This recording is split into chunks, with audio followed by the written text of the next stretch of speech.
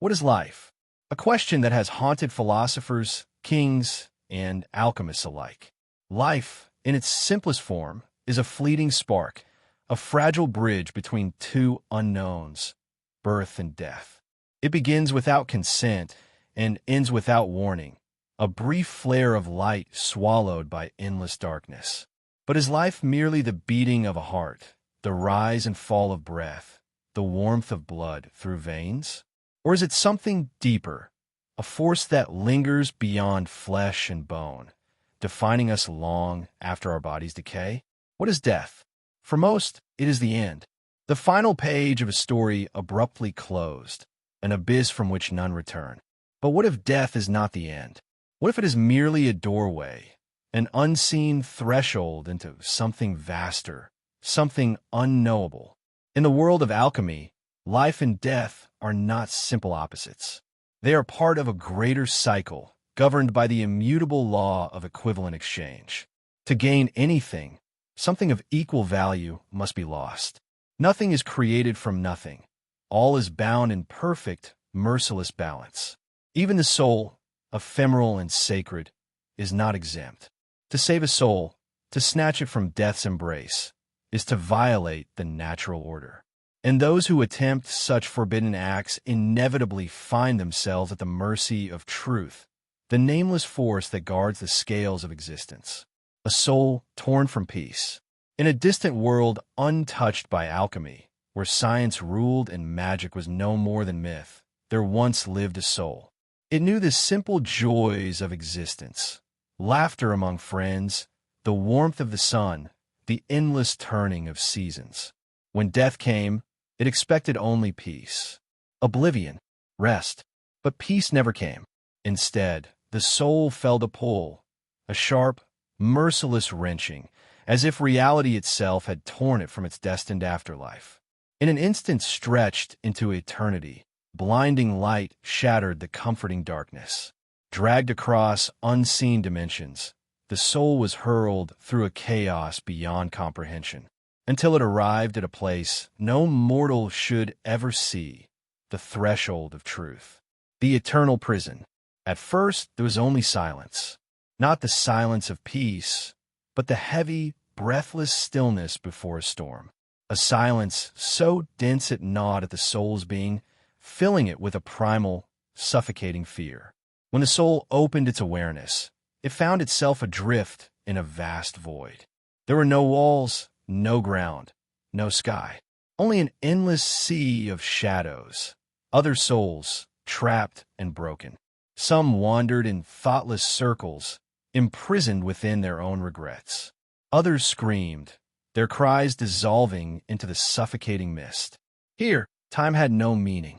Memory and identity unraveled like threads in a cold, unfeeling wind. And towering in the distance, half seen through the fog, stood the threshold, an enormous gate of impossible design, neither open nor shut, radiating a power that bent the very fabric of existence. The soul did not belong here. She had never dabbled in alchemy. She had not defied the laws of nature. She had not sought to bring back the dead or play God. And yet, she was here. Why? The question festered, unanswered, gnawing at her spirit with every passing moment. Loneliness and transformation. At first, she clung to hope. Perhaps it was a mistake. Perhaps if she waited, she would be freed. But as eternity wore on, that hope withered. The trapped souls around her repeated their griefs endlessly, lost in their own self-made prisons. None noticed her. None cared. She was an outsider even here, without sins to regret, without loved ones to mourn. Time dulled her memories. She forgot her name, forgot the faces she once loved. All that remained was a single, burning obsession: escape. The hatred grew, slow and bitter. Hatred for the threshold, for the silence between the screams, for the cosmic injustice that had condemned her without cause. In the end, she became something colder. Not dead, not truly alive, simply enduring. The voice of truth. One day, or perhaps after 1,000 nameless days, a voice spoke from the void. Cold, timeless, absolute. You do not belong here. The soul stirred. Yet you are here, torn from your path by forces you cannot comprehend. She had nothing to offer, nothing left to give. Still, the voice continued. I'm a just being, it said. I will grant you a chance. When the door opens, take it. But know this, you will be in my debt. One day, I will come for you. Desperation smothered fear. Without hesitation, she accepted. Whatever debt she owed, whatever price she would one day pay. Nothing could be worse than this endless, gnawing emptiness. The moment the door creaked open, no matter where it led, she would seize it. And so the soul waited, her will sharpened into a weapon, her past burned away, leaving only a single, undeniable truth. She would escape, or she would be forgotten. Time held no meaning here. It flowed like a river without banks, endless, indifferent, swallowing all who drifted in its current. The soul lingered in the abyss, a place beyond darkness, where light could not reach, and the only sound was the endless whisper of the lost. How long it had been since she last felt the presence of truth, she could no longer tell. Days, years, centuries, they had all bled together into a single, formless eternity. Yet the soul remembered one thing, the promise. While others screamed, wept, and dissolved in a madness, she waited, patient, clinging to that fragile thread of hope. Someday, the gate would open. Someday, the prison would crack, and she would seize her chance to escape. But doubt gnawed at her. Would the gate ever open again? Or had truth lied? Had she been condemned to float here forever, forgotten even by the laws that bound existence? She was beginning to forget what freedom felt like. Yet in the ashes of her memory, the promise still burned. A tiny, defiant spark. And then, without warning, the world shifted. The constant pressure of the gate, the omnipresent pull that had cradled her in despair, suddenly changed. It was no longer a distant hum. It became a storm, a roar, a summons. For the first time in what felt like eternity, something was happening. It's time. The thought blazed through her mind like fire through dry grass. The pull intensified, ancient gears grinding, massive mechanisms groaning to life. And then the gate opened. A deafening rumble tore through the void. Blinding light swallowed her whole, a force so overwhelming it shattered all thought, all sense. She was no longer drifting. She was hurtling forward, thrown through space and time by the wrath of a god. And then silence. When her senses returned, she was no longer in the abyss. She stood, existed, elsewhere. Before her lay a dead city. Xerxes, the city of the fallen. Majestic towers once carved from desert stone now crumbled in silence. Streets, once teeming with life and laughter, were littered with bodies. The very air was saturated with the weight of extinguished lives, thick with memories that clung like smoke. Through knowledge she could not explain, the soul knew this place, Xerxes, a city once famed for wisdom, wealth, and ambition, now a silent graveyard, sacrificed on the altar of forbidden alchemy. The ground beneath her bore the massive, intricate scars of a transmutation circle, a terrible mockery of life's promise. An alchemical miracle turned monstrous. Here, the ambition of one king and the cunning of a homunculus had annihilated an entire civilization. And at the heart of it all, two figures stood. The first was a man with golden hair and tired eyes, clad in the simple garb of a slave, Van Hohenheim, though she did not yet know his name. The second was his mirror, the homunculus, a creature born of blood and deception, whose gray streak hair and serpent smile radiated an ancient, poisonous intelligence. This was the moment that shaped the world, the birth of the philosopher's stone and the death of an empire. From deep within, she heard it again. You do not belong to this world.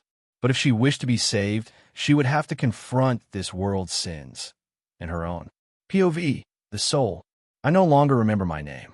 Maybe I had one once, long ago, before I fell beyond the gates of truth. But it doesn't matter now. The pieces of who I once was are scattered to the winds, and all that remains are echoes. But something is different.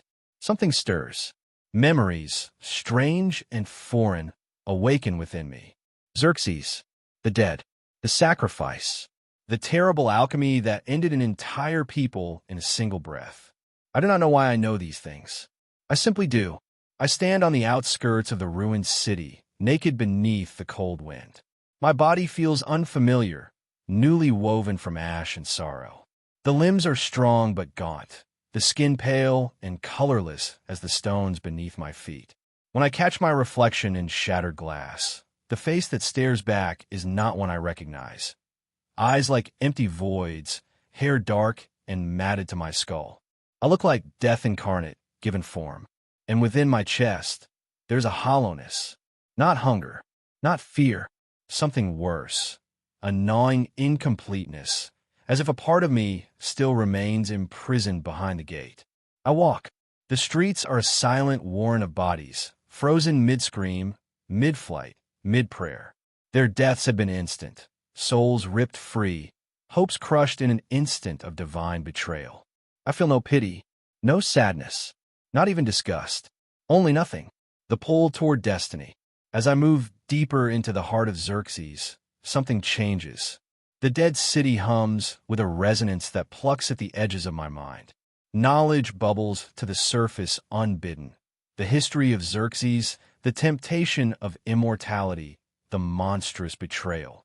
The philosopher's stone, the price of ambition. How can I know these things when I can barely recall my own name? I am drawn onward, pulled by an invisible hand, toward the center of the city, toward the place where fate, ambition, and death met in final collision. Dressed now in tattered garments, scavenged from the fallen, I blend into the landscape of death. I become just another shadow moving through a city of ghosts. And then I see him. Recognition. A man runs through the ruined streets, his face a mask of panic and despair. His voice rises, calling out for those who will never answer. And I recognize him. Van Hohenheim, the slave who became immortal, the man who had once been nameless, dragged into the great atrocity without understanding the price he would pay. The man bound to the homunculus who led Xerxes to ruin. I should not know him, but I do. I feel it deep inside me. An echo, a connection. I know what he was. I know what he became. I know the sorrow that will consume him for the rest of his endless life. And with that recognition, something within me stirs. Something vast. Something ancient. Something that may yet hold the answers I seek. Hey, everyone! If you enjoy my quantum audiobooks, you can support me by becoming a Patreon member. Your support helps me keep creating, and you'll get exclusive perks. You can also access my audiobooks directly through Google Drive. Check out the link in the description. Now, let's get started. I watched him from a distance, trying to keep as much in the shadows as I could. Van Hohenheim, the man whose name sounded like a haunting melody in my shattered mind, walked from one corpse to the next, shouting names in a voice hoarse with grief. Each name had meaning. It was connected to the bodies that now lined the once busy streets of Xerxes. His steps were slow, uncertain, as if he was searching for something, someone whom he already knew he would not find among the dead. His sadness was palpable. It hung in the air like the dust that covered the ruins of a city. I could see the regret reflected on his face, the anguish of a man who had suffered a catastrophe he could not prevent. His fingers trembled as he knelt before the corpses, his voice breaking with each whispered name spoken. This tragedy had already played out, its roots deep in the soil of this ruined country. I could feel its weight weighing on my own thoughts, reminding me that I, too, was part of something much bigger and more complex than I could yet comprehend. But for now, I stayed in the shadows, not wanting to give away my presence. I didn't trust this world. It was unfamiliar to me, though fragments of it resonated in my mind. I had knowledge, fragments of memories that didn't belong to me, but that didn't mean I understood this place. And it certainly didn't mean I trusted its inhabitants, however familiar they seemed. So I watched silently and surreptitiously as Hohenheim approached the railing of the palace's observation deck. The city stretched out before him like a graveyard, once majestic but now decayed. Xerxes had been a beautiful city. I could see it even now, by the elegance of its buildings, the wide splendor of its streets. It was a city of scholars and architects, a place where alchemy flourished, where the pursuit of knowledge had once been paramount. But now it was nothing more than a tomb, a city of the dead. Hohenheim stood motionless, staring at what had once been his home. His shoulders were slumped, his whole posture betraying a man carrying the weight of the world's grief. His lips moved as he mumbled something to himself. What it was I couldn't hear, but I could tell from the tone. It was the voice of a man lamenting his past, his friends, his failures. And then, just when I thought he was going to collapse under the weight of his grief, a new figure appeared. He appeared almost without warning, coming into view as if he had been there all along, just waiting for the right moment to show himself. He was dressed in an elaborate toga, his regal appearance, yet at the same time, frighteningly careless. At first glance, he looked like Hohenheim, almost a mirror image, but there were differences. Elusive, yes, but obvious enough to notice. He was slightly larger, his facial features sharper and more angular. His hair, though still long, lacked its former vitality. It was more dull, as if the life had been siphoned out of him, quite like the city around him. But the most striking feature was his aura. There was something unnatural and malevolent about it, something ancient and all-consuming. I felt it before I saw it, the heaviness of his power, the darkness that seemed to envelop him like a living thing. And then the realization hit me like a blow to the chest. It was him, the creature born from the test tube, the one who orchestrated the destruction of Xerxes, the first homunculus, the very creature who had deceived the king of this city, who had woven a grand lie in pursuit of absolute power. The one who turned an entire civilization into nothing more than fuel for his alchemical ambitions. He had devoured the souls of Xerxes' subjects, sacrificing their lives to create the philosopher's stone and his freedom from the confinement of the flask. And now he stood before Hohenheim, his own distorted reflection. The homunculus, the embodiment of greed and ambition, no longer lurked in the shadows. He had surfaced from the depths, his gaze fixed on the man who had once been his unwitting pawn. I remained in place, hidden but wary, my body tense as I watched from afar. The homunculus didn't say anything at first, just watched Hohenheim as if studying him, waiting for some sort of reaction.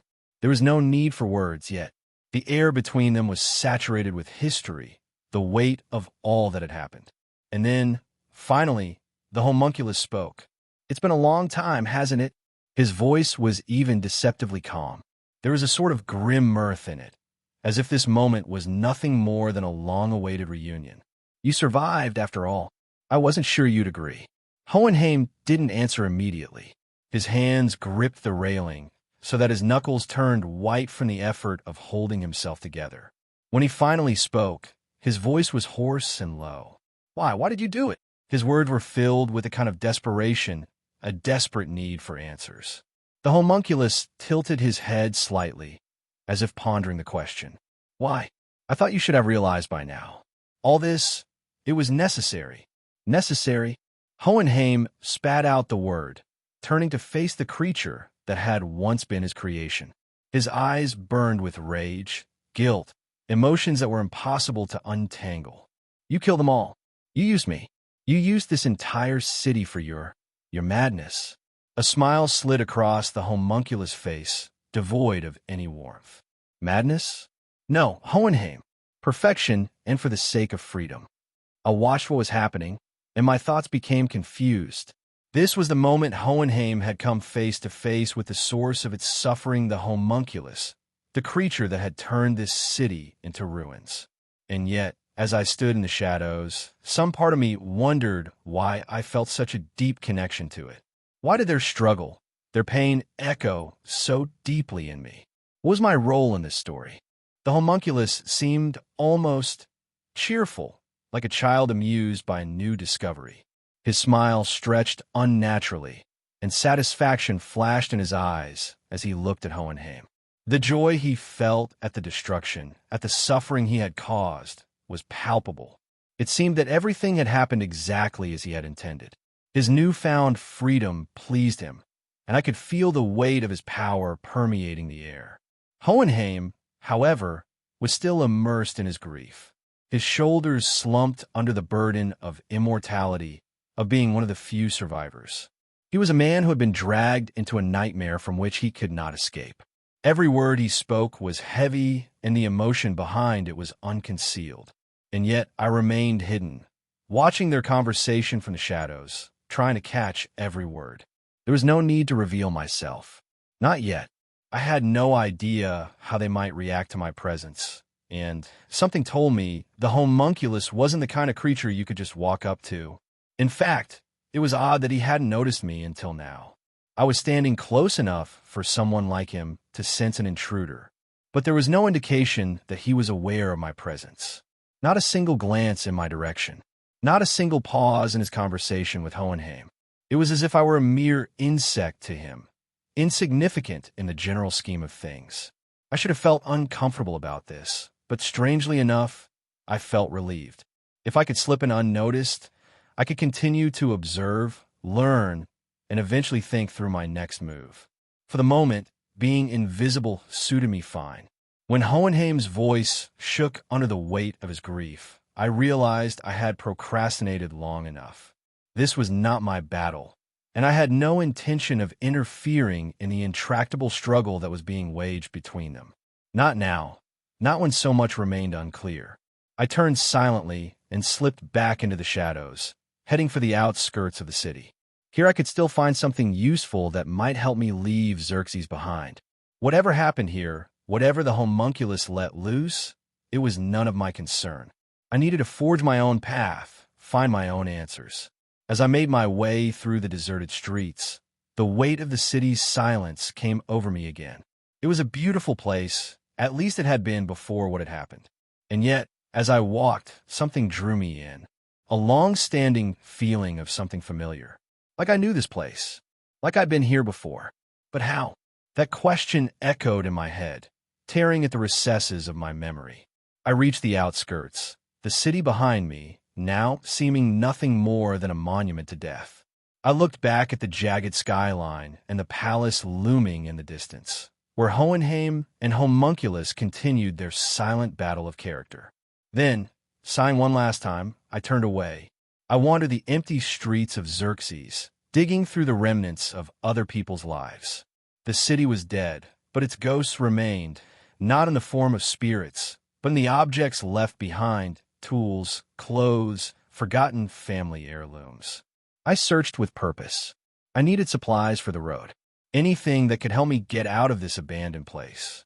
There had to be something, a map, if I could find one, a bag to carry my belongings, perhaps even weapons, swords, daggers, left behind by guards or soldiers who had suffered the same horrible fate as everyone else. What struck me, however, was how little I cared about the morality of it all. After all, I was looting the dead. But as I went through their belongings, I felt no guilt, no remorse. It seemed that their deaths had severed the connection between their belongings and any feelings associated with them. What mattered now was survival, not principles. Despite the lack of urgency, I found myself acting with mechanical precision. One house after another, one corpse after another. Taking off what I needed, discarding what I wouldn't. Clothes weren't hard to find. Simple tunics and pants that I could move freely in. I dressed myself, moving from place to place, and found a long tattered cloak that must have belonged to a merchant, and sturdy boots taken off a dead guard. There were swords, too, though many of them looked bad, as if the world in this place had been around too long and the weapons had been neglected. I tried a few, weighing them in the palm of my hand before choosing one that seemed balanced and sharp enough to be useful. It was soon joined by a dagger, which I attached to my belt with a belt I found.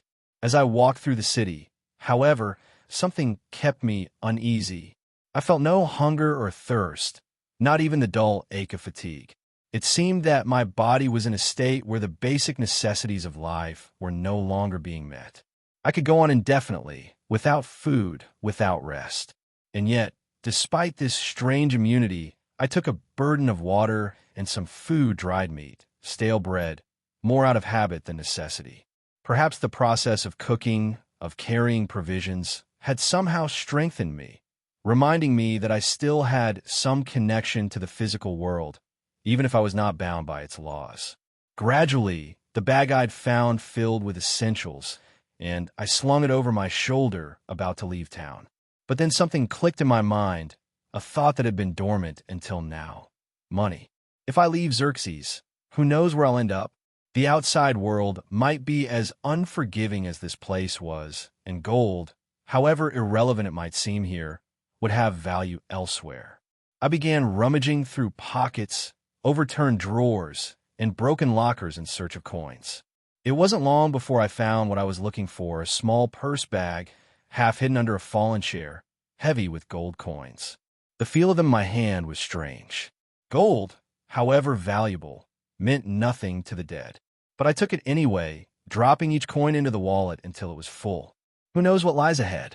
Better to be prepared for any outcome. With my bag full of essentials, my sword at my side, and my wallet jingling with gold, I looked toward the horizon. It was time to leave Xerxes and find answers. It was time to leave. It was time to find out who I really was and why this world seemed both foreign and so familiar at the same time. Xerxes was only the beginning. I left the city of Xerxes behind.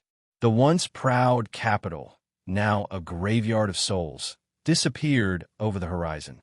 If I had been able to feel the harshness of the desert, the heat might have been unbearable. But as I moved through the vast desert, I realized something unusual about my body. The elements had no effect on me. The sun was sinking on the vast sea of sand, the heat shimmered in waves, but I remained unperturbed. I was not bothered by thirst, hunger, or fatigue. This body, whatever it was, it felt resilient, almost inhuman. No pain, no fatigue, just a quiet, relentless urge to keep moving. It was a strange sensation, as if I existed outside of ordinary life, a ghost clothed in flesh and bone. The sun had no power over me, and even the quicksand beneath my feet seemed irrelevant, as if I could walk for days, even weeks, without stopping. According to the map I found in Xerxes, the city was located deep in the heart of this vast desert. It was actually amazing how such a place could thrive in this harsh terrain.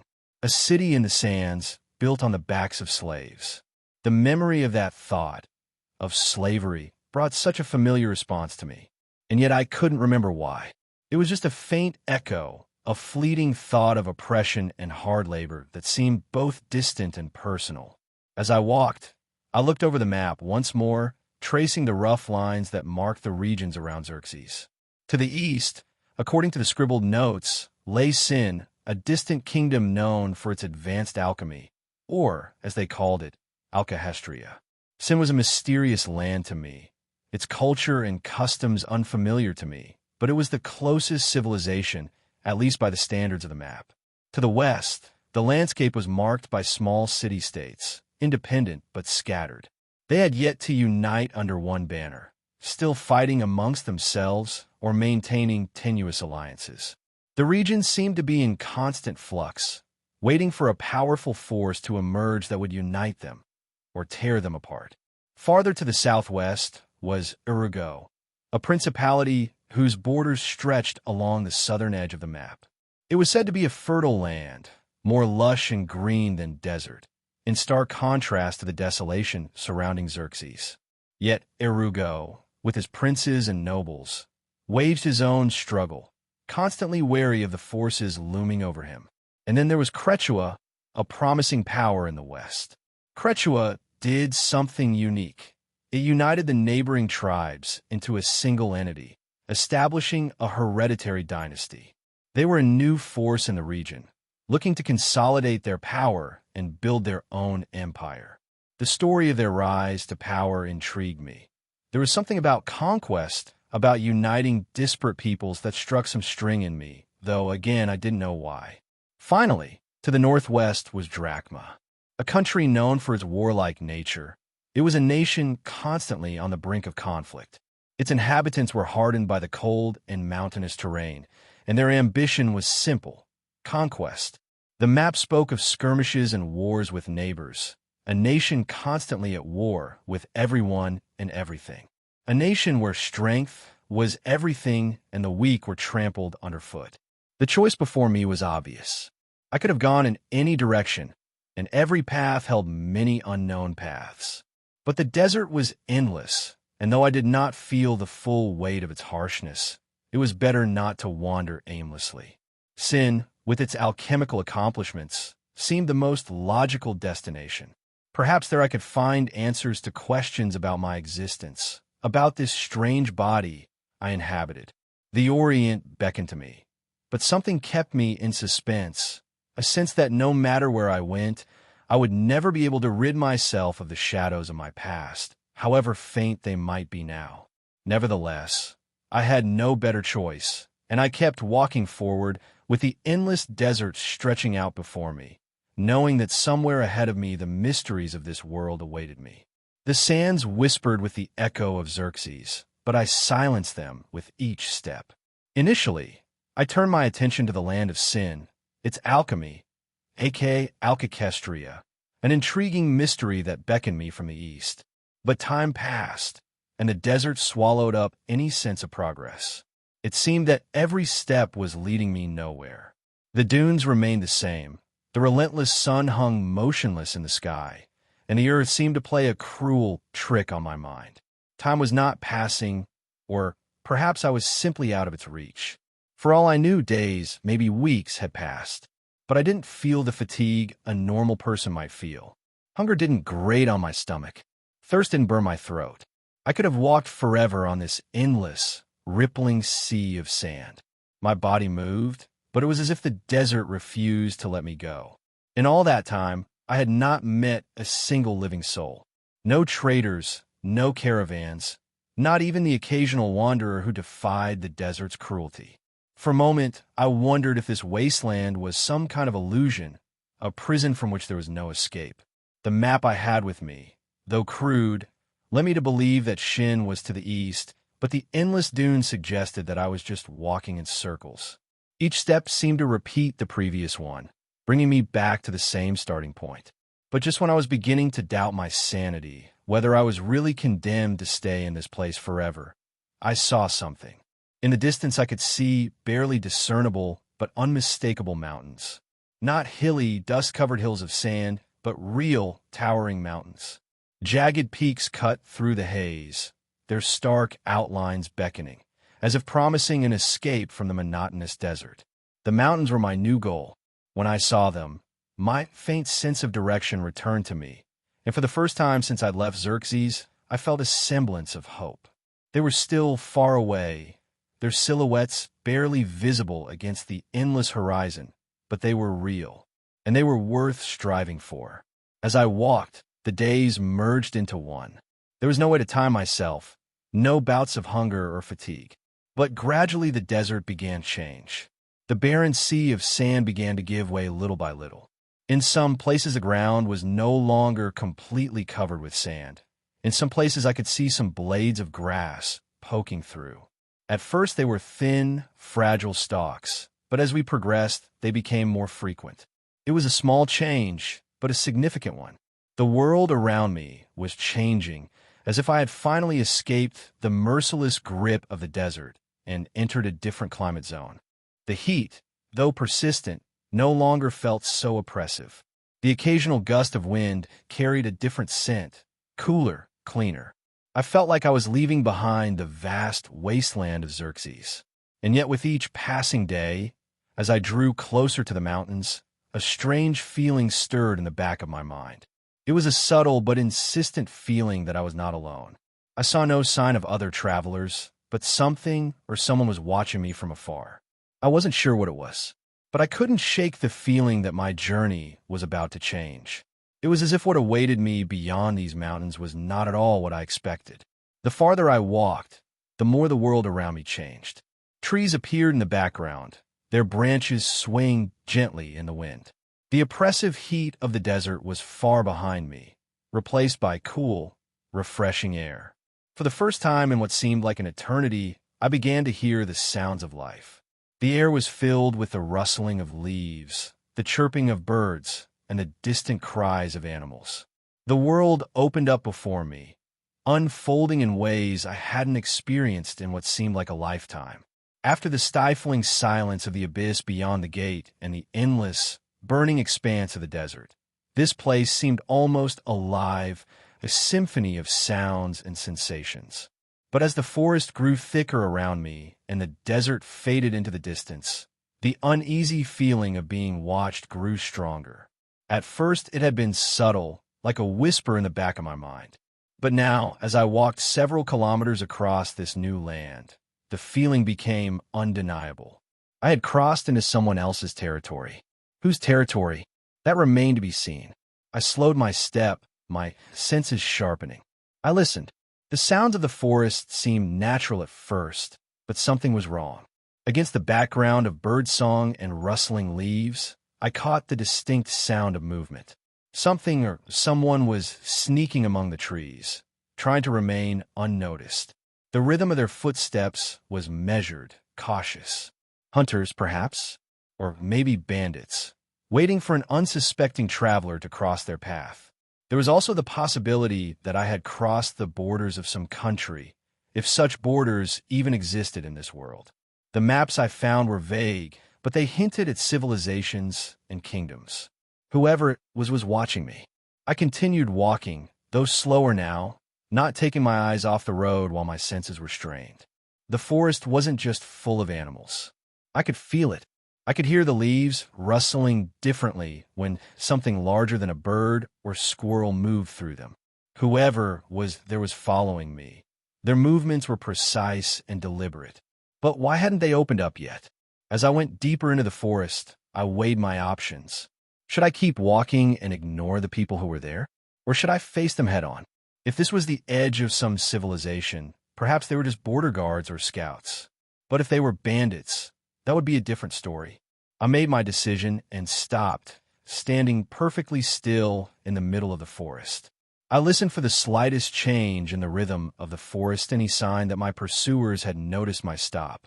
The sounds of sneaking movements stopped as well, confirming my suspicions. They were close. I took a deep breath, my voice sounding steady as I addressed the shadows. You may come out now. I have already discovered you, and there is no point in hiding. For a moment, only the rustling of leaves and the distant sounds of the forest were heard. I could feel their gazes on me. Tension hung in the air. Minutes passed, each second stretching into an eternity, until finally one of the figures emerged from the leaves. A fat man stepped into the clearing, his scarred face framed by a mop of uncombed hair. He looked disarmingly cheerful, his face spread into a broad smile, but there was something in his eyes, a glint that betrayed his intentions. He had the look of a man who was used to getting what he wanted, one way or another. Hey, no need to be so nervous, friend, he said in a warm and accommodating voice. You've wandered pretty far into our territory, haven't you? I kept my wits about me, studying him carefully. I'd like to know where I am and how far it is from here to the nearest town. I answered in a neutral tone. The nearest settlement is a little farther away, he replied, waving his hand dismissively. But you're on the outskirts of Drachma's borders, my friend. Not many travelers take this route, especially alone. Most have a caravan or companions. I raised an eyebrow. And yet, your friends still hide in the shadows like rats. Why is that? The man's smile faded for a moment, irritation flashing across his face before he regained his composure. They're just being cautious, that's all. You can't be too careful these days, you know? There are bandits and worse things out here. Better be on the alert, isn't it? I let the silence hang between us for a moment, studying his reaction. The way he spoke seemed rehearsed, his words lacking genuine warmth. I sensed he was trying to sell me a story, but something about it didn't feel right. Are you being cautious? Or are you just waiting for me to let my guard down? I parried in a sharper tone. You don't have to be shrewd to realize you're not alone. So let's cut to the chase. What do you want? He laughed, and his loud laughter echoed through the trees. Want? Now, that's an interesting question. All I want is to help you find your way. We could be of mutual benefit, you and I. Mutual benefit? Yes. I echoed, squinting my eyes. Is that what you call it when you ambush travelers? Ambush. He feigned innocence. raising his hands as if defending himself against my accusation. "Oh no, we never dreamed of such a thing. We're just defending our territory, that's all. But my intentions are purely friendly, I assure you." I studied him, weighing my options. The man was intelligent, but I wasn't entirely sure of his good character. I sensed that the rest of his group was still lurking, waiting for a sign. Whatever game they were playing, I was determined not to be a pawn. "All right," I said slowly. "I'll listen to you. But know this, I won't be a victim. If I sense that anything is wrong, things will get unpleasant." The man's smile returned, wider this time. "Of course, friend. Just follow me, and I will take you to the nearest settlement. You'll see. It's a place full of possibilities." When the fat man nodded faintly, his companions, about a dozen of them in all, emerged from the shadows. They came into the clearing, their faces a mixture of curiosity and wariness. Though their clothing varied, some ragged, others surprisingly well-groomed, it was their demeanor that spoke volumes. These weren't just travelers. They were a gang of cunning bandits with keen eyes and smooth movements, ready for anything. I cautiously followed them, all my senses on edge. The leader introduced himself with a swagger. "I am Garrick, just a humble guide in these parts. Welcome to Drachma." His voice sounded exaggeratedly cheerful, but I noticed his gaze sliding over me, assessing, calculating. As we went deeper into the forest, Garrick began regaling me with tales of his adventures in Drachma. He told stories of daring robberies and people who had miraculously escaped death, his words drenched in bravado. "You see, Drachma has a good reputation," he said, spreading his arms wide, as if he wanted to cover the whole country. "And what is the culture of Drachma, you say?" I put in, feigning interest but keeping my guard up. "What else do I need to know?" The expression on Garrick's face changed slightly, the playful tone changing to a more serious one. Drachma is a land of opportunity if you're willing to take risks. We have a rich history of trade and conflict. You will find that strength and cunning are valued above all else here." One of the bandits added, "We have had our share of wars, but we enjoy them." "Yeah, thrills," Garrick said, and the smile returned to his face, though it didn't touch his eyes. "But be careful. Trust isn't enough even for Drachma, and the only law is survival. Just remember that a good friend today could be an enemy tomorrow." I nodded, absorbing his words, and at the same time wary of any sign of deception. It was clear that Drachma was a place where alliances shifted like the wind and danger lurked around every corner. As we stepped out into the fresh air, I couldn't shake the feeling that my adventure in Drachma was just beginning. As we walked, questions swarmed in my mind about how I had ended up in Drachma, especially if I was aiming for Shin. The desert had led me astray, and now I was among this motley band of bandits whose intentions were still unclear. At that moment, I had accepted my fate. There was little I could do about it now. "Garrick," I began, trying to keep my tone casual, "what can you tell me about Drachma? I've heard some things, but I'd like to know more about how things work in this land." Hearing my question, he perked up, and pride flashed in his eyes. "Oh, curious traveler. Well, let me enlighten you. Drachma is a land of strength and cunning. Our people value those who can stand up for themselves, and the strongest often succeed." I nodded, encouraging him to continue. "What about the cities? Are there any worth visiting?" "Absolutely. The capital, Avernus, is a bustling center of trade and conflict," Garrick explained, gesturing animatedly. "Here you'll find the best markets, but also the fiercest rivalries. If you can survive there, you can survive anywhere." I made mental notes, noting names and details. "And what do you trade?" "Everything, from rare minerals to livestock. We are also known for our exceptional weapons and armor made by the finest blacksmiths in the country," he replied with obvious pride in his voice. "There's also a slave market, where they trade you-know-who and what."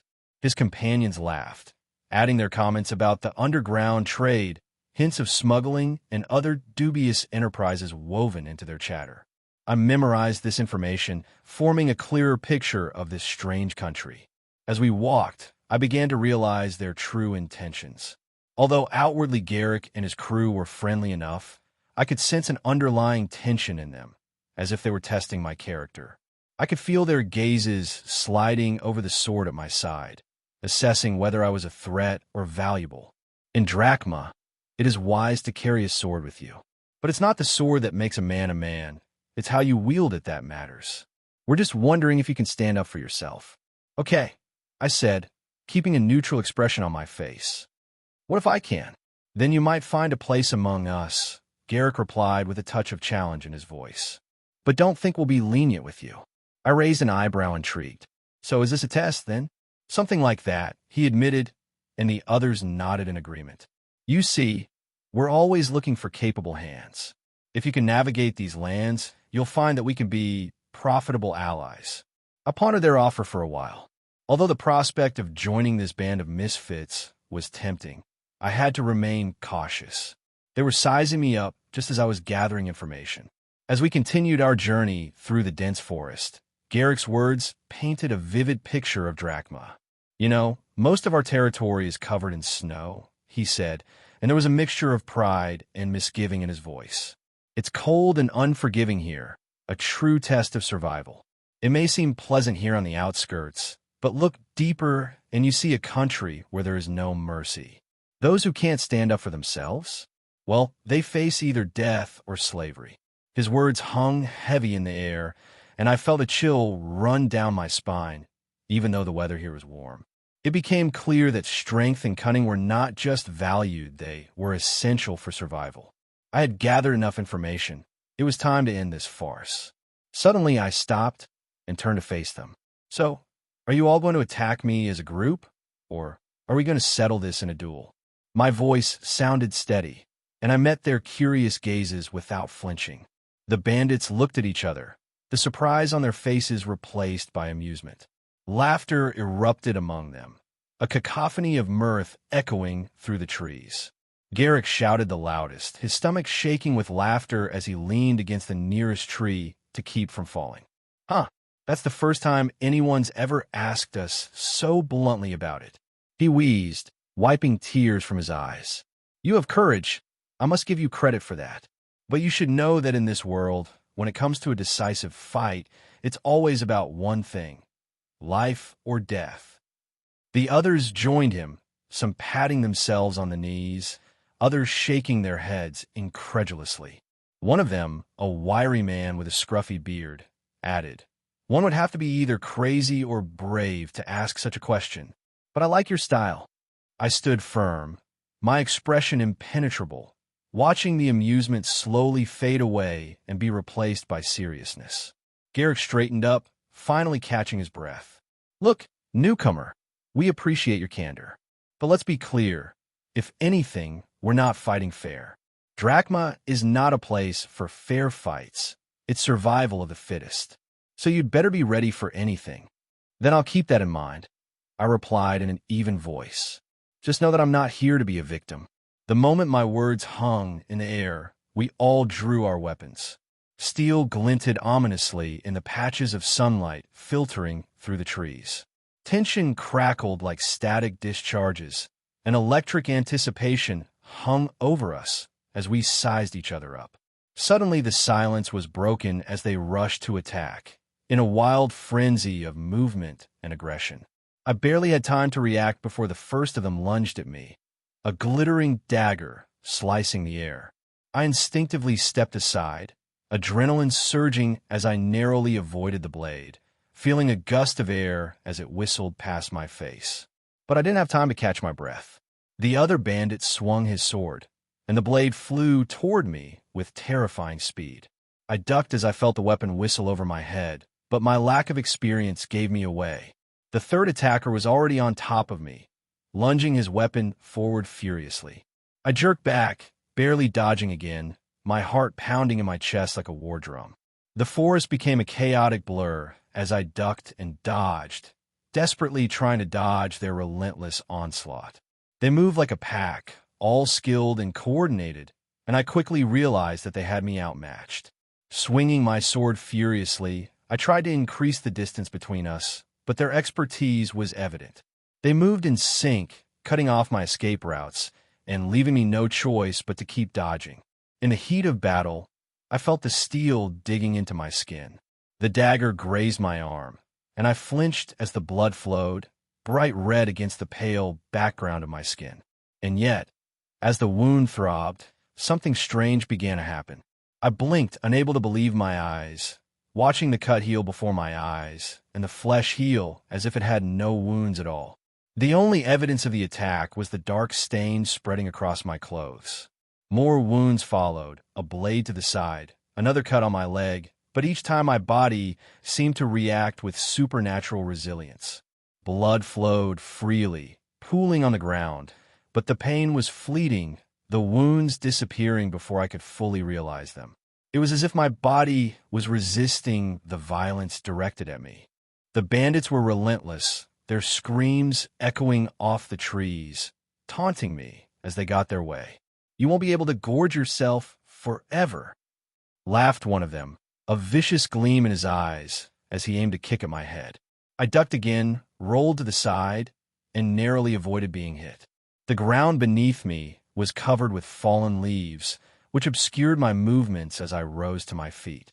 It was chaos, steel clanking against steel, the forest coming alive with the sounds of our fight. At that moment, a wave of instinctive rage rose in me. I felt a primal urge to survive, to fight back against these attackers who sought to end me. I swung my sword with newfound determination, taking one of them by surprise. The blade struck the target, and I felt the satisfaction of having struck a blow. But the respite was short-lived. They were still many against one. I could see the determination in their eyes, the excitement of the hunt that moved them. They drew closer. The air was saturated with the smell of sweat and blood, each second taking forever. As I continued to dodge their blows, I realized that my healing abilities weren't just a fad, they were my lifeline. The very process of battle seemed to awaken something in me, a deep source of power I didn't yet understand. Each disappearing wound fueled my resolve, stoking the fire of my defiance. "Is that all you've got?" I shouted, surprising even myself with the fury in my voice. "You need to try harder." The bandits hesitated for a moment, confusion in their eyes. And in that moment, I felt the situation begin to change. I was no longer just a victim, I was a force to be reckoned with. Despite my lack of combat experience, I felt my resolve flare up. Yes, they were stronger, faster, and outnumbered, but I had something they didn't, my regeneration. It was time to test the limits of this newfound ability. As they lunged at me again, I let one of the bandits strike. The blade split my shoulder. The pain flared for a moment, then disappeared as the wound healed itself, and the skin healed back together seamlessly. The bandits hesitated, confusion flashing in their eyes, but I continued to insist, determined to push past the limits of what I could endure. With each blow, I could feel my body adjusting. I entered the fray, visualizing myself as the target. One dagger slashed across my chest, another grazed my thigh, and I rejoiced in the pain. Each cut fueled my curiosity about my own capabilities. I could feel their confidence growing as they struck, thinking they had the upper hand. Then came the moment I had been waiting for. I raised my unarmed hand, showing it to one of the bandits. "Come on," I challenged, the words tumbling from my lips before I could change my mind. The bandit, caught off guard for a moment, then swung his sword. The blade neatly severed my arm, blood oozing from the stump, and the bandits froze in disbelief. For a moment there was silence, and then, as if contrary to their expectations, my severed arm began to shimmer and crumble into fine dust, scattering into the air like ash. The bandits gasped in shock, eyes wide as they saw the impossible. I felt a tingling sensation emanate from my wrist, heat spreading through my bones, which began to regenerate. It was as if the universe itself was rewriting reality, piecing together the very essence of my being. Nerves and tendons intertwined, muscles fell into place, and finally skin covered the restored limb. The amazed expressions on the bandits' faces were priceless. I flexed my newly restored arm, feeling the strength return with each movement. "Surprised?" I asked, and a smile spread across my face. "I thought I could give you a show." There was a tension in the air, My bravado had made them insecure. They had come to test me, but now they were being tested. Their confidence cracked, and the excitement of the hunt was replaced by fear of the unknown. "Let's see if you can handle it," I shouted, suddenly rushing forward. The course of the battle changed, and I felt the balance of power tilt in my favor. I was no longer just a target. I was a rival hunter, and they were my prey to experiment on. When I engaged them again, they hesitated, and I saw a flicker of doubt in their eyes. With every swing of my sword, I sought to exploit their fear, pushing them back, testing the limits of my newfound power. Each cut they inflicted was accompanied by an exhilarating healing, a reminder that I was not just fighting for my life, but reaching my full potential. The excitement of battle ignited something primal in me. I was no longer just a wanderer in an unknown world. I was becoming a force, a living testament to resilience. And in that moment, I felt alive in a way I had never felt before. They hesitated, fear in their eyes, as they realized the true nature of the creature they faced. My body was covered in wounds, but it refused to give up, healing each wound with a grotesque display of resilience.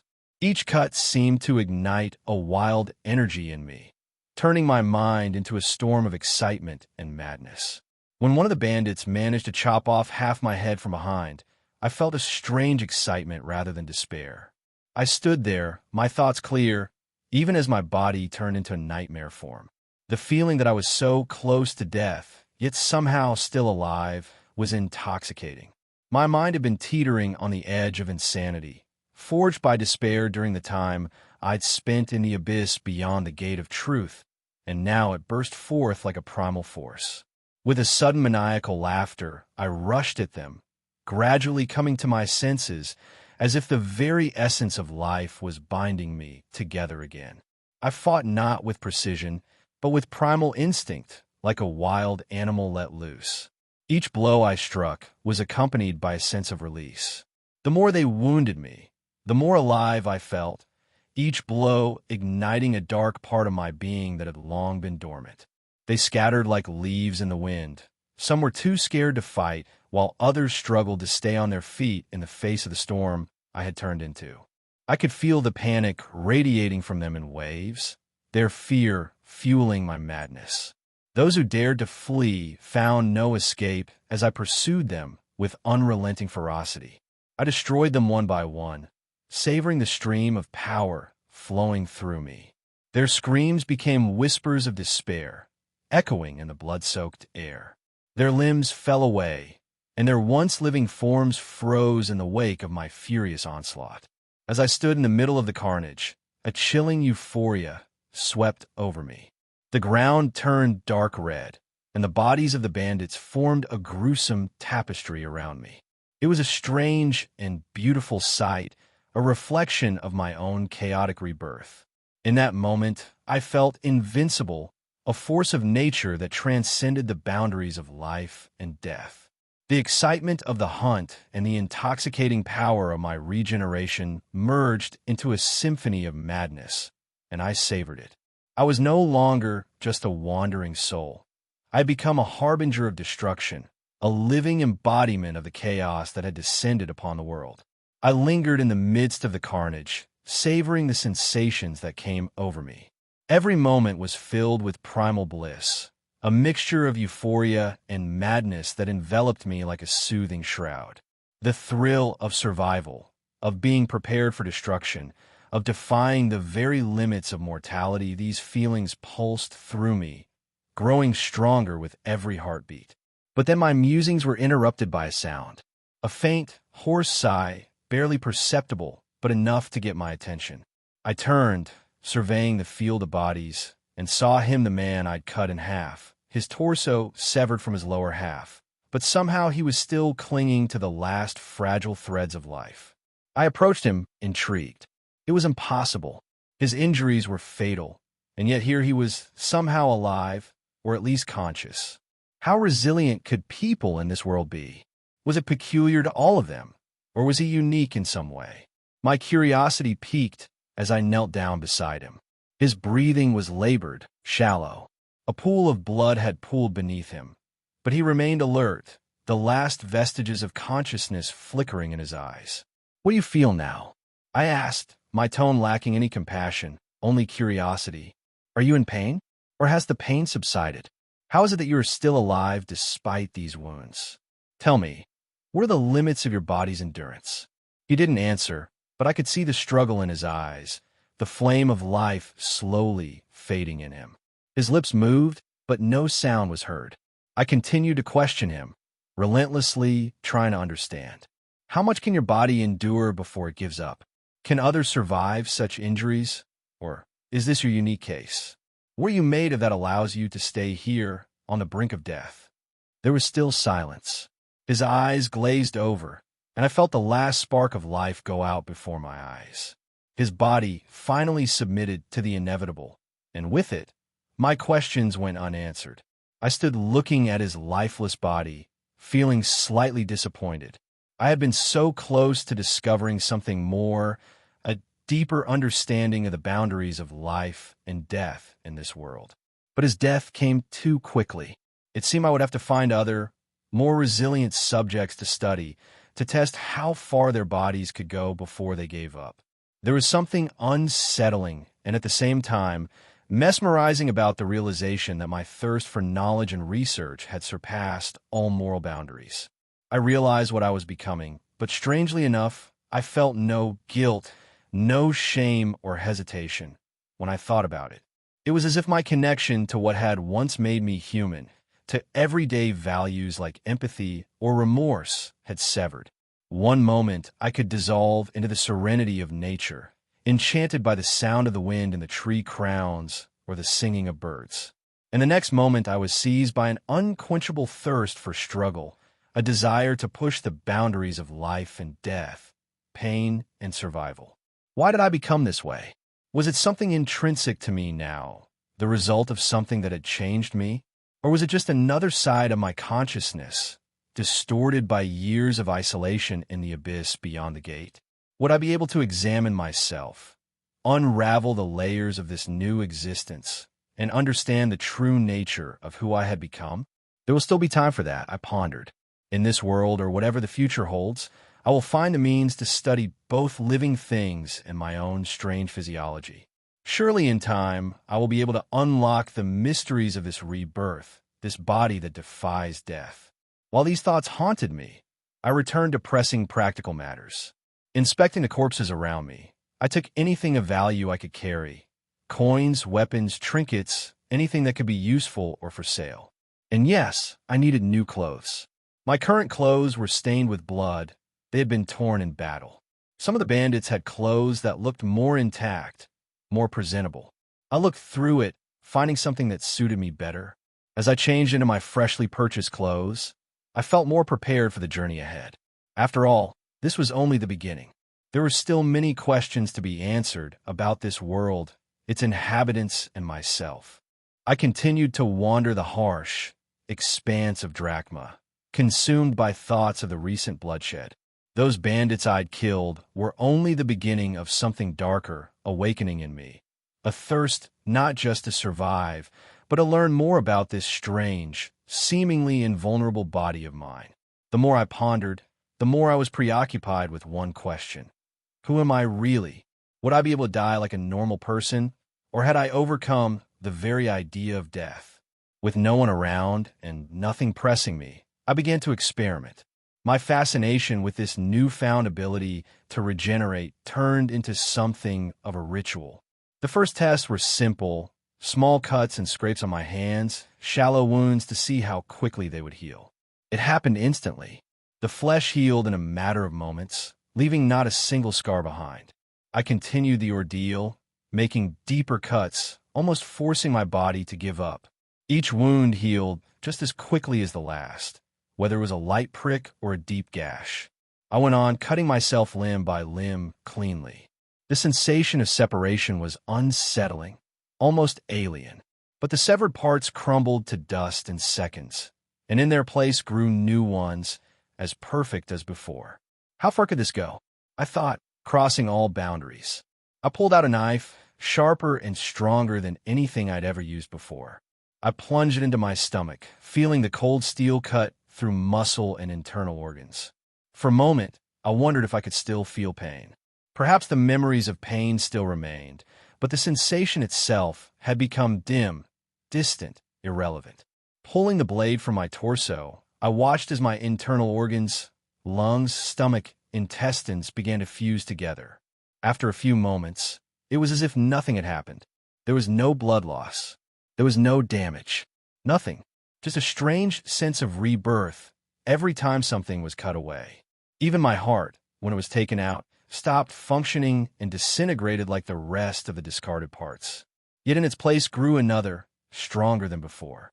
I tried to feel fear of death, fear of the unknown, but it was gone.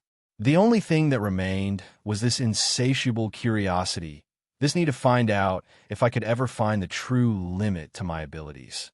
Was I even human? I had learned all I could at this point, but questions still remained. Perhaps one day I would find the answers to what was really fueling this endless cycle. For now, I put that aside, letting my thoughts drift to the background and delve deeper into the icy wilderness of Drachma. The world around me changed, slowly transforming into a winter landscape. Snow began to cover the ground, softening the sharp edges of the world beneath a layer of cold clarity. Large, heavy flakes fell from the sky, and each one reminded me of seasons I had lived in another life. Despite my detachment from the normal human experience, I couldn't help but feel a slight nostalgia as the coldness in the air wafted in. After the desert, it was strange to rejoice in the chilly embrace of snow. The wilderness of Drachma seemed to come alive in its winter garb, but despite the beauty, it was eerily quiet. The animals I encountered, deer, hares, and even ravenous wolves, kept their distance. They sensed something wrong in me, something unnatural, and instinctively avoided me as if I were not a living thing at all.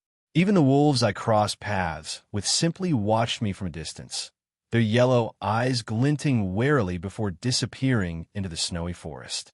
The snow continued to fall, soft but relentless, and I continued to wander alone across the vast expanse of this frozen land. My wanderings were also without purpose.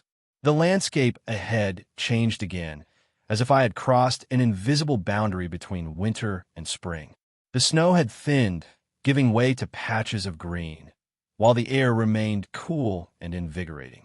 The trees stood tall and proud, their branches no longer weighed down by snow, and the ground beneath my feet felt softer, more alive.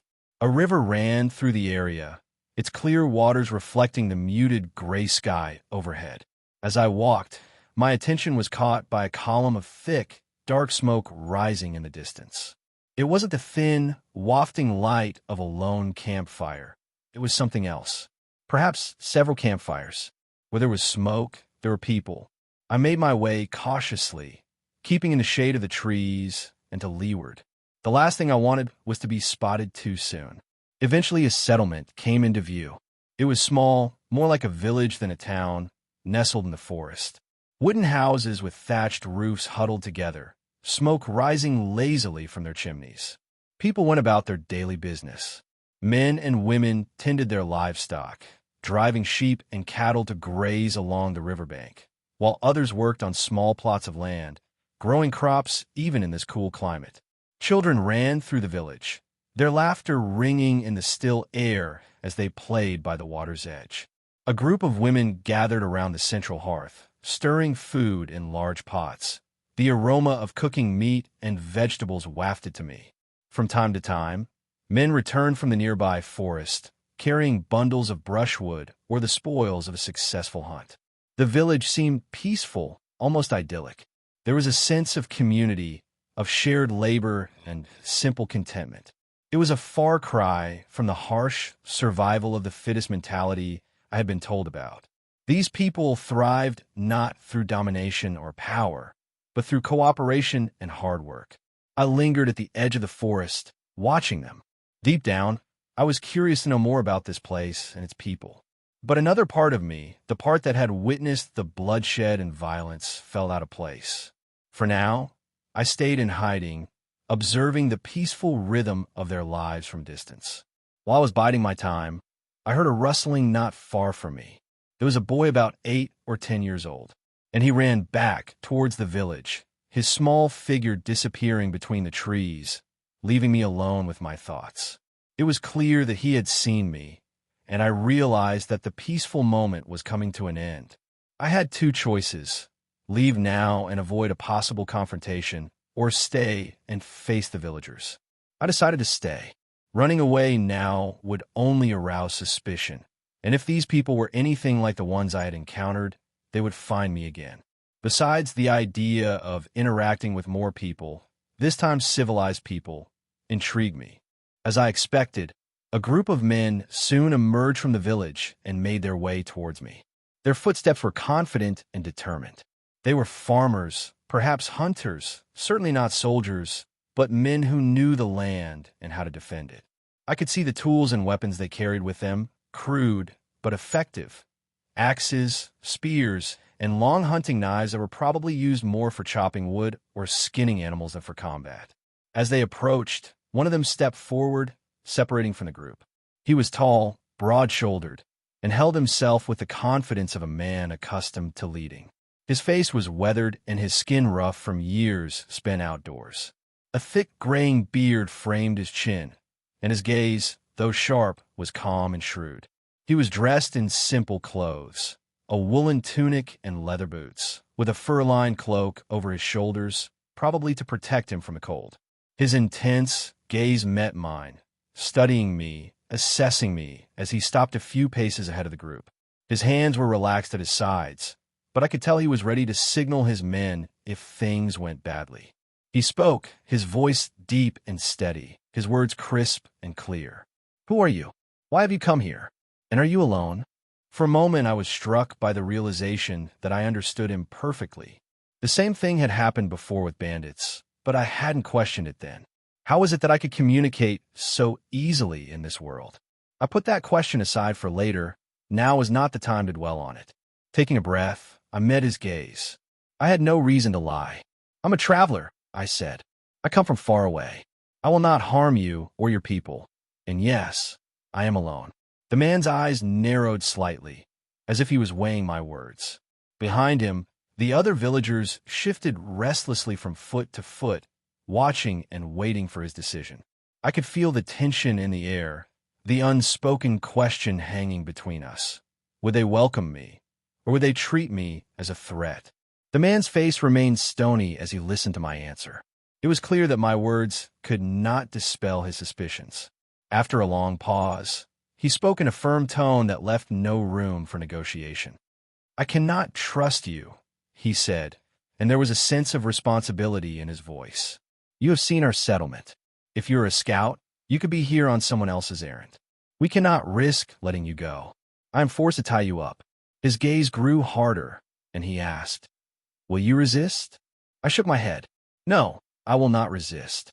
He nodded to his men, who immediately stepped forward and pinned my hands behind my back. Rough ropes dug into my wrists, but I made no move to free myself. As they tightened the knots, I could feel the eyes of the villagers on me from afar.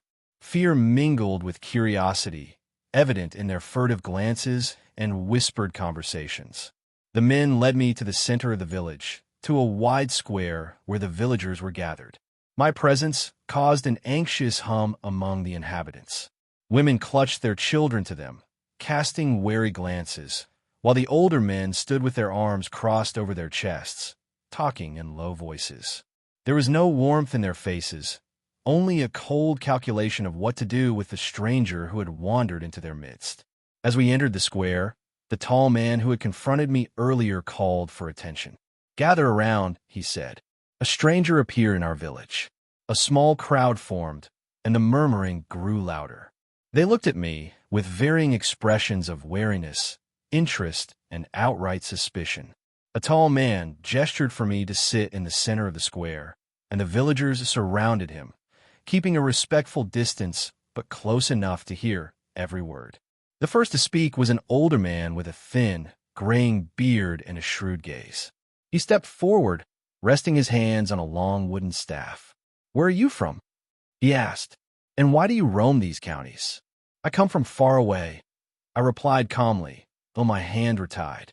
I am merely a traveler, nothing more. I have crossed the desert and the snowy region, and I have no evil intentions. The older man's eyes narrowed as he considered my words. No one travels these lands for nothing. Drachma is not a place people come to without a purpose. Why are you really here? Before I could answer, a woman's voice cut through the air. He could have been a spy, she said, standing at the edge of the circle. She was younger, but her tone was commanding.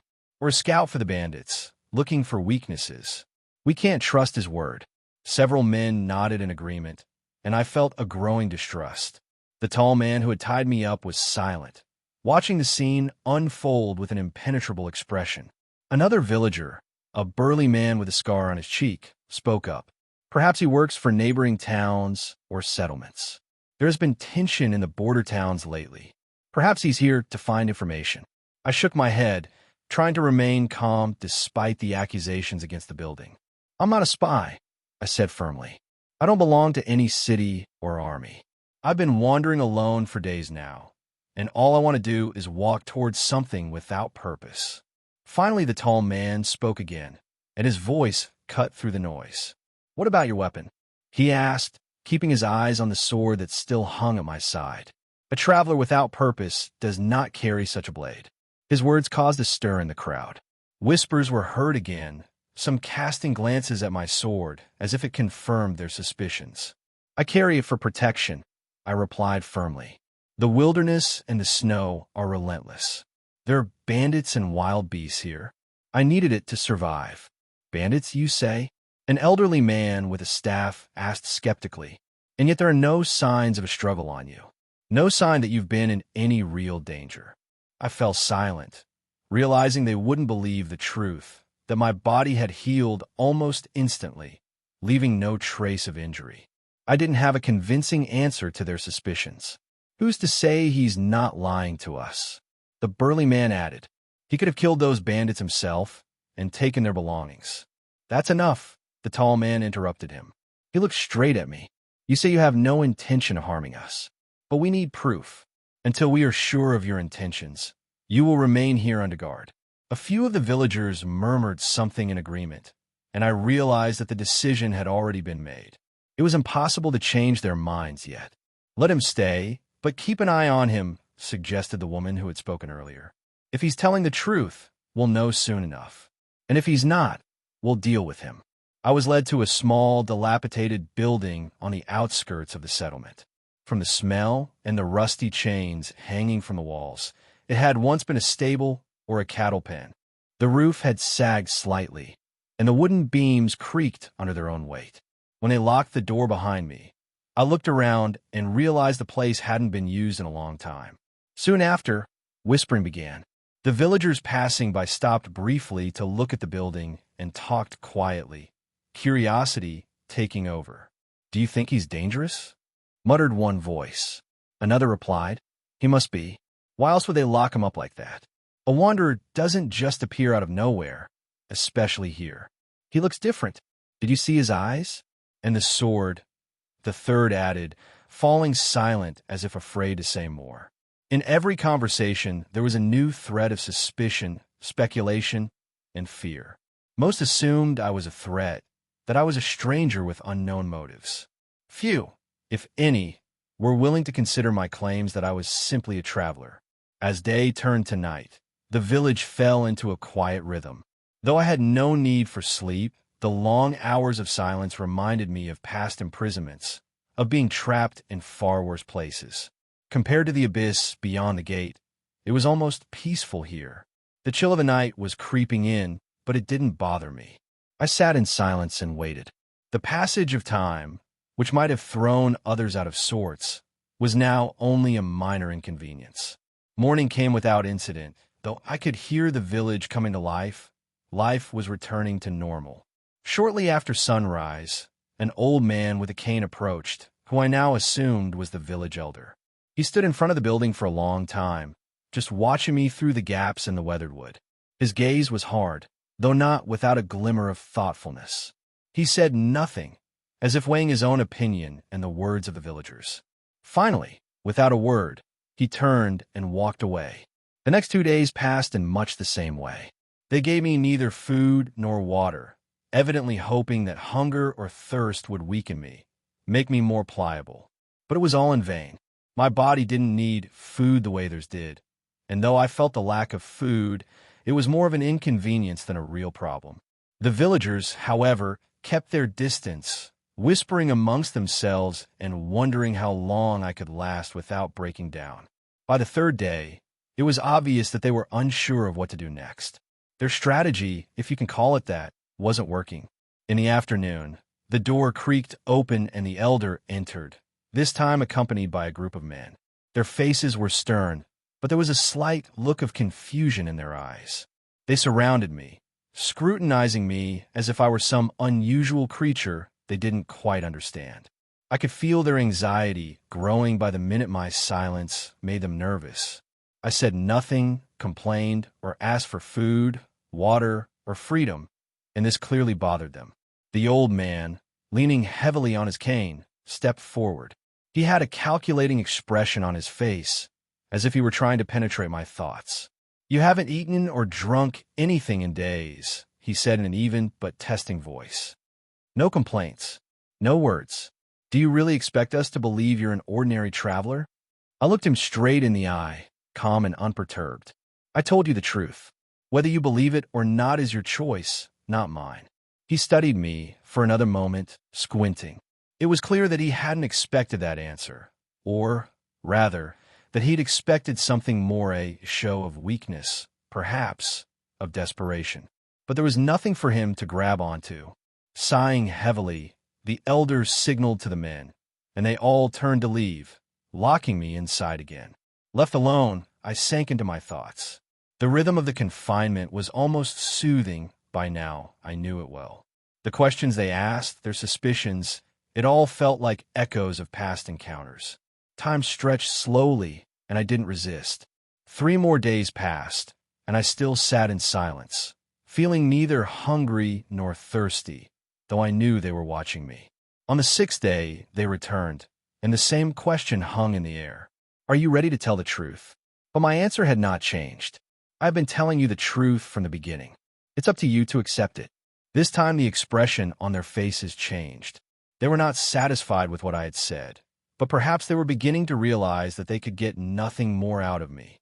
As they left, I noticed something unusual, a small plate of food and a jug of water standing at the entrance.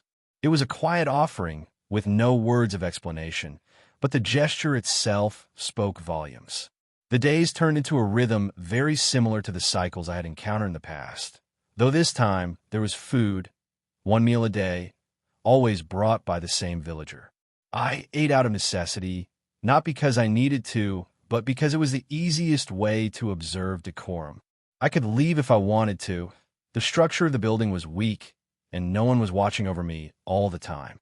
But something made me stay, a desire to remember what it was like to live among people, to observe them, to see if their way of life could provide answers to the questions that kept running through my head. I wanted to understand them. Maybe by understanding them, I would learn more about myself. Time flowed slowly. The days merged into one. I felt that the villagers had grown accustomed to my presence. I was no longer such a mystery to them, or at least they didn't see me as an immediate threat. Then, one day, they let me out of the building without much ceremony. My hands were still bound, but now in front of me, allowing me more movement. This was progress. The same man who had first spoken to me when they found me in the woods was assigned to me. By and large, he wasn't anything special, just a regular hunter with a family. His wife was kind but cautious, keeping her distance, always watching. He had 2 children, a little boy, the same one who first spotted me in the woods, and an older son who looked to be about 15 to 17 years old. Both boys were curious, but they were held back by the subtle tension in the air. I settled into their house, as modest as the rest of the village. It was strange to feel the warmth of home again, the quiet sounds of family life. The crackling fire, the quiet voices in the evenings, the quiet conversations between husband and wife. It was a life I hadn't been a part of for a long time. In the meantime, I watched, listening to their conversations about hunting, the changing seasons, and local gossip. The hunter was cautious, but not cruel. He asked me questions here and there, checking my story, seeing if I had misspoken or said something new. But I tried to answer simply. I wasn't here to cause trouble. I didn't need to lie. The truth was strange enough as it was. I could feel the lines between us slowly starting to blur, even if just a little. The family was no longer as afraid of me as they had been when I first arrived, though I could sense that their wariness still lingered. In the meantime, I would bide my time, observing and perhaps learning. It has been quite some time since I arrived in this village. My hands are no longer tied. The villagers now treat me as one of their own, though deep down they are wary. Apparently, they don't trust me yet. I'm not allowed to leave the village, but I can wander around at my leisure. I've hit it off with the family I've been placed with. Husband, Eldrin, a sturdy man in his early 40s, tall, broad-shouldered, with a weathered face marked by years spent in the sun. His dark hair is touched with gray, and his beard is thick and well-groomed. Eldrin is an experienced hunter, known for his strength and endurance. He wears practical clothing suitable for the outdoors: leather boots, a wool tunic, and a cloak to protect him from the cold. Wife, Lyra, a woman of graceful manners, is in her late 40s. She has long, loose brown hair that frames a delicate face, and bright green eyes that seem to be full of warmth and wisdom. Lyra is the heart of the family, often tending the home hearth and preparing meals from a variety of fresh produce grown in their small garden. Her attire is simple but elegant, a long dress of soft fabric, often adorned with brightly colored belts. Kieran, a younger boy, about 10 years old, full of energy and curiosity. He has a mop of musk brown hair and a smile that lights up his face. Kieran loves exploring the village and often asks me questions about my past and the world beyond. He wears a tunic that is a little big for him. Elian, my eldest son, is about 16, tall for his age, with a lean build that suggests he is turning into a young man. Elian has dark, disheveled hair and a serious expression that contrasts with his younger brother's cheerfulness. He often helps Eldrin with hunting and chores in the village. He dresses in practical, sturdy clothing, often has a knife hanging at his side, and is learning to be a hunter. The hospitality and kindness of this family made my stay here more bearable, and I began to feel a sense of belonging, albeit tinged with the constant wariness of the villagers. Everyone in this village called me the Wanderer, as I didn't know my name and had no desire to make one up. It seemed fitting, given my aimless journey and the uncertainty of my past. Recently, I was allowed to go hunting with the men. As we walked, they talked amongst themselves, telling stories and bantering with each other, but speaking quietly so as not to scare the game away. Did you hear about the time Eldrin almost missed a deer because he tripped over his own feet? Grinned one of the men. Kerr, a stocky fellow with a beard as wild as the forest around us. Eldrin smirked. Yes, and it was your fault you insisted I wear those clunky boots. I might have grabbed it if it weren't for your terrible fashion advice. Cutter laughed. Fashion? We're hunters, Eldrin. It's not like we're dressing up for a ball. Kieran, who was walking a little behind us, squeaked. I think the Wanderer would look good at a ball like this. Elian, focus on the hunt, little brother. We need to catch something tonight. Otherwise, Eldrin will be wearing those boots all next season, Cutter added, holding back a laugh. Don't forget to listen, Eldrin instructed. The forest speaks to itself. You may hear rustling and stomping of feet if you are quiet enough. Something like whispers? I asked, trying to strike up a conversation with him. Exactly, but don't get too distracted by the sounds of the world around you, Elian warned, or you might miss the real target. By the way, Cutter pointed ahead. I see something moving. He crouched low, squinting his eyes. We all froze. A deer appeared in sight, nibbling on the sparse grass. The men readied their bows, and tension hung in the air. On three, Eldrin whispered. 1, 2, 3. I marveled at how well they had coordinated their efforts. Although I wasn't involved in the hunt per se, I helped drag the game back to the village, feeling the satisfaction of our success. See, said Eldrin with a smile on his face as we dragged ourselves back. It's not just about the murder, It's about the stories we'll tell tonight around the campfire. Kieran, full of excitement, jumped up beside me. The Wanderer helped us.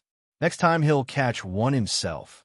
The laughter and carefree attitude lightened the burden of the game, and for the first time in a long time, I felt a sense of belonging. Days turned into weeks, and weeks into months. I became one of them, fully integrated into village life. The villagers helped me build a small shack on the outskirts, a humble dwelling in which I felt like a sanctuary. It was simple but cozy, decorated with the remnants of my life there. Tools I borrowed, small trinkets donated by the villagers, and rare, brightly colored flowers I found in the fields nearby. One of the boys, Kieran, often spent time with me. His youthful cheerfulness and inquisitiveness were contagious. He came every day, eager to share stories about his life and the village. I learned that he helped his father, Eldrin, with hunting and chores. In the mornings he practiced archery, and in the afternoons he gathered brushwood or played with the other children. As he learned from the men of the village, he shared with me the values of courage, community, and resilience that formed the foundation of their worldview. You know, Kieran said, and his eyes shone with excitement, we believe that every season has its own spirit. Spring is the spirit of new beginnings. The trees are blossoming, the animals are waking up, and everyone is happy.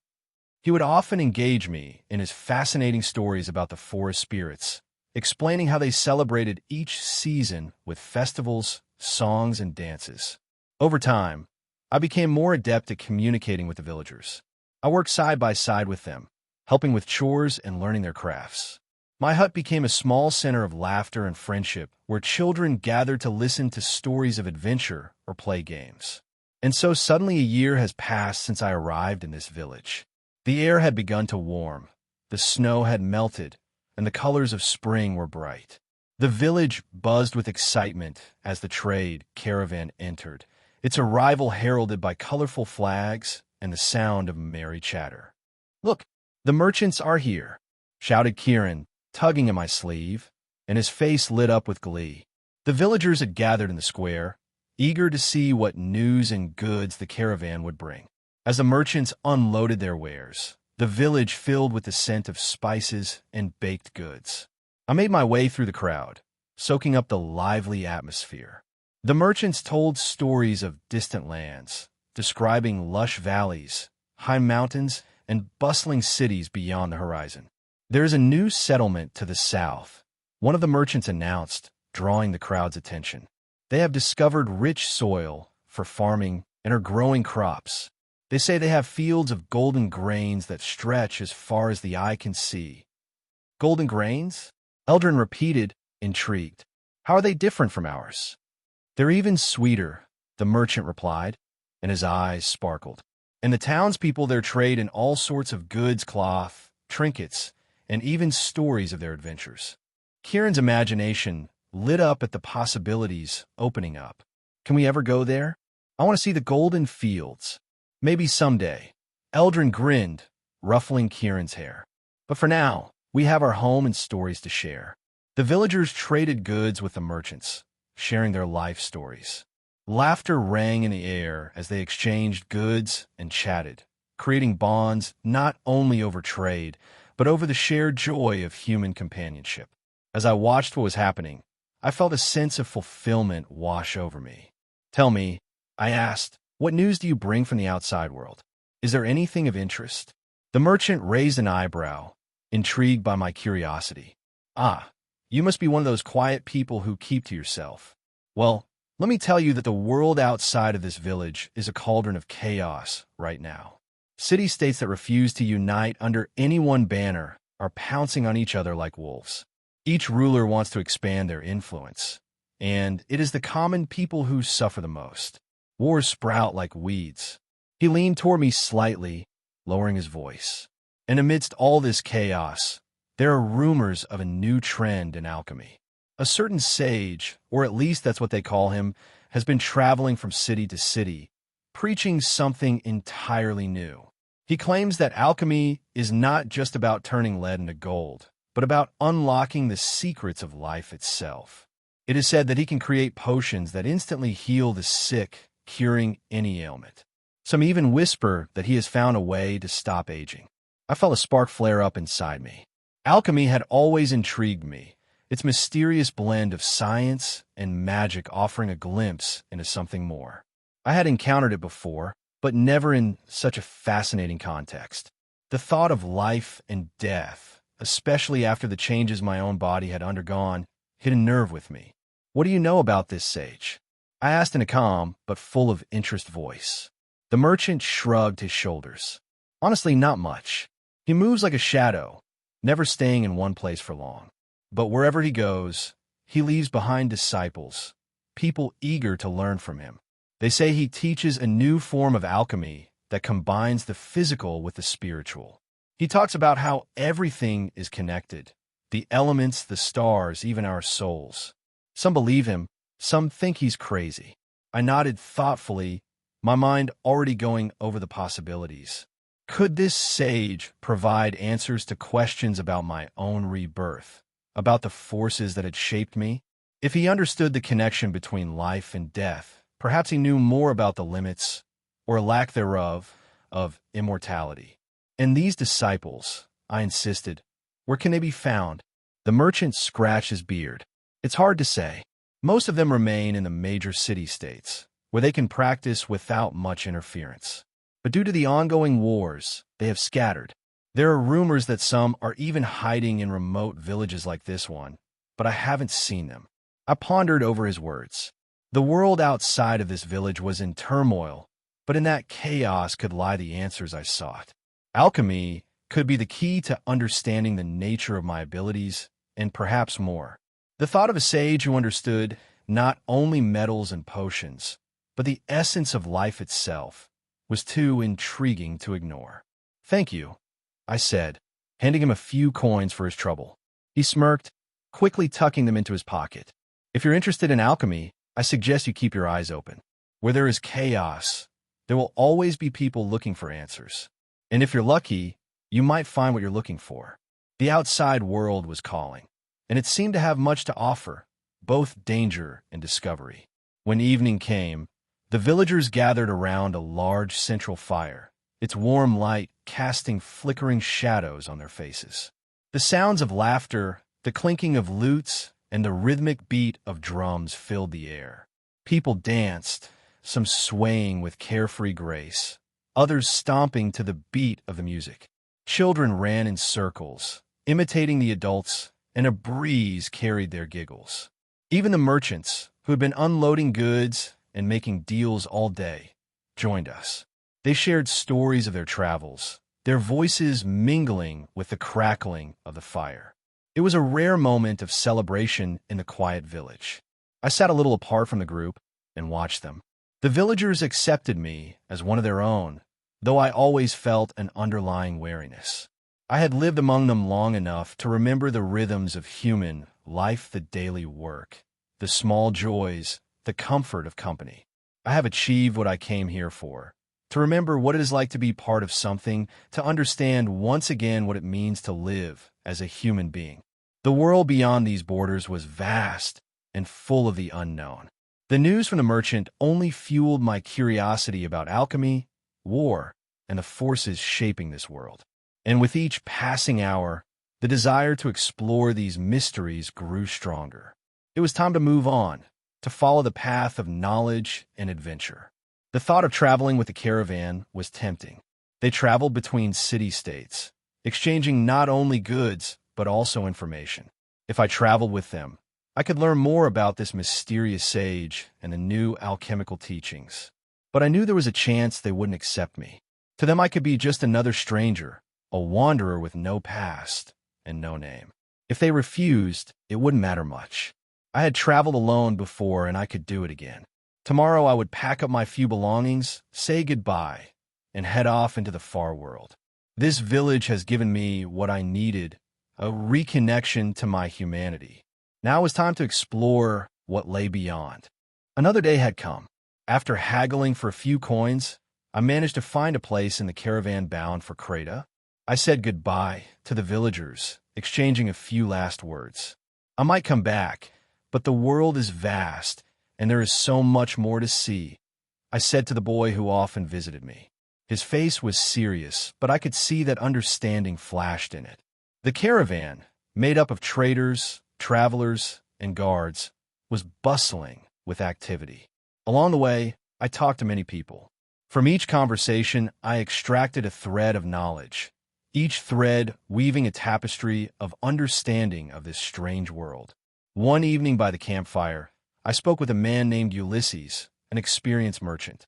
"So, tell me," I asked, "what is really behind these wars brewing between city-states?" He took a large sip from his cup, mulling over the answer. "Greed, ambition. Isn't that always the case? But there is talk of more than just power. Some say there is an alchemical secret at the heart of it all. A power that can tip the scales," he murmured. "Alchemy? What kind of secret is that?" "They say," he looked around to make sure no one could hear him, "there is a sage who teaches methods of manipulating life itself. Supernatural powers." This conversation didn't leave my mind for days.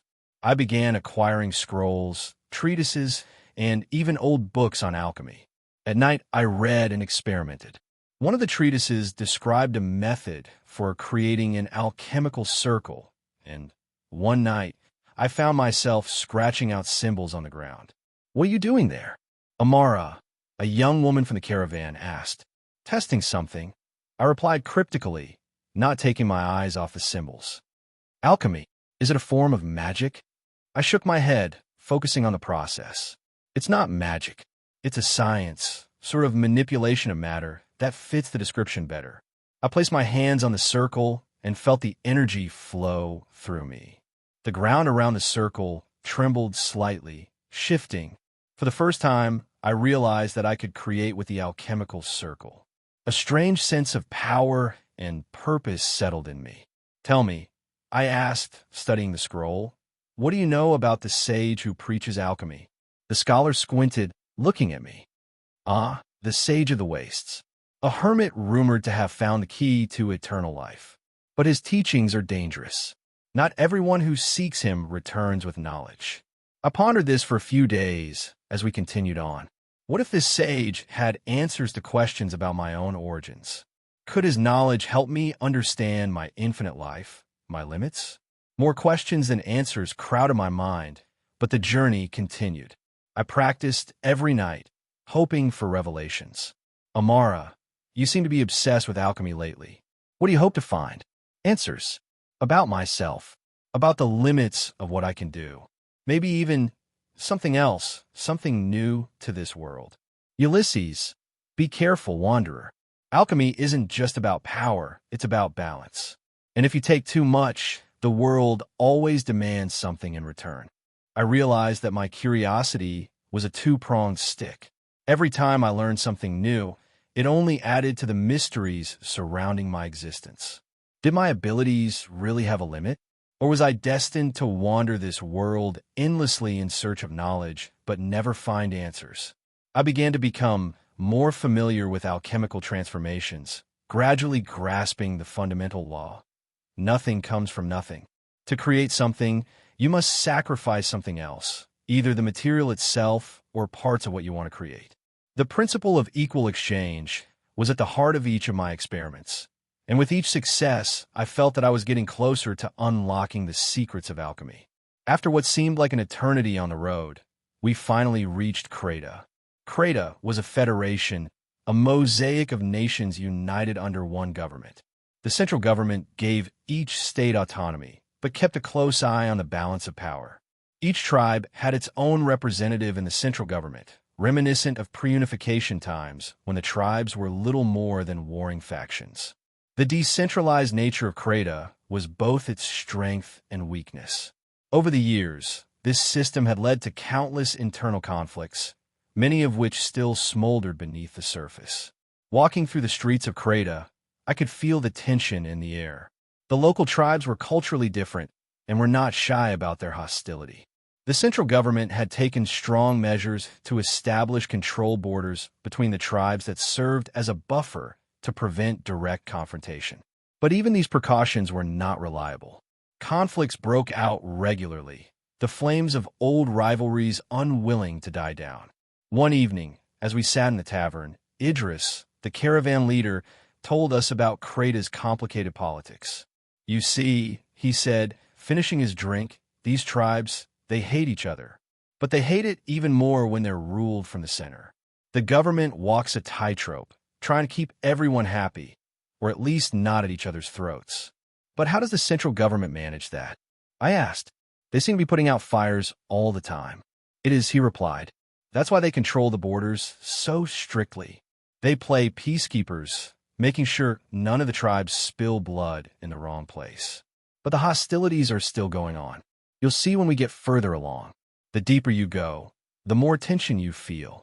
As we delve deeper into the study of Kreta, I couldn't help but wonder how sustainable the equilibrium the central government was trying to maintain was. Every system had its limit, and Kreta felt like it was balancing on the edge. We reached another city within Kreta, the name of which I never heard, but whose streets were bustling with life and energy. It was rumored to be the home of one of the followers of a famous sage of alchemy. The thought of meeting him, of learning from him, ignited a fire in me. His teachings were said to transform many things, literally and figuratively, and I was eager to deepen my knowledge of alchemy. I spent the better part of 2 days wandering the city and asking almost everyone I met about this alchemist. To my surprise, not only did people know nothing about him, but many didn't understand anything about alchemy at all. In response, I received blank stares and a polite shrug of the shoulders. Alchemy seemed to be a foreign concept here, at least to the common people. That evening, as the sun dipped below the horizon and the chill of night wafted through the air, I was on the outskirts of the city, wandering the narrow streets. Just as I was beginning to lose hope, a sudden flash of light, bright and recognizable, caught my attention. It was the distinct glow of an alchemical transformation. Curiosity pushed me forward, and I quickened my step. As I got closer, I saw a young man in his 30s standing next to an old woman. He was fixing a broken wagon wheel, but not with physical labor. Instead, he placed his hands on the wheel, setting it against the wagon, and with a quiet whirring sound, the wood and metal transformed, merging seamlessly together in a gentle flash of light. My breath caught. This must be the man I was looking for. The older woman smiled gratefully and handed him a small pouch, probably as payment. "Thank you, young man," she said in a husky voice, her age evident in every word. The alchemist nodded with a resigned expression. "There's no need to thank me. It's not a difficult task at all." I waited until the old woman was gone and her cart with the newly repaired wheel rolled away before I approached him. The alchemist noticed me and raised an eyebrow. "You were looking for me, weren't you?" he asked in a nonchalant but understanding tone. I hesitated, then nodded. "Yes, I had heard of your connection to the Sage of Alchemy. I have studied the art myself and would like to learn more." The young man studied me for a while, then pointed to the nearest bench under a large tree. "Sit down," he said. "We'll talk." As we sat down, I felt the anticipation building in me. This man had answers, and I was finally on the cusp of something important. "I'm not a sage," he said, "but I have studied under one of the disciples of a sage." "What do you want to know?" "Everything," I answered, burning with impatience but trying to contain my excitement. "But first tell me how these transformations can be accomplished." I watched him carefully, studying the ease with which he performed the alchemical transformation. There was no alchemical circle drawn, no visible preparations, and yet the wagon wheel was restored as if by magic. A question plagued me. "How did you do it?" I asked, unable to contain my curiosity. "You didn't use the circle. How is that possible?" For a moment, he stared at me with an impenetrable expression, as if weighing whether to share something deeply personal. Finally, he sighed and raised his hand, revealing the ring on his finger. In the center of the ring was a red stone, gleaming softly in the dim evening light. "This is the stone," he said quietly in a serious voice. "This ring allows me to perform alchemical transformations without the aid of a circle." The moment I saw that stone, a wave of something familiar swept over me. I had felt it before, its presence, its power. It triggered memories of Hohenheim and that homunculus, characters from my past that had left their mark on me. The feeling was undeniable, and a chill ran down my spine. "What is it?" I asked in a slightly louder whisper. "This stone is like no other," he said, rubbing the surface of the ring with his thumb. "It was given to me by my teacher. He told me that with it, I could practice alchemy with a single thought without having to draw a circle. But the truth is, I don't fully understand its origin and its true power." My teacher didn't understand either. I was thinking feverishly, absorbing his words. I want to know. I needed this stone for myself. With such a tool, the boundaries of alchemy would be shattered. I could easily transform the world around me, no longer bound by the confines of materials or the alchemical circle. "How can I get it?" I asked, and my voice gave away my inner hunger. "Or how can I create it?" He shook his head slowly, meeting my gaze. "I don't. My teacher only said that this stone was created by a sage from the East, a powerful alchemist, far more knowledgeable than any of us. But whether there is a way to create such a thing, that is beyond my knowledge." I was disappointed, but soon it was replaced by determination. If this wise man from the East had the knowledge to create such a stone, then that was where I needed to go. The thought of having such power in my hands was intoxicating.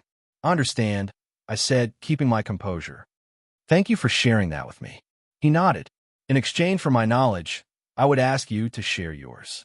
You have traveled extensively and seen much. Tell me, what have you learned about alchemy during your journey?"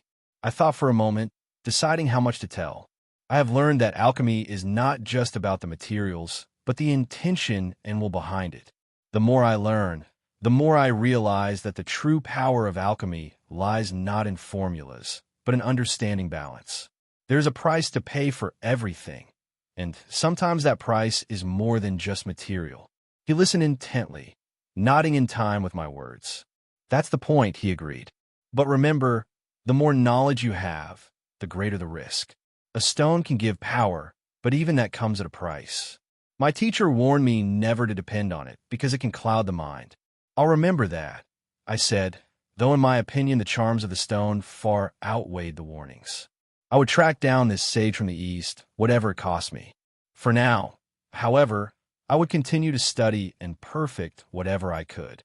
We continued to discuss alchemy, and the night air filled with our thoughts and ideas. The flickering light of the torches cast shadows on our faces as I worked up the courage to ask him about something I had been pondering for a long time. "Can I try to use your ring?" He hesitated, looking at me with suspicion. "It is a powerful and dangerous weapon. My master entrusted it to me for a reason." "I understand," I said, trying to make it sound sincere. "But think of the knowledge I could gain.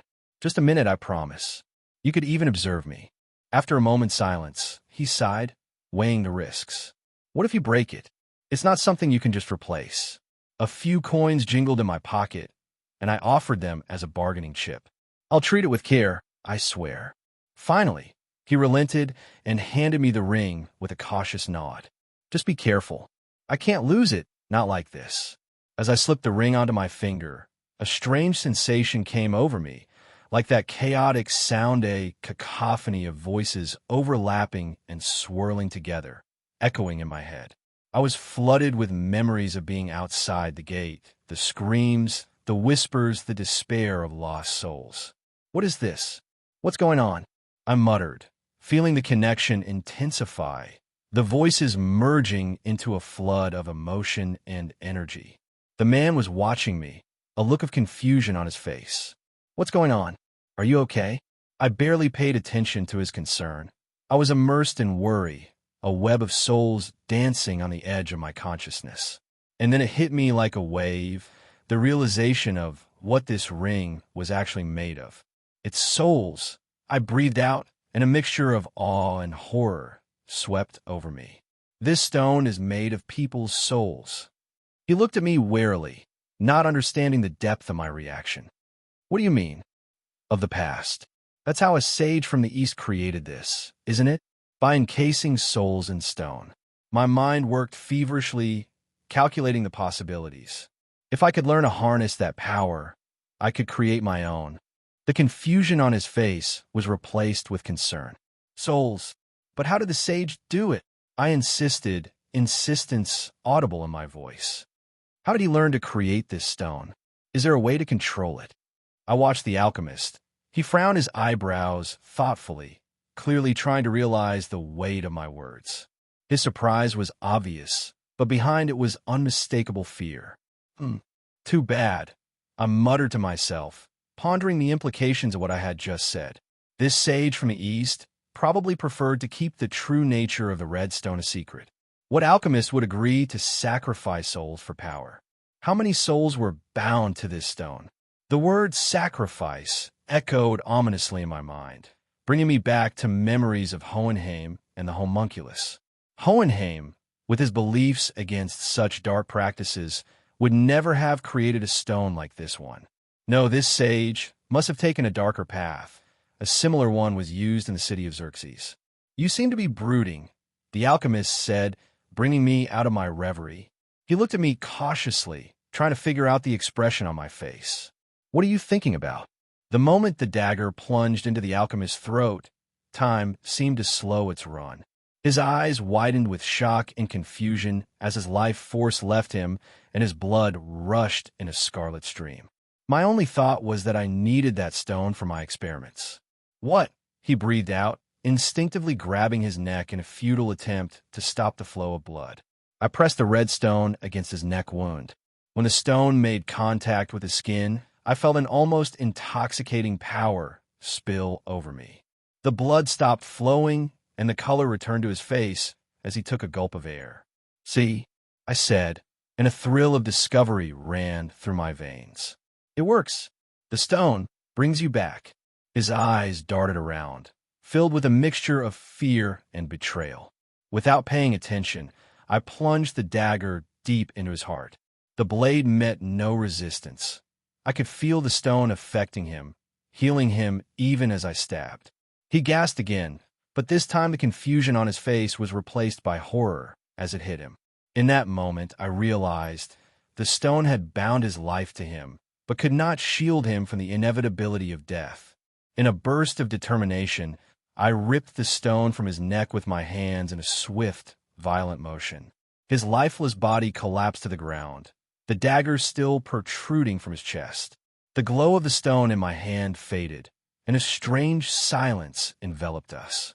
I had taken a life, but in doing so, I had discovered more than just an alchemical transformation. I had seen the dark potential of what it meant to manipulate life and death. Looking at the stone, I felt a wave of conflicting emotions wash over me. Did I want to follow this path? Did I want to sacrifice others for my own understanding? Is this what it means to strive for knowledge? I whispered to myself, immersed in the silence of the alley.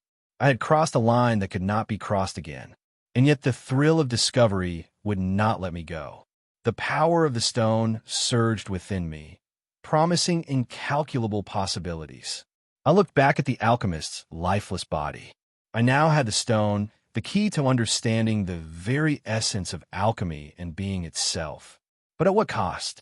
Clutching the stone tightly, I stepped out into the bustling streets of Creta. As I strolled through the winding streets of Linares, a town in Crete, a bustling city known for its trade in rare artifacts and knowledge, I felt a mixture of excitement and misgivings. The weight of the red stone in my pocket echoed in my hip, a constant reminder of what I had done. The alchemist was a means to an end, but his death was the turning point. Upon reaching the outskirts of the city, I found a secluded grove whose trees were thick enough to shelter me from prying eyes. The air was still, and the only sound was the rustling of leaves in the light breeze. This was where I had begun my experiments, away from the judgment of the townsfolk and the laws of the land. I took a deep breath and sat cross-legged on the forest floor, the ring glistening in the sunlight. "What secrets do you keep?" I whispered to the stone. My mind feverishly ran through the options. I remembered the alchemist's words about the red stone and the power it gives. Would I be able to reproduce it? What would it take to create my own? I took the ring off my finger and placed it on the stone in front of me. It shimmered, reflecting the light mesmerizingly. "Let's see what you can do," I said, gripping the dagger tightly.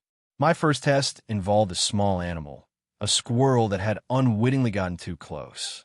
When I made the cut, I felt a surge of energy from the ring. The red stone pulsed, drawing life from the animal and absorbing it into its depths. The life force seemed to be transmitted to the stone. Unbelievable, I muttered, realizing the potential of what I held in my hands. But questions still remained. How many souls would I need to create a larger stone? Would the quality of a life taken affect the power bestowed? I was determined to find out. Deep into my research, I focused on a few key experiments to unlock the stone's capabilities. I began by observing its reaction to various life forms. Research experiments. Interaction with plants. I placed the stone next to various plants, observing how they reacted. Some of them wilted, while others seemed to revitalize, their leaves turning bright green as if filled with energy. I carefully recorded these effects, hoping to see if the stone could enhance or inhibit growth. Animal tests. I found small animals, several mice and birds, and observed their reaction to the stone. When the stone was brought close to a wounded mouse, I felt a strange energy pulse in the air, and the creature began to slowly recover, as if drawing life from the stone. This was a promising sign that the stone had the potential to manipulate life. Blood samples. I took blood from animals and attempted to impregnate it with the essence of the stone. This process was delicate. At first, the blood remained inert. But after several attempts, I found that when the blood came in contact with the stone, it shimmered slightly, indicating a possible connection. I hypothesized that perhaps this stone could sustain life even after death if properly embedded. After a few days of careful testing, I was ready to leave my temporary shelter. At dawn, the head of the caravan gathered us and announced that we would soon be traveling to Rago. As I prepared for the journey ahead, I felt a mixture of anticipation, and my mind swarmed with thoughts of the new opportunities that awaited me in this prosperous land known for its agricultural trade and relative peace. As I was packing my gear, the leader of the caravan approached me. "Wanderer," he said, looking at my gear, "are you ready for a go? It is a land of plenty, but you must be careful. They guard their crops and trade routes fiercely." "I am ready," I replied, feeling a surge of determination. "I have learned much on this journey and hope to gain even more in Arago." "That's good to hear," he nodded. "Just remember that while their fields may be rich, their people are no less perceptive. Keep your wits about you." With those words, we headed toward the horizon, and the promise of a new beginning led us onward. The journey to Arago was long, the landscape subtly changing as we progressed. The air grew warmer, and the sense of fertile land began to fill my senses. Despite these changes, I continued my experiments with the red stone, my thoughts consumed by its potential. After much deliberation, I decided to test the stone's effects on my own immortal body. I had read in text that the essence of the stone comes from souls, and I wondered if it could interact with my unique physiology in any meaningful way. I gripped the stone tightly in my hand, concentrating on the idea of absorption. My thoughts raced as I imagined the stone merging with my very being. Suddenly, a searing pain erupted in my hand, spreading in all directions. It was unlike anything I had ever experienced. Even the loss of limbs had never caused such agony. "What's happening?" I aghast, grabbing my arm as the pain intensified, as if the very foundation of my existence was being tested. Despair swept over me. In a burst of reckless determination, I snatched up my dagger and quickly severed my arm, watching it fall to the ground with painful delight. To my amazement, the severed part pulsed faintly with the energy of the stone, a soft glow emanating from the severed limb. Only after a certain amount of time did it begin to disintegrate into dust, the energy fading away as the stone seemed to realize that the connection to my body had been severed. The essence of the stone was not just a catalyst for healing or amplification. It was a link, a bridge between soul and body. The nature of the stone. I realized that the red stone acted as a conduit, using the life force of the soul to influence the physical form. This was an important discovery. The stone did not create life, but rather manipulated it based on the life force present in it. permanent destruction. The fact that my arm disintegrated when it broke indicated that although the stone had power, it could not repair or revive what was fundamentally lost. Immortality has its own laws, and the stone could not change that fact. Potential for control. I pondered whether the stone could allow me to manipulate the very essence of my being. If I could control what the stone absorbed, perhaps I could continue experimenting with other life forms. As I pondered the implications of my experiments, I felt a slight unease. There seemed to be a price to pay for each use of the stone, one that I had yet to fully realize. My ambition might lead me to discover truths that were better left unexplored. As the caravan progressed towards Erugo, these revelations flashed through my mind. I had to be careful. My thirst for knowledge was insatiable, but knowledge is not something to be rushed to. As the caravan approached Erugo, I found myself sinking more and more into my thoughts. The days passed, the landscape changing from hilly terrain to dense forests and, finally, to open fields dotted with sparse farmhouses. With each passing moment, the anticipation of reaching the town of Meriden grew in me. As dusk thickened, coloring the sky orange and purple, the caravan stopped. The air was fresh, and the fires began to crackle, awakening to life as everyone prepared for the evening. I sat a little apart from the group, thoughts of the red stone and the possibilities it held in store in my mind. "Hey, Wanderer, you've been very quiet lately." One of the caravan members, a burly man named Ronan, called out to me as he approached me with a bowl of stew. "Is everything all right?" I forced myself to smile. "I'm trying to grasp the complexities of alchemy." Ronan grinned, and that hearty laugh seemed to ease the tension. "Ah, the pursuit of knowledge. You become the village scholar, haven't you? What's so fascinating about that?" "Just a collection of potions and recipes, if you ask me." "It's more than that," I replied, raising my eyes to meet his gaze. "It's about understanding the very essence of life, how everything can be transformed." "It's deeper," another voice interjected into the conversation. "You've been a bit reclusive as it is, don't you think? You should get divorced." It was Mira, an energetic woman with a penchant for telling stories. I shrugged. "I'm not a very good storyteller. I prefer to listen, to learn. But I'll try to get more involved in the fun. Sometimes my thoughts wander. It's just that alchemy is a vast sea of knowledge. There's so much I want to explore, and I feel like I'm only touching the surface." Mira smiled. Her enthusiasm was infectious. "Well, when we get to Meriden, you might be able to find a proper library. Who knows what secrets you might uncover? Or get in trouble with the local authorities," Ronan joked, nudging her playfully with his elbow. "What if they think you're some kind of mad scientist?" I couldn't keep from chuckling, though the thought of my experiments made me wonder. "I'll be careful." As the night thickened and the stars began to twinkle overhead, I watched the flickering light of the campfire dance across their faces.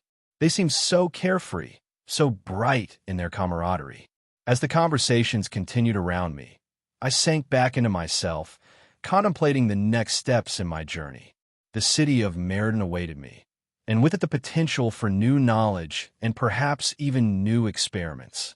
I couldn't shake the feeling that my destiny was inextricably tied to alchemy, an endeavor that, while exhilarating, carried with it a burden of responsibility that I was only beginning to understand. Upon reaching the town of Meriden, I was immediately struck by its understated charm. The streets, though simple, were well-maintained, with rustic houses decorated with colorful plants native to the region. The market stalls were crowded, with vendors selling their wares and children playing in the narrow alleys. But my thoughts were far away. I was consumed with the quest for knowledge. My first target was the local library. Unlike the larger cities where knowledge was free, Meriden's library was modest, housed in a large stone building in the center of town. The librarian, a shrewd old man with shrewd eyes, demanded a couple coins for admission. I complied and handed over the money without hesitation. Knowledge was more precious to me than coins. Inside, I was greeted by the smell of old paper. The library was small, but there were enough volumes on alchemy to keep me interested. After a few hours of browsing, I approached the librarian again and paid him a few more coins to reveal the unwritten knowledge. He said he possessed information that was not in the books, but had been passed down by word of mouth by those well-versed in the craft. "What can you tell me about alchemical circles?" I asked, eager for new discoveries. The librarian squinted and looked at me, as if assessing my worthiness, before he spoke. "Alchemy is a precise art," he began, "and the circle is its foundation. Without the right symbols, it's like trying to read a book without knowing the language. Each symbol represents a force of nature: earth, air, fire, water. But the more advanced alchemists realize that there are hidden symbols, ancient symbols that govern the very essence of life and death." "Hidden symbols? You mean the ones that few people know about?" He nodded, pulling a scrap of parchment from under the table. "These symbols, they are connected to primal energies that can change the very course of life itself. It is said that only those who have crossed the threshold beyond the boundary truly realize their power. The material to be transformed did not always have to have the same value. Rather, it had to have the same essence. This meant that inanimate objects and living things could theoretically be used interchangeably, although there were warnings about the potential dangers of experimenting with life. I came across a little-known text that discussed the possibility of bypassing the traditional alchemical circle altogether. The book described alchemists who had learned to use their willpower to control transformations, but it was a rare skill that was said to be related to their connection to the forces of nature. As my thirst for knowledge grew, so did the weight of the dangerous thought that would not leave my mind. Now my research had stalled, not for lack of knowledge, but for lack of real experiments. I had reached a point where theory could not help me get very far. I needed to test my discoveries, to push the boundaries of alchemical transformations. But there was one question I couldn't ignore. Was it worth experimenting on living humans? The red stone pulsed weakly in my pocket, reminding me of its power. If this stone was created from human souls, then I needed to go beyond ethical norms to expand my understanding. I had seen the stone heal, sustain life, and even save someone from death. But if I wanted to recreate such a stone, or improve it, I needed to understand the mechanics of life itself. Was I ready to cross that line completely? "Are you seeking knowledge or power?" I asked myself quietly, looking out the library window as the sun set behind the distant hills. The question hung in the air, and the answer was elusive. It was easy to justify knowledge with the pursuit of truth, but power demanded sacrifice. All I needed was the right moment. I had little money left, even though I had managed to scrape together some income from the sale of a few alchemical notes and treatises I deemed unnecessary. But it wasn't enough. My resources were quickly dwindling, and my ambitions demanded more, both financially and morally. Desperation led me to an idea I had been avoiding for some time. It was time for a real experiment, one that would have to be paid for with flesh and blood. I spent the last of my coins to buy a slave, a broken man, weak in body and spirit. His figure was haggard and his skin pale, almost transparent in the dim light of the underground marketplace where I found him. His eyes were empty, resigned to whatever fate awaited him. He was not a strong man, but that suited my purposes. I didn't need him to endure. I needed him to break. The man? No. The object was about 35 years old, though his age was hard to determine, given the malnutrition and years of abuse he had probably endured.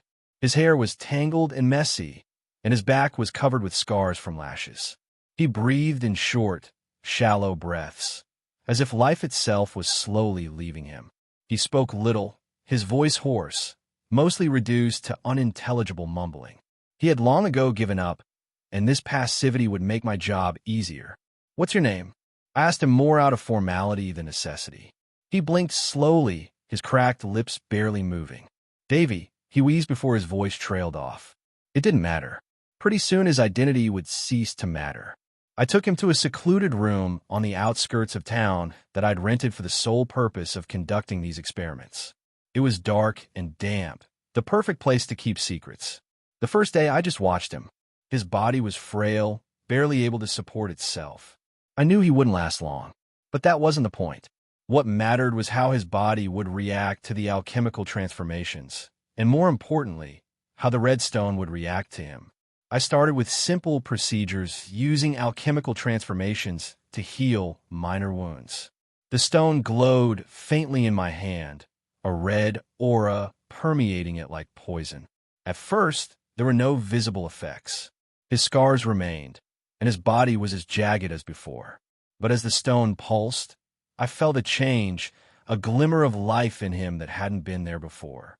His eyes opened wide, and for a moment I thought he felt something. Hope, perhaps? No, not hope. Fear. The next day, I became more daring. I transformed parts of his body, replacing the destroyed tissue with healthy flesh. His muscles twitched and convulsed under the pressure of the transformation, but he still stood strong. I noted with admiration how the red stone seemed to prolong his agony, keeping him alive even as I forced his body beyond its limits. It was both grotesque and mesmerizing to watch the transformation. His pain, his suffering was the price of that knowledge, and I felt no guilt. "You're killing me," he muttered between coughing fits, more affirmation than questioning. Blood spurted from his lips. "No," I corrected him coldly. "I'm giving you a new purpose. You're helping me understand the very nature of life." But that wasn't entirely true. Life was merely a means to an end. In truth, I was searching for the mystery behind the red stone's ability to control life and death, to manipulate the very essence of the soul. His body lay on the floor, frazzled and panting, his breathing shallow, his pulse barely discernible. His skin had taken on a sickly gray hue, and his eyelids fluttered, half closed with the weariness of a man teetering on the brink of death. It was then that I decided to repeat the experiment I had done with the alchemist. I pulled a red stone from my pocket, its pulsing glow made stronger, perhaps by the agony and suffering it had already caused. I pressed it against the gaping wound in his chest, just as I had with the alchemist, hoping it would fuse with him, save his life, and bind him to the stone. But something went wrong. The moment the stone touched his body, he shuddered violently. His limbs twitched uncontrollably, and his mouth opened in a soundless scream. His eyes popped out of their orbits as the stone began to pulse, stronger than I had ever seen before. The veins in his neck ballooned, his whole body shaking with spasms. For a moment, I thought it would work. The stone would take him as its vessel. His body rejected the stone. His convulsions intensified, and a horrible gurgling sound escaped from his throat. His skin blackened and began to crack, as if his very essence was being torn from within. The glow of the red stone became erratic, almost desperate as it tried to merge with his soul, but failed. Eventually, the man collapsed, his body finally giving up. He lay motionless, his mouth contorted in a grimace of pain. I stared at the lifeless corpse, thoughts swarming in my head. The red stone would not accept him. Why? Had I chosen an incompatible vessel? Or was the problem something else entirely? The stone had kept the alchemist alive, but this slave? No, this subject had died in agony. Was it because of the properties of his soul? Or had the long torture so damaged him that the stone could not have saved him? I stood over the body of the slain man, pondering the implications. It became clear to me that not everyone was suited for the red stone. The stone had its own rules, its own conditions for accepting a host. This experiment showed me the limitations of the stone's power. It could heal and sustain life, but it could not work miracles with a soul that was too weak to endure. Perhaps the number of souls imprisoned in the stone determined its power, or perhaps the quality of those souls also mattered. More experiments needed to be done. I delved deeper into my experiments, each more grotesque than the last. The corpse of a slave was the perfect starting point, lifeless yet malleable in the art of transmutation. I focused on combining human remains with animals, choosing a dog this time. The idea was simple. Combine the best qualities of both creatures into something new, more resilient, more powerful. I drew an alchemical circle on the ground, carefully placing the corpse and the dog in the center. My fingers tingled with anticipation as I began the transmutation. Light shimmered around the circle, energy flowing over the bodies in front of me. The air became heavy with unnatural tension, and then the transformation began. Flesh twisted, bones changed shape, and tendons connected in ways that defied nature. The creature that appeared was hideous, a grotesque mixture of man and beast. Its form was crooked, one side resembling the curled remains of a dog, the other a distorted version of human features. The creature made a pitiful, anguished sound, a grotesque echo of life, but far from living. He breathed for only a couple minutes, fighting the inevitability of his unnatural birth. And then he collapsed, the light in his eyes going out. Another failure, but this time something important was revealed. The path of the chimerologist, the fusion of human and animal through alchemy, was not impossible. It was simply incomplete. The creature didn't survive, but it had potential. The experiments continued. I used a larger animal, a goat, as my next research subject. I repeated the same process, changing the alchemical circle slightly, hoping to stabilize the result. This time the creature lasted longer, its grotesque form squirming for nearly 10 minutes before it too died. The reactions of animals fused with corpses or corpse parts suggested that the blending of two souls, or even just body parts, was far more complicated than I'd initially realized. But I wasn't discouraged. In fact, I felt that I was on the cusp of something incredible. I realized that I lacked the resources to conduct larger, more controlled experiments, especially with humans. But animals, they would be sufficient for the time being. I began to focus on smaller chimeras, rats, birds, cats. Their lifespans were short, but during their brief existence, I discerned something, a glimmer of stability. Each experiment brought me closer to the truth, to the ability to control life and death. Through trial and error, I came to the conclusion that the problem was not the alchemical process per se, but the balance of the souls of beings. Even when using the red stone, the power of the stone seemed to repel weaker beings or incompatible souls. It was as if the stone demanded a higher price, a greater sacrifice. Chimeras, I whispered to myself, and the name formed in my mind as if it had always existed. A mixture of beings, a fusion of souls, a grotesque reflection of my research, but it might hold the key to the ultimate transmutation. The survival of these hybrids was to be the next step in my research. I needed to find the perfect balance between man and beast, between soul and stone. The red stone pulsed in my hand as if it possessed a will of its own. What would it take to achieve true fusion? What sacrifices would have to be made? I felt the stone pulling me deeper and deeper into the abyss of forbidden knowledge. But I wasn't ready to stop. I couldn't stop. Under the cover of darkness, I began digging up corpses from the city cemeteries. The cold night air helped me in my grim work, shielding me from prying eyes. It was clear that experimenting on the living would arouse suspicion, so I turned to the dead.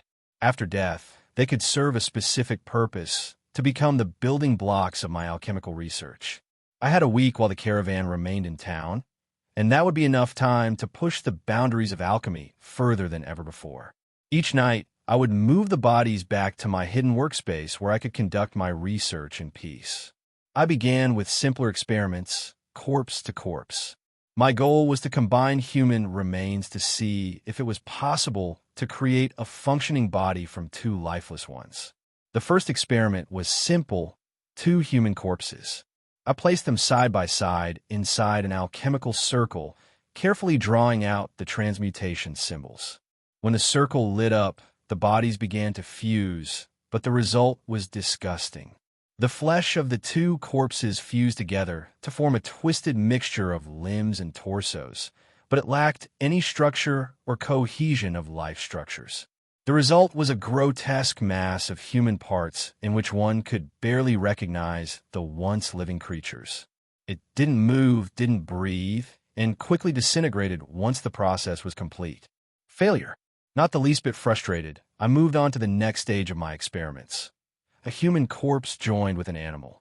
The idea was to see if the animal's life force could somehow breathe life into the dead human form. This time I placed a stolen horse from some farm, next to a human corpse. The transmutation circle erupted, and as the alchemical energies swirled in a vortex, the bodies began to merge. The results were frightening. The merged creature had a human head, but the body was half horse, with fur and limbs that were deformed and incomplete. Another failure, but I was getting closer to my goal. I learned that while human-animal hybrids are possible, they are inherently unstable. The soul or life force of the animal is too weak to withstand such a fusion. Or perhaps because of the lack of life in one of the objects of experience, the creature itself does not survive. Finally, I turned to animal experiments. I took 2 dogs off the street, one larger and one smaller. This time the process went more smoothly. The transformation produced a grotesque but strangely functional creature. Its body was larger than either of the original dogs, with extra limbs and 2 heads that grasped at each other in confusion. It moved, albeit clumsily, and lasted for several minutes before collapsing. The experiment was a partial success. The fusion worked longer with animals than with human remains, though long-term stability was still not achieved. The lessons learned from these transformations were obvious. The power of the original beings, whether human or animal, influenced the outcome. The closer the 2 entities were in nature, the longer the result lasted. Fusing human to human or animal to animal produced more consistent results than mixing them. By the 4th night, I had learned to be more precise. Using smaller animals, rats, cats, I achieved a grotesque form of equilibrium. These smaller creatures adapted to each other more easily. Their life forces combined into single functioning chimeras. One of my latest experiments this week was the successful creation of a rat-cat hybrid. It moved smoothly on its various limbs, its rat tail swaying as it reappeared in the shadows. It retained vital functions for several hours, a significant improvement over previous experiments. But even that success seemed hollow. I wasn't just creating abominations for the sake of it. I was looking for something more, a way to control life itself, to bend the natural order to my will. I needed to find a way to stabilize these fusions, to create creatures that would live longer and serve a purpose. By the end of the week, the graves I plundered were filled with misfits and monsters. The experiments had given me knowledge, but I still didn't have the key to making the transformations continue. There had to be something I was missing, some element, some power that could stabilize the creatures I was creating. I left the city with more questions than answers.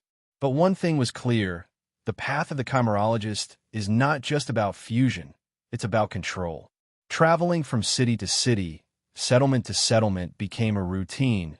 Blurry landscapes whizzed by, while I continued to hide in the shadows, conducting my secret research on chimeras. Each night, I conducted new experiments, each pushing the boundaries of alchemy further and further. But the more I delved into these dark arts, the more I noticed something disturbing. Each use of the red stone was draining its power. Slowly but surely, the stone grew weaker, its bright glow fading with each transmutation. The turning point was my last experiment, in which a grotesque chimera fused human remains with the body of a wild boar. The fusion was partially successful. The creature survived for a short time, its monstrous form swaying before collapsing. But when the transmutation was complete, the red stone crumbled into dust, disintegrating in my hand. I stared at the remnants, feeling the weight of loss. The stone was gone. The stone's depletion sparked an idea that had been lurking in the depths of my mind since the day I had first picked up the red stone. I must create my own. The thought echoed, growing louder and more insistent. If these stones were made of souls, as I concluded, then surely the process of creating them could be replicated. The challenge was to create an alchemical circle. I knew nothing about the specific circle of transformation required to create the red stone. There was no mention of it in the texts I'd studied, and no alchemist I had encountered knew the answer. But what if I could create my own method? What if I could create an original alchemical circle based on my experiments, my understanding of the red stone, and my own insatiable thirst for knowledge? I spent the next few days in deep thought, pondering this idea as I traveled with the caravan. The people around me, oblivious to my inner struggle, went on with their lives, but I was consumed with the idea of creation. The red stone, I whispered to myself one night as the caravan camped in the desert, is not just an object of power.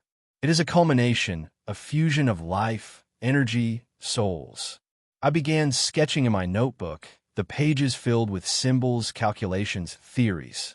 I needed to understand not only the mechanics of the stone, but its very essence. If it was made up of souls, what was the process of turning those souls into stone? How many souls would it take? And, more importantly, could I manipulate the process to create a stone more powerful and stable than the one I had destroyed? It needs to be refined, I muttered, thinking feverishly. A stone that doesn't shatter, a stone that can be endlessly replenished with new souls. Is that possible?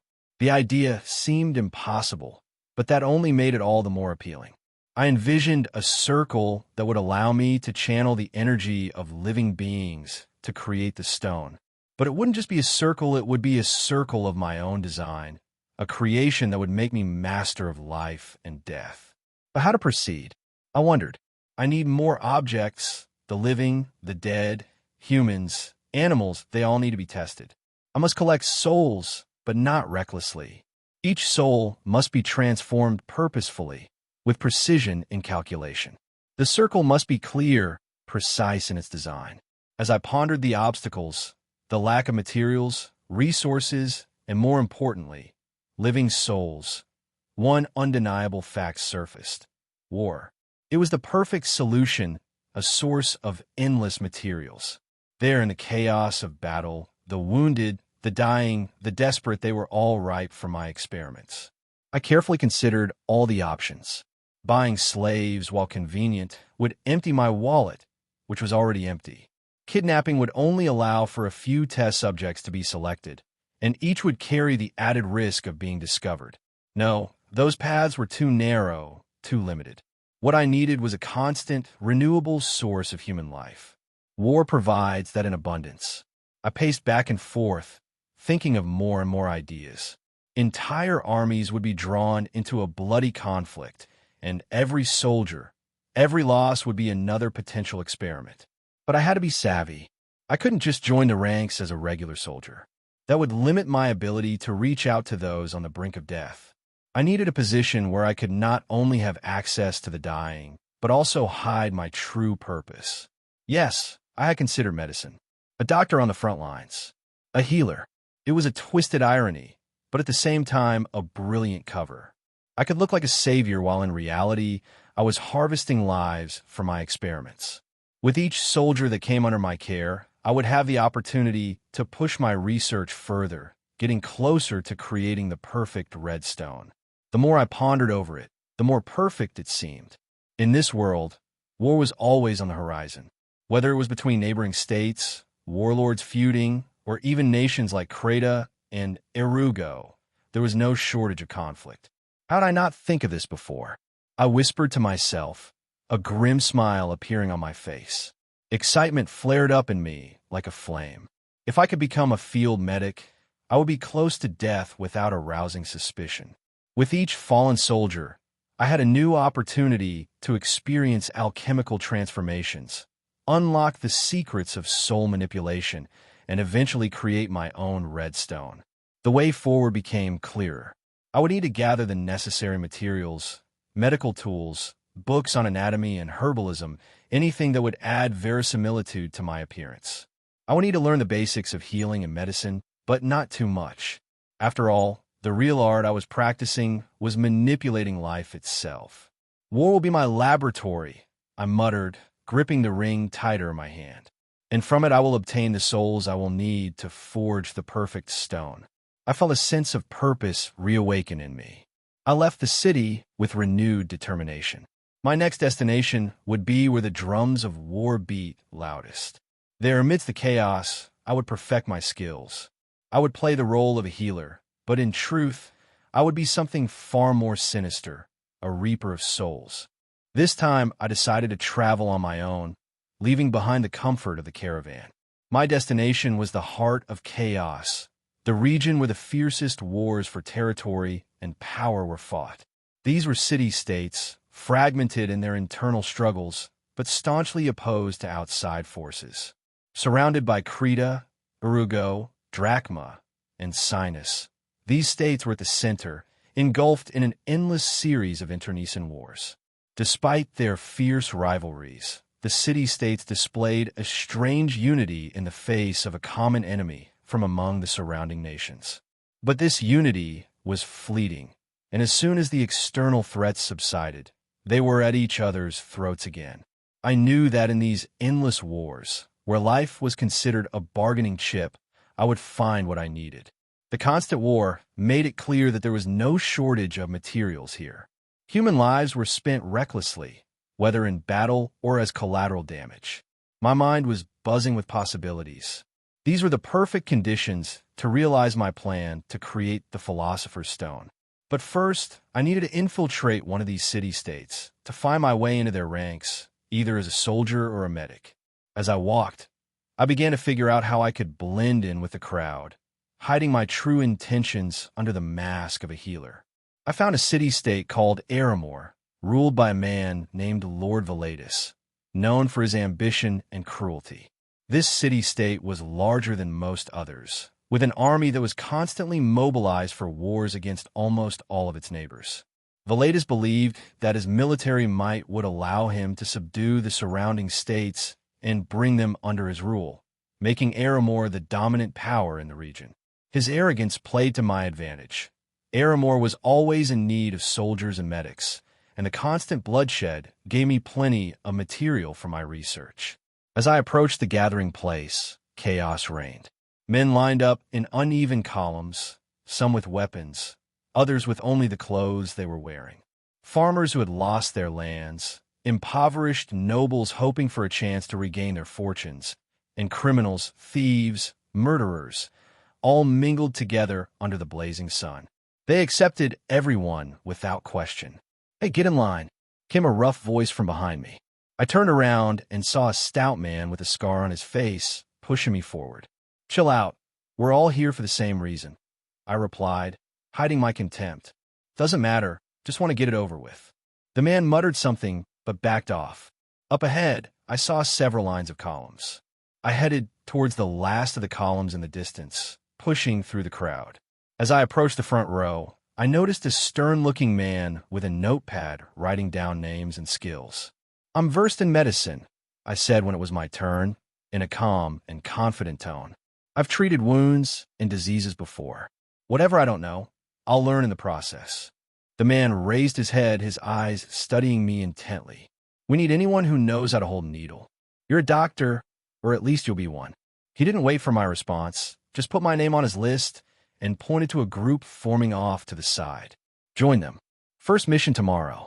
An old gray-haired soldier who was missing 2 fingers snorted from the corner. "Heh, I hope you have a strong stomach. You still have a lot to see. War isn't the best place for a healer." The other trainee medic sitting next to me smirked, too excited about what awaited us. "As long as I stay in the rear, I don't care. It's better than being out there getting chopped up by a sword." "Keep it up, kid," I said, amused by his naivete. "But be prepared to get your hands dirty. Medicine isn't just about curing. Sometimes it's important to know when to let someone die." The reality of those words seemed to chill his enthusiasm, but it was the truth. I needed to make sure I was as close to the battlefield as possible, where life and death would give me access to fresh bodies for my research. My mind was already calculating the possibilities. "Next," shouted a stern officer, gesturing for the next person to come forward. After we joined the army as doctors, we were sent straight to a fort known as Fort Acharn, located on the western borders of Aramor.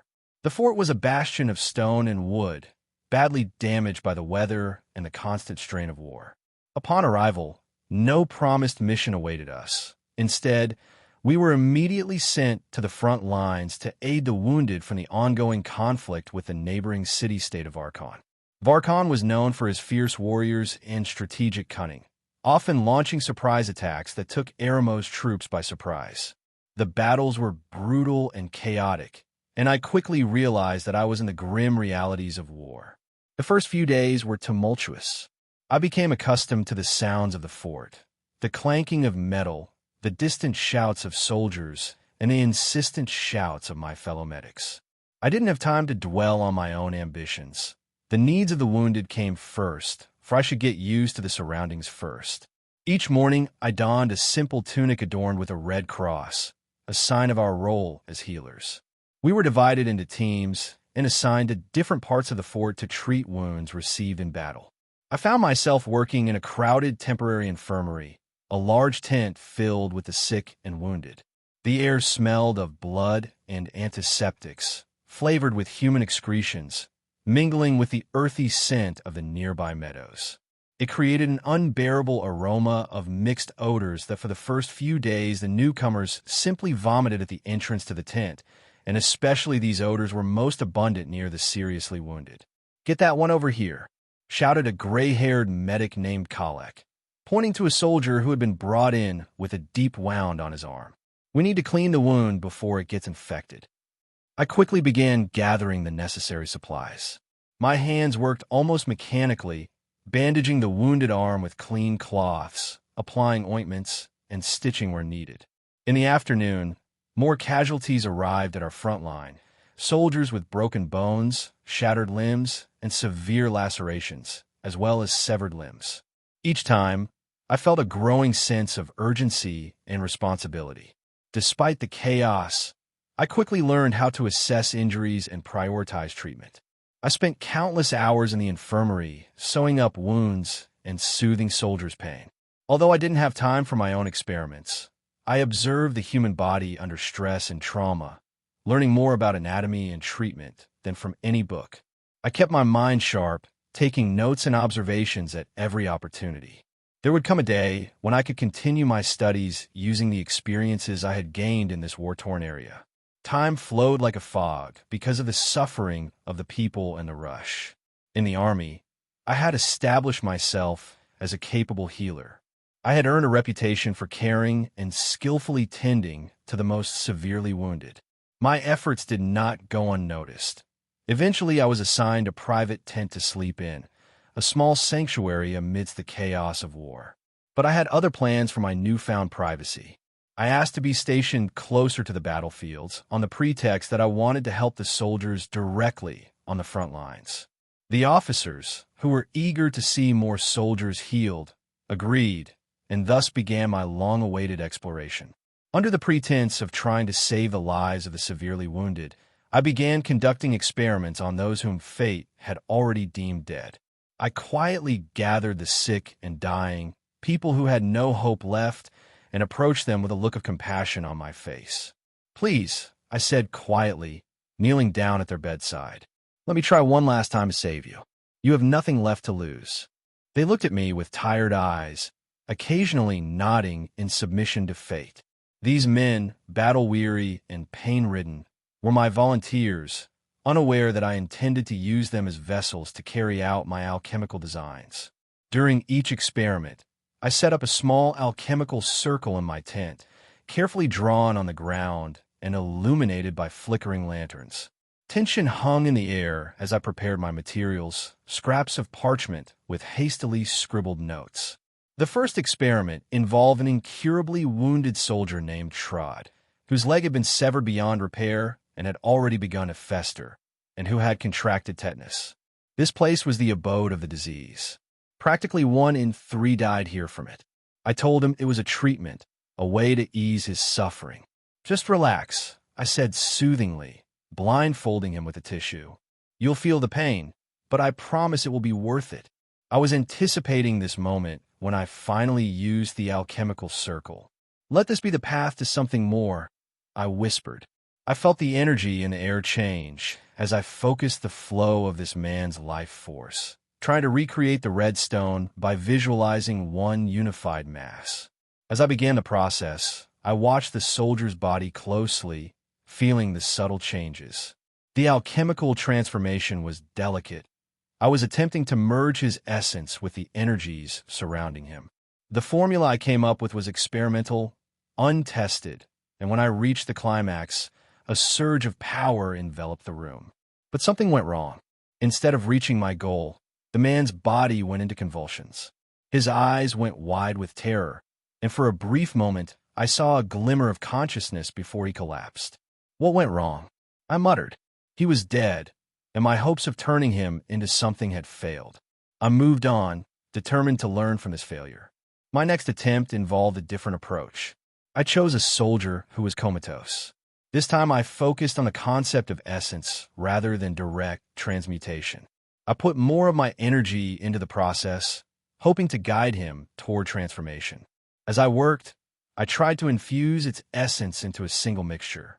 As the process unfolded, the soldier's body began to faintly shimmer, but instead of becoming something more, his figure warped grotesquely. Instead of the expected transformation, he let out a blood-chilling scream, transforming into a mass of pulsing flesh. I needed to find the key to creating a new red stone, but every step forward felt like 2 steps back.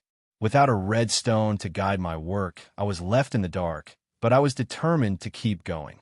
The whispers of my ambition echoed in the corners of my mind, urging me to move forward regardless of the consequences. As my obsession deepened, the lines between research and cruelty blurred into something darker. I continued to conduct my grotesque experiments, pushing the boundaries of alchemical transmutation in ways that even I myself could not have imagined when I began. My failures to create a new red stone tormented me, but I found fleeting solace in the progress I was making with the chimeras. Though imperfect, these bizarre creations lived longer, if only for a few hours. One of my most recent endeavors involved combining a human with various animal components. I picked up a badly wounded soldier, half dead, from the battlefield and combined him with parts of a wolf, hoping that the animal's endurance and aggression would combine with the intelligence and will to survive as a human. The result was nightmarish, a creature with elongated limbs, sharp teeth, and eyes that glowed with an unnatural light. For once, the chimera did not die immediately. It moved, though hesitantly, and rose to its feet in the dim light of my tent. It let out a low, guttural growl. "It's alive," I whispered, marveling at my creation before me. But my triumph was short-lived. After nearly 3 hours of slow, agonizing life, the creature collapsed, its body convulsing before it turned into a puddle of foul-smelling detritus. I stood over it, learning my lesson.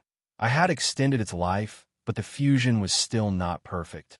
I needed a way to stabilize these abominations so they would last. Perhaps if I could harness the essence of multiple beings in a more controlled way. In moments of desperation, when neither chimeras nor redstones seemed available to me, I turned to another type of research, dissection. It was a crude, brutal form of research, but the insight I gained from dissecting living and dead bodies was invaluable. I dissected soldiers who were already on the verge of death from their injuries, explaining that they could not be saved. Sometimes, as a form of entertainment, I enjoyed methodically dissecting a living thing. The feeling of the blade gliding over skin, muscle, and bone mesmerized me. I needed to understand how everything fit together, how life flowed through each organ, and what drove the energy of the human body. One night, I tied a still breathing soldier to my desk.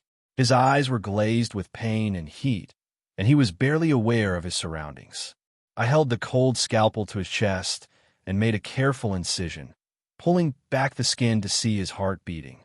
Every breath he took made his heart flutter like a captured bird, and I felt a peculiar thrill watching it race blood through his veins. When I worked, my hands were bloody, and I would sometimes stop to take notes, rough sketches of human anatomy spread out on my desk. I was no longer just an alchemist. I had become a butcher, trying to unlock the secrets of life one piece at a time. But no matter how many bodies I dissected, how many lungs I punctured or hearts I stopped, the answer I sought still eluded me. The perfect alchemical circle to create the red stone, the way to stabilize my chimeras, all of these things were beyond my grasp, taunting me with their proximity. One night, I attempted to combine 2 corpses, one just dead, the other in a stage of decomposition, using transmutation to combine their bodies into one. The result was a combination of rotting flesh and still warm tissue. It moved jerkily at first, and then let out a pitiful cry. For a moment I thought I had succeeded, but it soon collapsed, the tissue incompatibility too great to support any semblance of life. Of course, I later dissected it. As I studied the hybrid form, I noted the places where decomposition had spread to fresh tissue and where blood from the fresher body had stopped circulating through the rotting limbs. The chimera I finally managed to create was both a triumph and a repulsion. A fusion of two soldiers, it was a mass of deformed muscle, bone, and sinew, a creature that barely resembled the humans it had once been. Its body was a squirming mass of flesh, unnaturally curved. Limbs were fused together at strange angles, some growing out of the torso in awkward directions. Others were shriveled and seemed useless. At the center of this abomination was a head, if it could even be called that, formed from the fused skulls of two soldiers. It had no definite shape. Its features were elongated and distorted, as if the flesh and bones were trying to find equilibrium, but to no avail. The creature's mouth, obscenely large and twisted, was nearly 3 times as wide as a normal human's, and full of jagged teeth. It opened its mouth, ready to swallow anything I threw at it. His eyes, the ones that hadn't fused with the surrounding tissue, were bulging and bloodshot. He made no sound other than the occasional gurgle or wet sigh, though he seemed to be breathing heavily, his deformed lungs struggling to function properly. The chimera couldn't move, its body too deformed for any coordinated movements. It just lay twitching in the corner of my tent, a throbbing mass of flesh and muscle, and its only instinct was to survive. I fed it human remains, corpses discarded from the battlefield or soldiers who had died of wounds under my care. The creature devoured them with its mouth, its huge jaws snapping and tearing flesh with frightening efficiency. It had been alive for 4 days now, and I counted each day with a mixture of admiration. It was unlike anything I had ever created. The fact that it had existed for so long was a testament to the potential of my research. But it was also a reminder of the unnatural and terrifying path I had embarked on. Every day, I watched its condition closely. The creature did not seem to be decomposing, as one might expect from the fusion of such incompatible forms. Its body was surprisingly stable, though I could see it straining as it tried to digest the leftovers I was feeding it. His muscles twitched, and every now and then one of his limbs twitched involuntarily. In my notes, I pondered whether the chimera could exist indefinitely if I continued to feed it. I wondered if it would eventually mutate further or simply cease its ugly existence. Could I have perfected the process? Could I have created something even more stable, more controlled? Or would every creation be a squirming abomination like this one, doomed to feed and survive, but never truly live? Days passed, and I continued to feed this creature, expecting it to show signs of deterioration or death. But it clung to life, its body absorbing the flesh of the dead, adapting to the horrors I was inflicting on it. And I was going to keep exploring until I created the perfect chimera or succeeded with the redstone. It's been over 4 years since I first took on the guise of a doctor in this endless war. My role in the army had become routine, a respected healer in the ranks, always there when the soldiers needed me, patching them up, keeping them alive just long enough to send them back into battle. But beneath this facade, I continued my true work, alchemical transmutation experiments, slowly and methodically perfecting my craft. The chimera that had once been my greatest achievement now stood in the corner of my tent like a mangled relic. It had stood for over a year, feeding on carrion, what was left over from my experiments, but it showed no signs of improvement or evolution. I continued to feed it, now mostly out of curiosity, wondering how long it would last. It was a testament to the unpredictable nature of alchemy that defied logic, but did little in the way of progress. The war, too, has stalled. Since I arrived, neither side has made significant gains. Day after day, battle after battle, we had shed the blood of soldiers, but there had been no victory. It was now a war of attrition, and by my calculations, it would not last long. The city-state of Aramor, where I served, was on the verge of collapse. Resources were running low, both human and material. The faces of the soldiers were becoming increasingly haggard, their wounds deeper and healing slower as they ran out of medical supplies. It became clear that Aramor would not be able to continue this war much longer. Soon there would be no weapons left to fight, no food to feed the army, and no medicine to heal the wounded. The city-state was nearing its end, and its fall under the onslaught of enemies was only a matter of time. The chaos of war had provided me with a steady supply of bodies, both living and dead, to work with. But now that the war was drawing to a close, I knew I would have to look for new opportunities to continue my research. The thought of leaving this place, moving to another city-state, or even another battlefield, crossed my mind more and more often. A couple more years passed, and the fort where I had spent 5 long years was swallowed by the waves of war. The enemy had taken it over, and the once indestructible bastion that was Fort Asharn had become nothing more than a memory.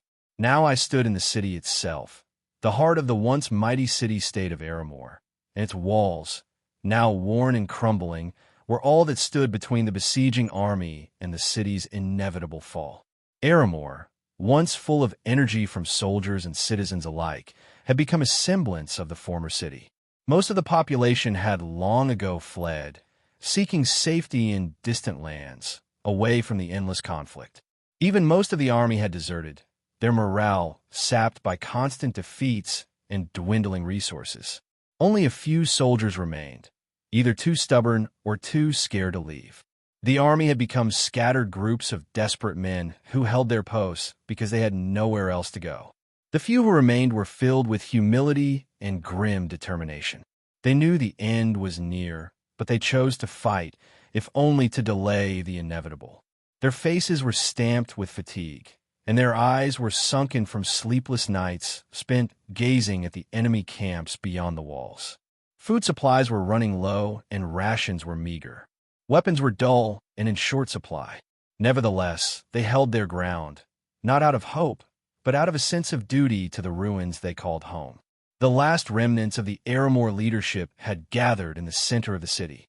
The head of state, a man once full of ambition and arrogance, now sat quietly in his palace. He had once dreamed of conquest and glory, of uniting city-states under his banner, but now those dreams were dead. The war had broken him, turning him into a shadow of the man he used to be. His thoughts were no longer of victory, but of survival, of how long the city could hold out before he too had to flee. He was no longer giving pep talks or rallying troops. His silence was a clear indication that the fall of Aramor was inevitable, and he knew it. For me, the impending fall of the city presented a unique opportunity. I had no attachment to Aramor, no loyalty to its rulers or people. I stayed here not because of some false sense of patriotism, but because the chaos of war provided the perfect conditions for my experiments.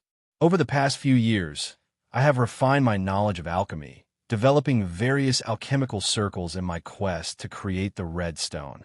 I have secretly drawn these circles, some in abandoned buildings, others on city walls, and even a few in the deepest alleys of the slums. Each circle represented a different variation, a different experiment, and they all led to the same goal, the creation of redstone. I was obsessed with the idea. The redstone was no longer just a gimmick. It was the key to everything.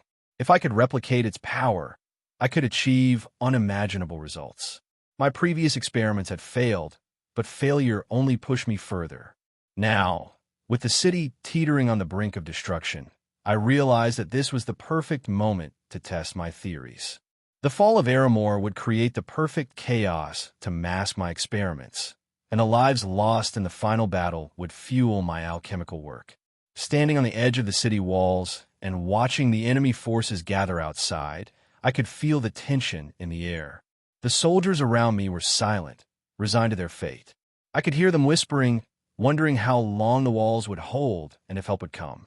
But deep down, they knew there would be no reinforcements or a last-minute rescue. The city was doomed. I shifted my gaze to the horizon where enemy forces were beginning to mobilize. A storm was coming. Soon the final assault would begin, and Aramor would fall. I had spent months preparing for this moment, carefully choosing the locations for each circle. Some were small and hidden, designed for small transformations, while others were massive, covering entire sections of the city's infrastructure. I tested every variable, every possibility, hoping to find the perfect configuration to create the redstone. As the storm of war loomed on the horizon, I felt a strange calmness sweep over me. Unlike the soldiers, unlike the ruler of this doomed city, I felt no fear. This was the culmination of years of work for me, and if the fall of Aramor would give me the answers I sought, then so be it. I'll have to sacrifice you all for the glory of alchemy. I pondered, almost amused by the thought. The people, the soldiers, even the city itself, none of it mattered in the overall scheme of things. What mattered was the knowledge I would gain and the power that awaited me. As the first enemy siege cannon fired on the city, I took a deep breath and turned my back to the walls. I had a lot of work to do. The fall of Aramor would mark the beginning of a new chapter in my research. POV, Storming Solid. Aramor, once a symbol of power and prosperity, was now on its last breath, a crumbling giant ready to fall. As we moved behind the siege towers, the city walls, once high and impregnable, were now cracked and crumbling. The siege weapons, trebuchets, catapults, and ballistae had done their job well, creating gaps in several places along the walls. The gates were reduced to splinters, shattered by the merciless blows of our battering ram. The Aramor soldiers on the walls trembled, their defenses crumbling under the onslaught. As we climbed the ladders, we heard the indiscriminate clang of swords and shields and saw the desperate defenders defeated. "Today is the decisive day, boys," shouted one of the men of my squad, his voice barely audible over the noise of war. "Aramor will fall at sunset. Mark my words." I didn't doubt it. The once mighty city lay in ruins. Its streets were drenched in the blood of its defenders. The militia was nothing more than an unorganized rabble of farmers, old men and boys, barely able to lift a sword. We cut through them like wheat at harvest time. They hardly fought back. The real soldiers, what was left of them, were all on the walls, holding back our main force as best they could.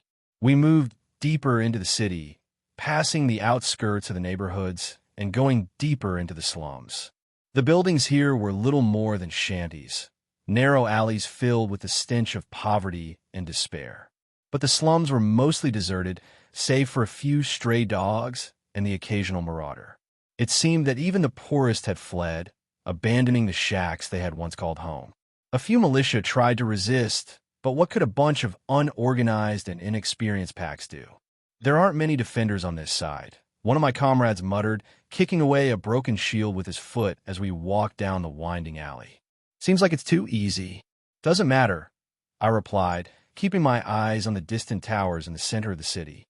"Let the main forces deal with the walls. We're here to clear the city of rabble and head into the heart of this rotting city." We moved quickly through the slums, meeting little resistance. Every now and then we ran into small militia units, but they died as easily as the rest of us. Some begged for their lives, offering gold, trinkets, whatever they had. But there was no mercy today. The orders were clear. No survivors were to be left behind. This city was to be wiped off the face of the earth and its inhabitants slaughtered. We came here not just to conquer, but to destroy. As we rounded the corner, we saw a simple structure that must have been a temporary infirmary. The bodies of wounded soldiers were scattered on the ground, some of them still alive but barely conscious. The stench of blood, excretions, and death was unbearable. "They left their own to die," one of my comrades said with obvious disgust in his voice as he kicked a stack of bloody bandages. "What did you expect?" "They're desperate," I replied, stepping over a dying soldier whose eyes were glazed over in pain. "This city is finished. They know it." The constant rumble of our siege machines forcing the city to surrender. As we moved, I couldn't help but notice something strange.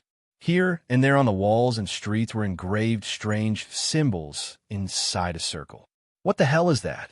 one of the men asked, squatting down to examine a particularly large circle engraved inside the temporary infirmary. His hand ran over the strange symbols, his face reflecting confusion and alarm. The rest of us gathered around, silently scrutinizing the signs, and none of us knew what to make of them. Maybe some kind of ritual?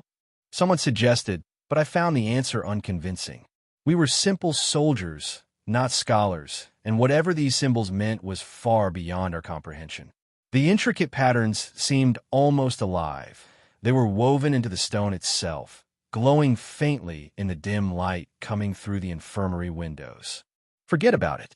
We have work to do," I said in a firm voice, though even I felt uneasy looking at the signs. But then a sound reached our ears, quiet at first, almost elusive. A low, wet, slurping sound, as if someone was eating meat. It wasn't the usual sound of someone eating. No, it was something else. There was something unusual and wild, almost animalistic about it, as if whoever was eating was doing so with unquenchable hunger. The air itself seemed to thicken with the noise, and every slurp sent a chill down my spine. "Do you hear that?" one of the soldiers asked in a quiet voice, as if he didn't want to attract the attention of whoever was making the noise. The sound intensified as we approached the far end of the infirmary. With each step, the wet, tearing sound grew louder, more frenetic, more insatiable. There was a rhythm to it, a pause after each nauseating bite, followed by a loud gulp, then the chugging again. Then we were struck by the smell, a disgusting mixture of rot and blood, so thick that some of the men became nauseous. It was the unmistakable odor of death, but there was something else behind it, something so unnatural. We went to the door of one of the remote rooms. The air seemed different here, heavier, almost stifling. The door creaked open under the push of one of the men, revealing a darkened room. Inside, a sight akin to a nightmare awaited us. There, huddled in a corner of the room, was a creature, though to call it a creature would be too generous. It was more like a pile of wiry, twisted meat, fused together in a way that defied nature. Its body, if it could even be called that, was a horrifying mass of muscle and flesh, bulging where it shouldn't have been, with limbs that seemed human in some parts and horribly deformed in others. The most intimidating part of its body was its mouth, 3 times the size of any human's, stretched over something remotely resembling a face and studded with sharp teeth. It gnawed into the corpses left in the room, chewing the flesh with savage intensity. Its elongated limbs, some human-like, others animal-like, twitched as it ate, its movements sharp and unnatural, like a marionette controlled by invisible strings. The sound we heard, the slurping, wet sound of flesh being torn apart, came from the creature. Blood dripped from its huge mouth as it devoured the remains of the fallen, bones crunching between its teeth with a distinct crunch. Its eyes, or what was left of them, were deeply sunken into its deformed skull, empty and devoid of any emotion or life. And yet it was very much alive and moved with terrifying, slow precision. For a while, neither of us uttered a word. The horror of what we saw seemed to paralyze the group. "In the name of all that is holy," finally whispered one of the soldiers, his voice barely audible, fear in every word. The creature stopped eating and turned its shapeless head toward us. The low, guttural growl that erupted from its body was enough to make my blood run cold. "Back away." Slowly, I hissed, taking a step back, my heart pounding frantically in my chest. We started to retreat, but the creature didn't follow us. It just went back to its horrible feast, gnawing into bodies with renewed vigor, as if our presence meant nothing to it. What was that creature?" someone asked in a trembling voice once we had moved a safe distance away. "I don't know," I said, the word stuck in my throat. But whatever it wasn't supposed to exist in this God-made world. The thought of staying in this damn place even a second longer was unbearable. "We have to get out of here," one of them insisted, his voice barely concealing the horror in his words. The others nodded, their faces pale and their eyes wide with panic.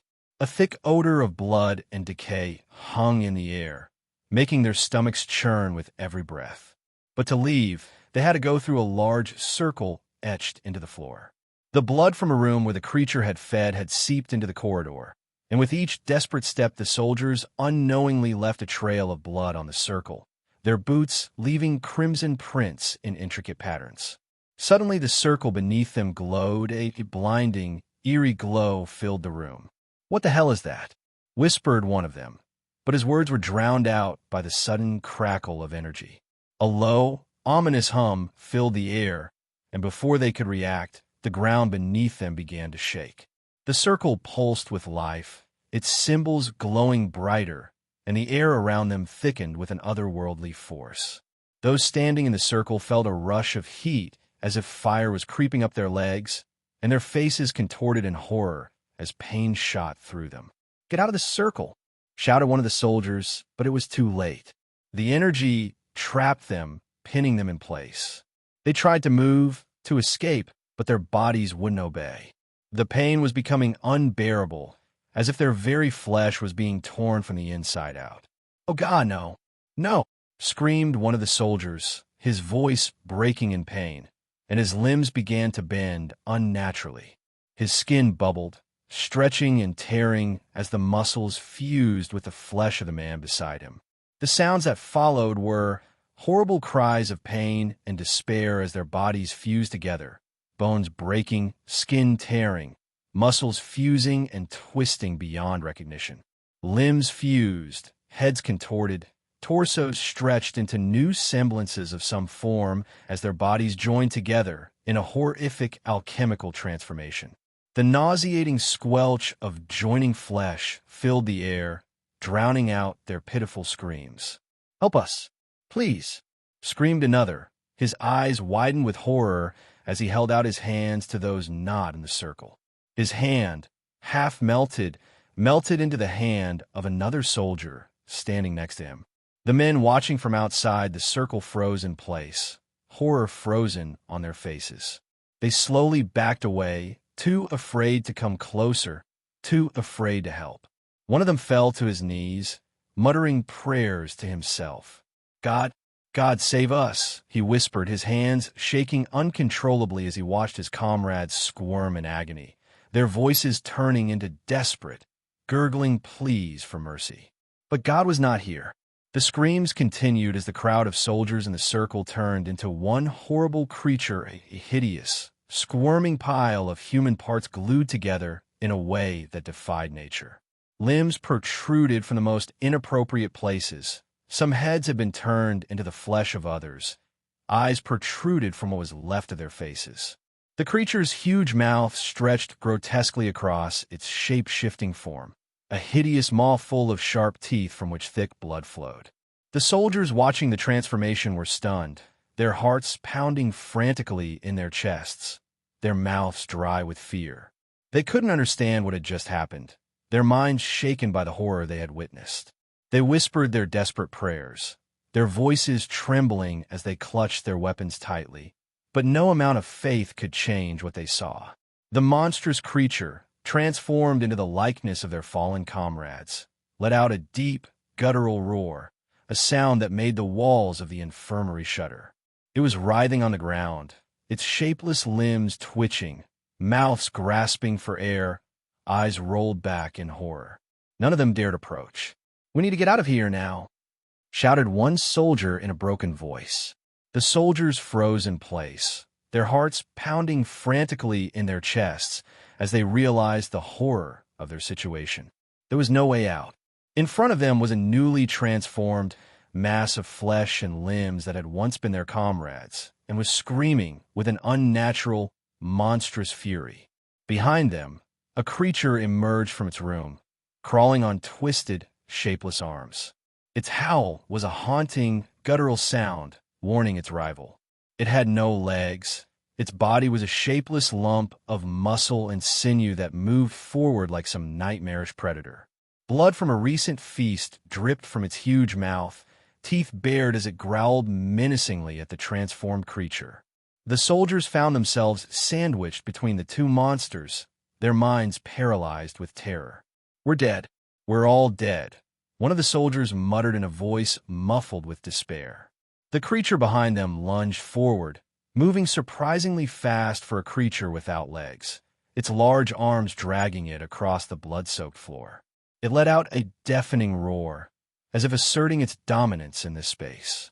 The new creature, now fully formed, with 7 unevenly spaced limbs, responded with an equally loud screech, clearly recognizing the threat. Some gripped their weapons tightly, though deep down they knew it was useless. "Run!" shouted one of them.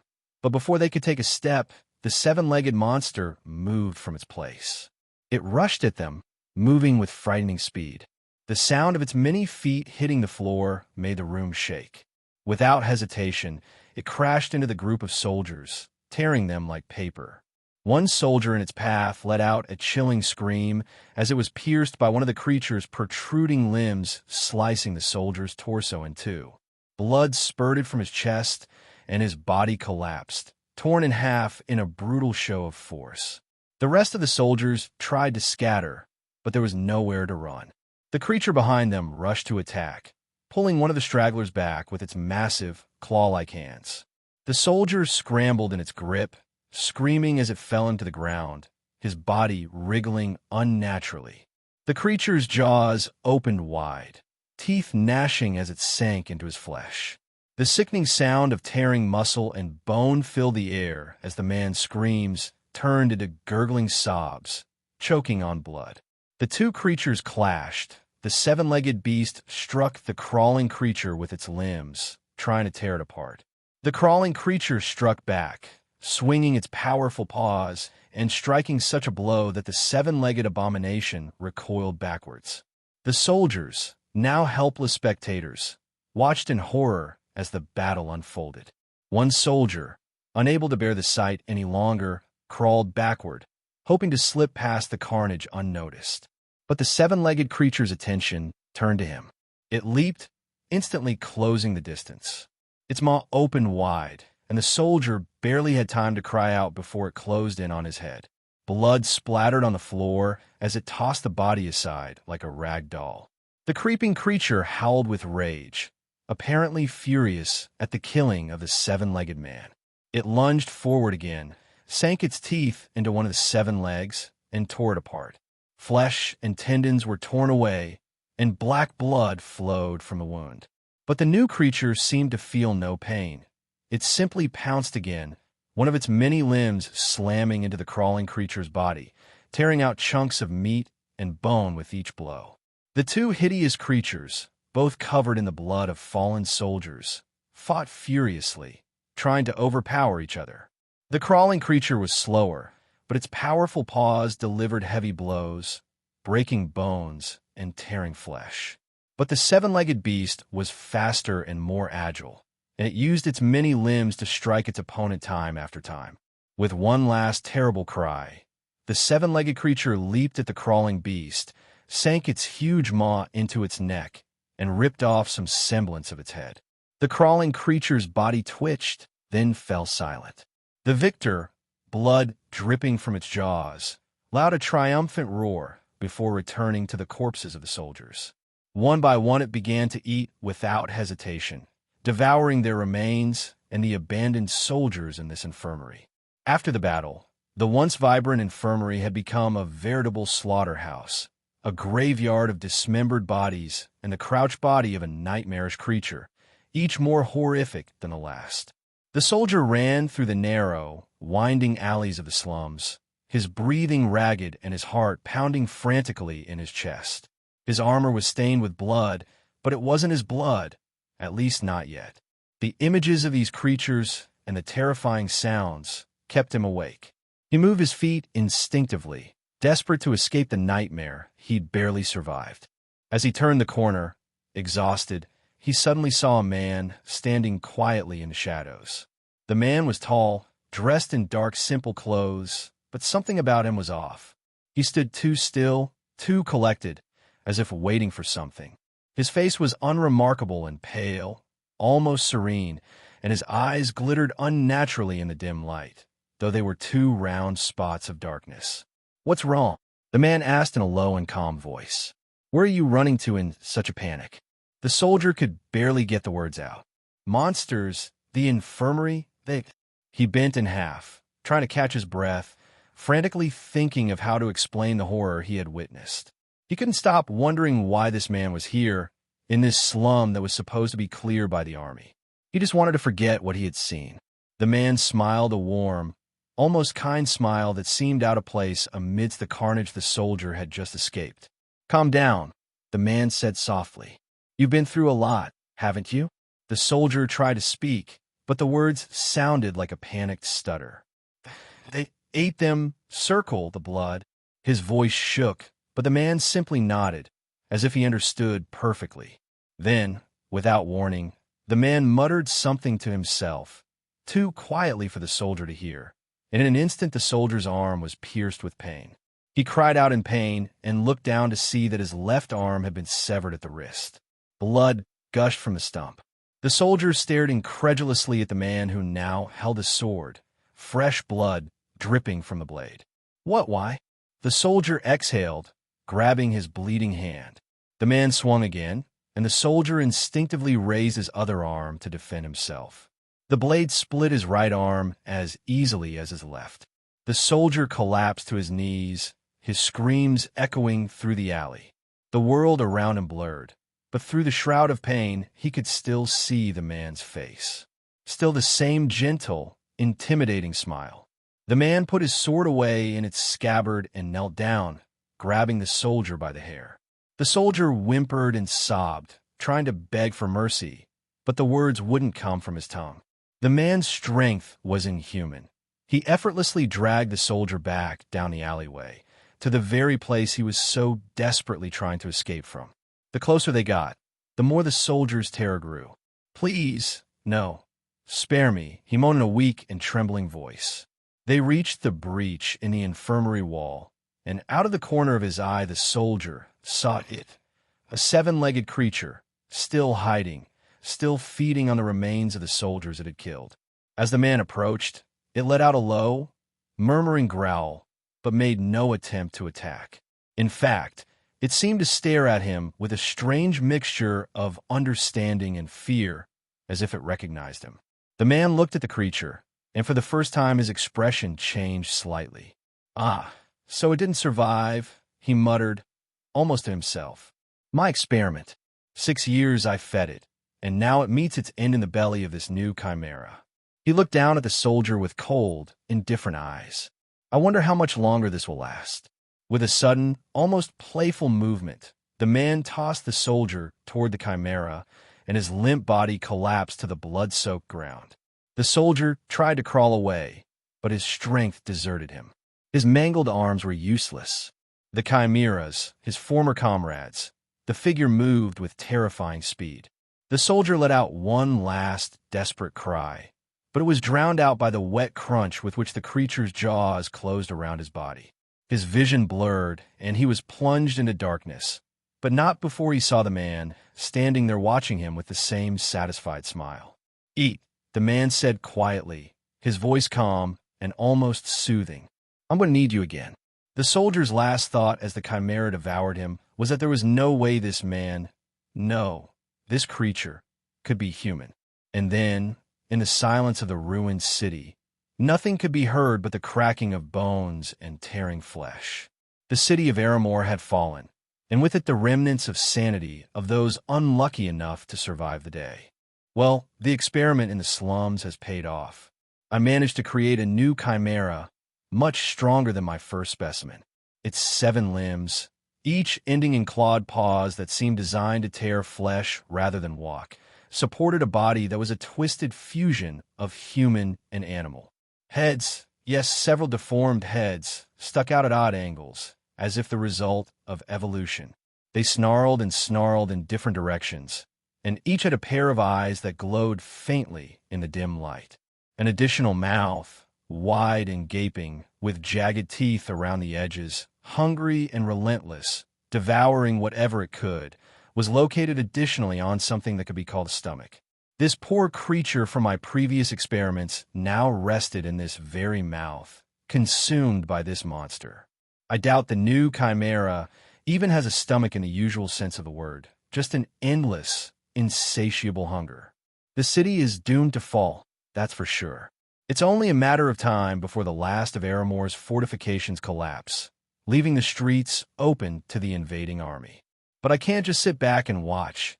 No, I need to experience my creation in this chaos.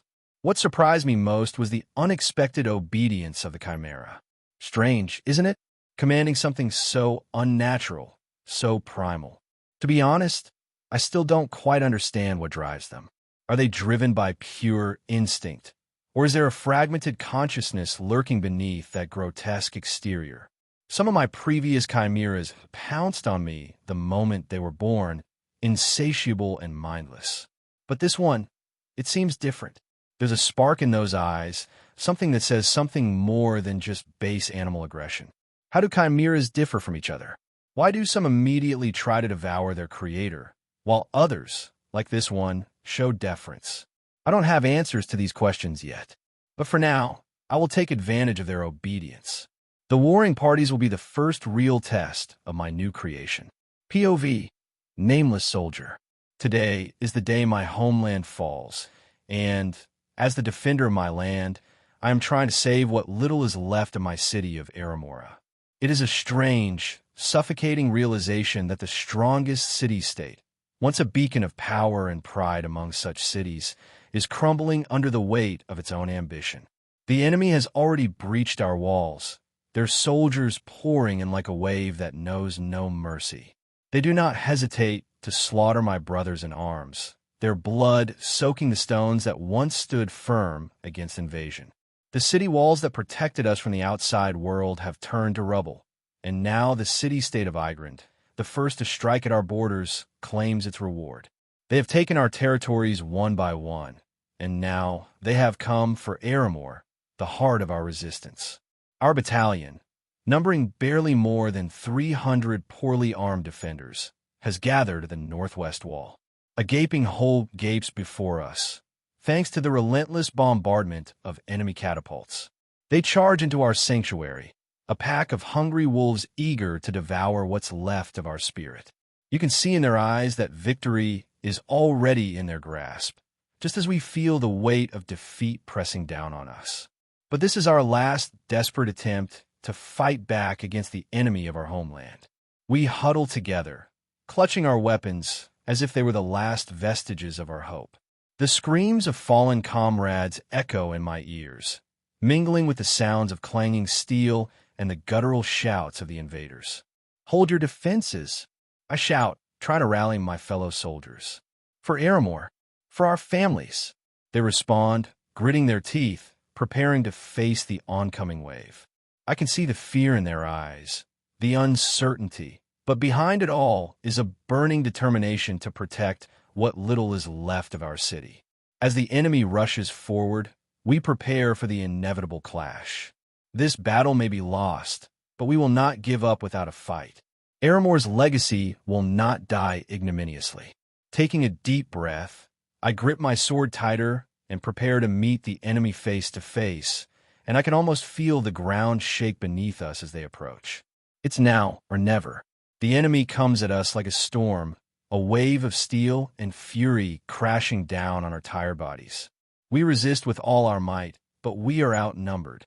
They come armed with gleaming swords and heavy armor, while we are but the remnants of a once mighty army of disparate weapons and tattered pieces of armor. When the first wave comes, I swing my sword with all my might, feeling the blade sink into the flesh of an enemy soldier. He falls, but before I can catch my breath, another rushes at me, swinging a heavy axe that nearly knocks the weapon from my hands. I duck to the side, my heart racing as I barely manage to dodge the deadly arc. The air is filled with the clang of metal against metal, mingling with screams of pain and guttural cries of battle. All around me, chaos reigns. The comrade to my left is slain, his screams cut short as the enemy plunges a dagger into his side. On my right, another soldier fights valiantly, but he is swept by an overwhelming wave of Agrand soldiers, and I watch in horror as he is dragged downward, swallowed whole by the maelstrom of bodies. I fall back, desperate to regroup with my remaining allies, but the enemy presses on. They're destroying us one by one, and fatigue is starting to creep into my bones. Each swing of my sword feels heavier and heavier. My breathing becomes ragged. I catch a glimpse of a sergeant rallying the remnants of our battalion, shouting orders through the cacophony of clanking swords. Hold the defenses. Don't let them break through. But the words sound unconvincing. I look back at the breach in the wall, the gateway to our doom, and horror rumbles in my stomach. Another enemy soldier rushes at me, and I barely parry his blow, the force of it shaking my arm. I strike back, lunging forward, but he steps aside and delivers a strong leg kick that leaves me sprawled on the ground. As I try to get to my feet, there is a sickening crunch as another comrade's shield splits under the weight of the enemy's sword. I force myself up, my heart pounding furiously, but I am overwhelmed by a wave of fear as I realize we're being thrown backward, the enemy closing in on us, choking us. Retreat! Retreat! I hear someone scream, but order is lost in this chaos. The world narrows to a tunnel of screams and blood, and the only hope is a fight for survival. I grit my teeth, determined not to give up. I can't let Aramor fall without a fight. With renewed desperation, I lunge forward, blade held high, eager to take down at least one more enemy before death catches up with me. As if battling an enemy wasn't enough, my heart nearly stopped when I saw this creature. To be honest, at first I thought I was hallucinating. But no, it was real, too real. The creature clumsily came into view, its 7 limbs clawing at the ground, as if in search of its next meal, and apparently we were the main course. Heads, yes, many heads, growled and snapped their teeth like wild beasts, each pair of eyes glowing with hunger. And what was that mouth on its belly? A nightmare mouth with jagged teeth that looked like they could chew through steel. He didn't care which side anyone was on. The soldier Aramor, the warrior Agrand. The creature swept across the battlefield like a hurricane of claws, teeth, and madness. I saw it grab a soldier from Igrand, lifting him easily before tearing him in half like a rag doll, his armor crumpled like paper. Blood splattered in all directions, and for a second I forgot I was fighting in a war. I was just trying to survive. The beast moved with terrifying speed, its 7 legs giving it bizarre, sudden movements that were hard to predict. One moment, it was to my left, charging into a group of Aramor defenders, and the next moment, it was rushing through a line of enemy soldiers. Swords bounced off his thick, wiry flesh. I watched in horror as a group of Igrand warriors struggled to stay on their feet. One of them swung his sword at the creature's head and struck hard. But the creature didn't even flinch. Instead, it turned its head as if it was annoyed and simply bit its arm off. Completely. The soldier screamed, but before he could react, he was grabbed by another head and then another. They fought over him like wolves over a piece of meat. I don't know what was worse, the sound of crunching bones or the fact that these guys were some of the toughest warriors out there, and they were getting wiped out. The monster just kept advancing, tearing through our ranks and theirs, leaving nothing but chaos in its wake. Soldiers scattered in all directions, some trying to fight, others trying to flee. But it was impossible to escape. It was like a nightmare come to life, an elemental force that could not be stopped. It was tearing everything apart with unstoppable hunger. The battle was unfolding like a twisted ballet of chaos. The creature, a nightmare come to life, continued its ruthless attack on both armies.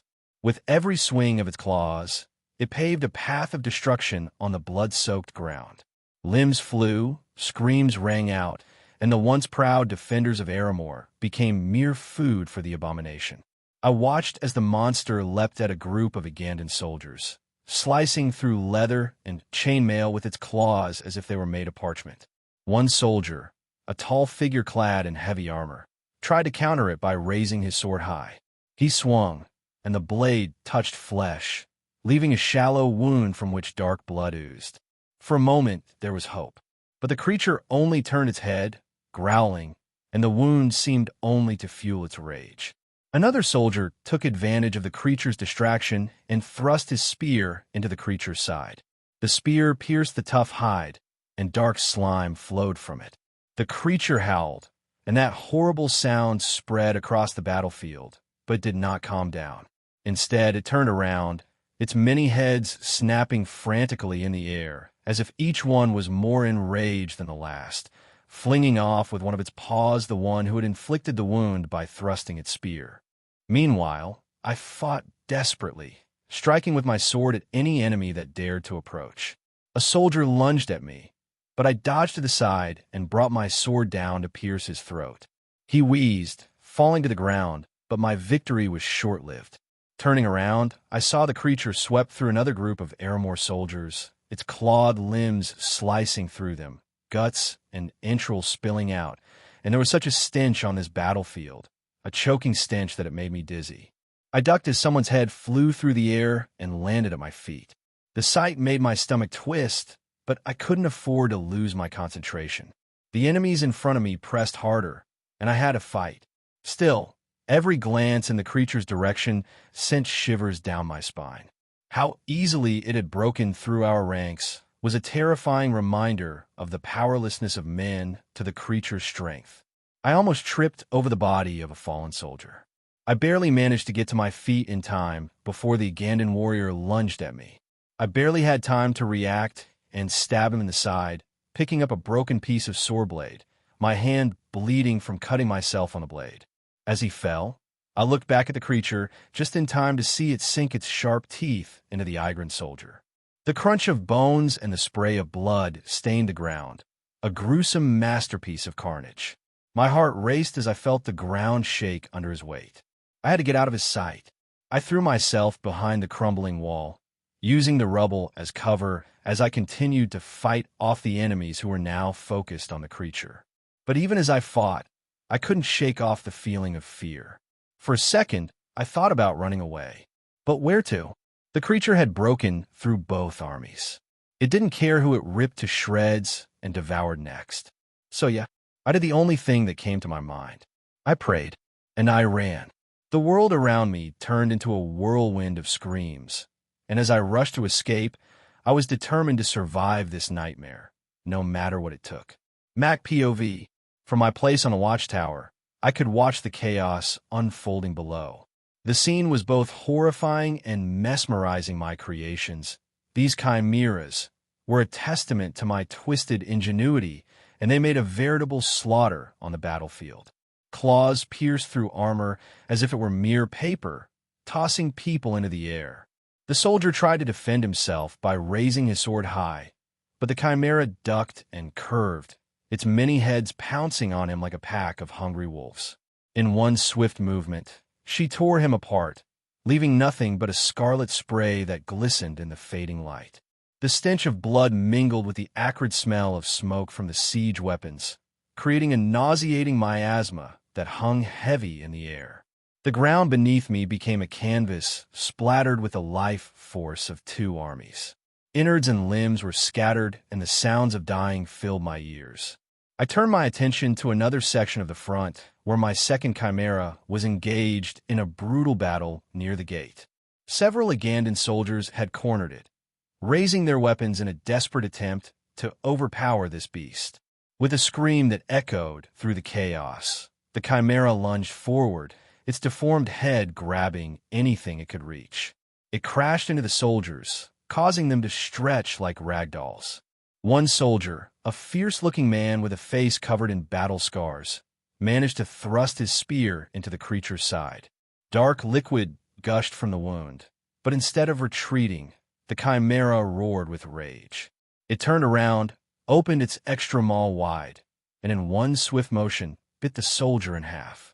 The sound of tearing flesh was sickening, but the creature's hunger was unquenchable, and it didn't hesitate to move on to its next target. But as I watched them, I noticed something disturbing.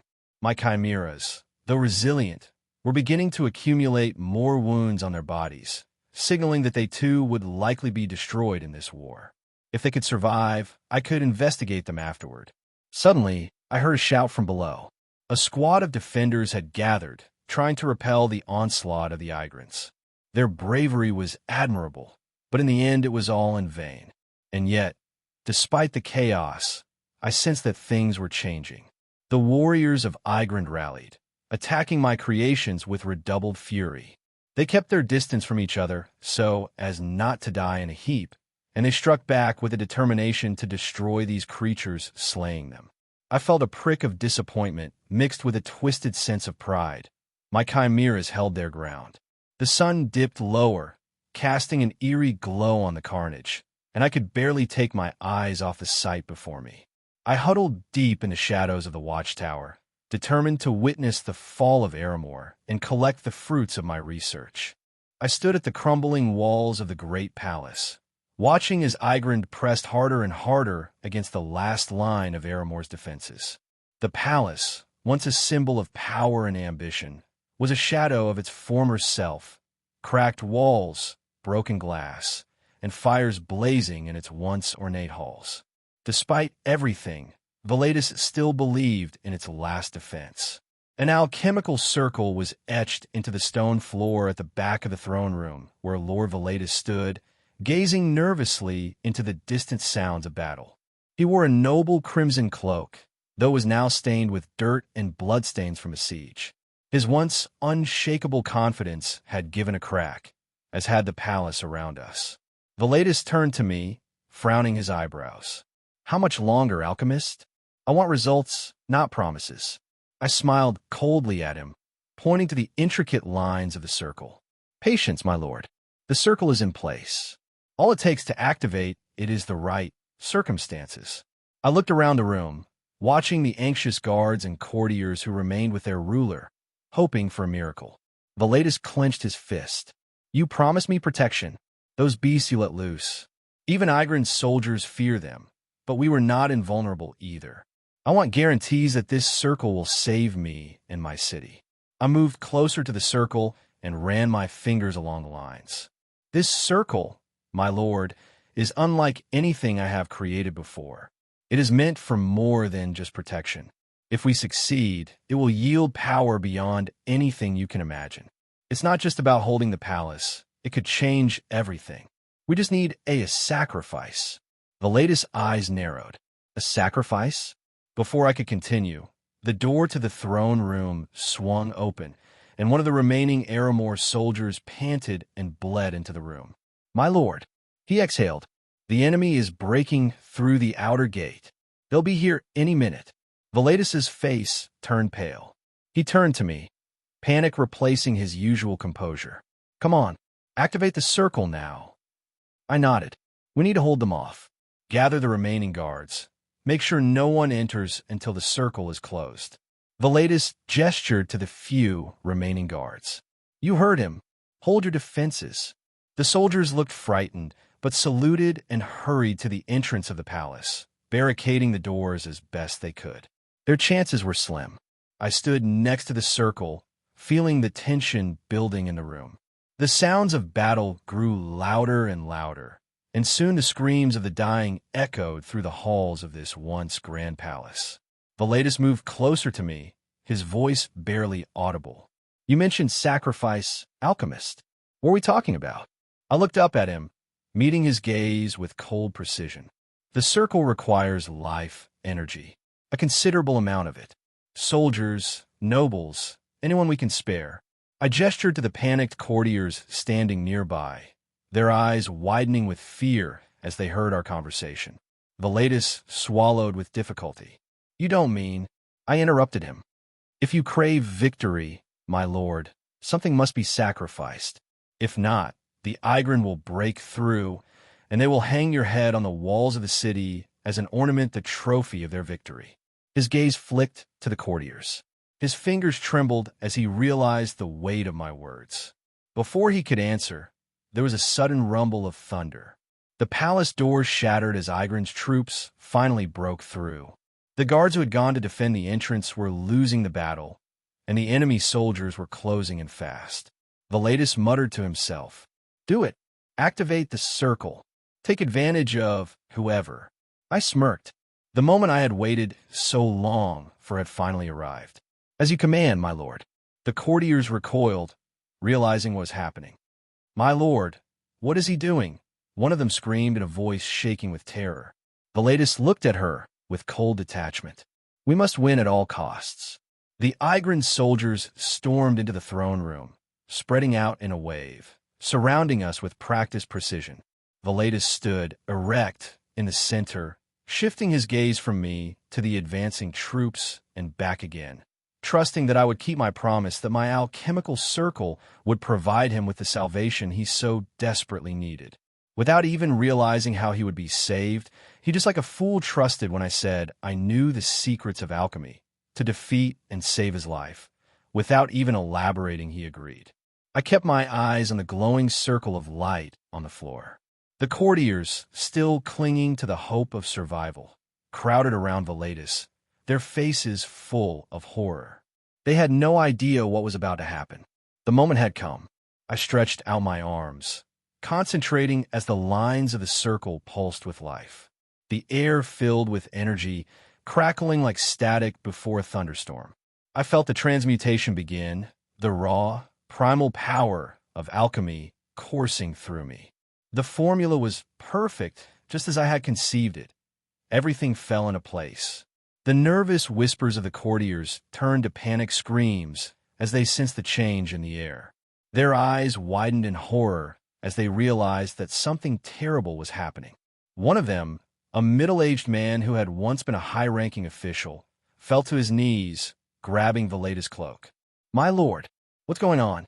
Stop this," he pleaded in a voice breaking with despair. But Valetus could not answer. His gaze was fixed on me, confusion turning to fear. The realization was coming, even if he didn't fully realize it yet. He had been deceived. The courtiers squealed as the energy of the alchemical circle engulfed their bodies. Their figures began to contort, their skin tightening, their eyes bulging as the life force was slowly drained from them. Their very essence was being drawn into the circle, transforming into something far more valuable. The air was filled with screams of agony, a growing desperation that echoed off the palace walls. "No, please no," screamed one of the courtiers. Valetus stepped back, his face pale as he watched his most loyal subjects fall one by one, their bodies withering and shriveling like dry leaves. Their essence was flowing into the circle, feeding the alchemical process that would lead to the creation of my prize, the red stone, the perfect product of alchemical research. I could hear Valetus' labored breathing as he stumbled, his knees nearly buckling. His voice trembled as he turned to me, betrayal and rage mixed in his eyes. "Alchemist, what have you done?" The soldiers with their weapons raised expected a decisive battle, but instead they found themselves in the midst of something they could never have expected. The crimson glow intensified, spreading from the center of the circle. More screams were heard, and both courtiers and soldiers felt the life force being drained from their bodies. They thrashed and clung to the air, trying to break free from the invisible force pulling them down, but the circle held them tight. Blood oozed from their eyes and mouths, their skin paled and stretched, and their bodies began to shrink. Valetus collapsed, his body twisted as the circle sucked the last of his life force from him. His eyes met mine one last time, betrayal and horror deeply imprinted on his pale face. And then there was silence. The once majestic throne room was now littered with the empty remains of those who had once been soldiers, nobles, and guards, a fragile, empty shell. The crimson light of the alchemical circle flashed one last time before condensing in the center. There, amongst the dust and the remains of those fools, a faint light pulsed, a red stone. It wasn't perfect like what I saw, but it was real. My heart thumped with joy. The experiment had succeeded. I stepped forward and lifted the stone, feeling its power. The city of Aramor had fallen, and with it the rule of Valetus. But in my hand, I held something far more valuable than all the gold in the world. The red stone shimmered faintly in my palm, its surface rough and unpolished, but its very presence was intoxicating. It was no bigger than a phalanx of a finger, but the power it held, the power it represented, made me euphoric. I did it. All those years of work, countless failures, and now this. I couldn't help the chuckle that echoed through the empty ruins of the throne room. At the beginning of this experiment, excitement had gripped me, and doubts had settled in the back of my mind. I admired him. wondering how long his power would last. The alchemist I had killed had boasted of his stone's capabilities, but I knew now that he had only scratched the surface of its true potential. This stone was mine. It had been created by my own hand, and I couldn't wait to experience its possibilities. But not now.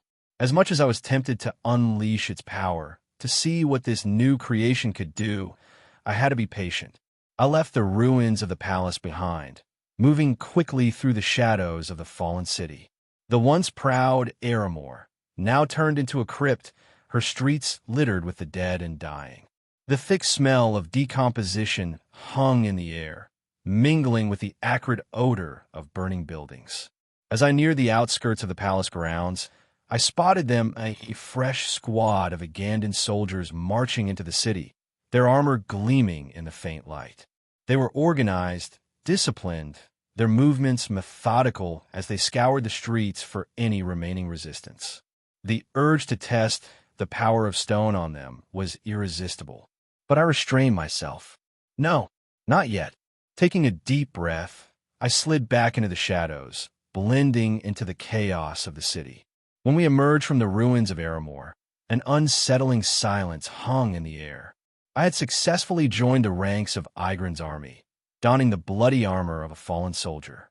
Even though they had won the battle, there was a feeling of emptiness, and the atmosphere was far from festive.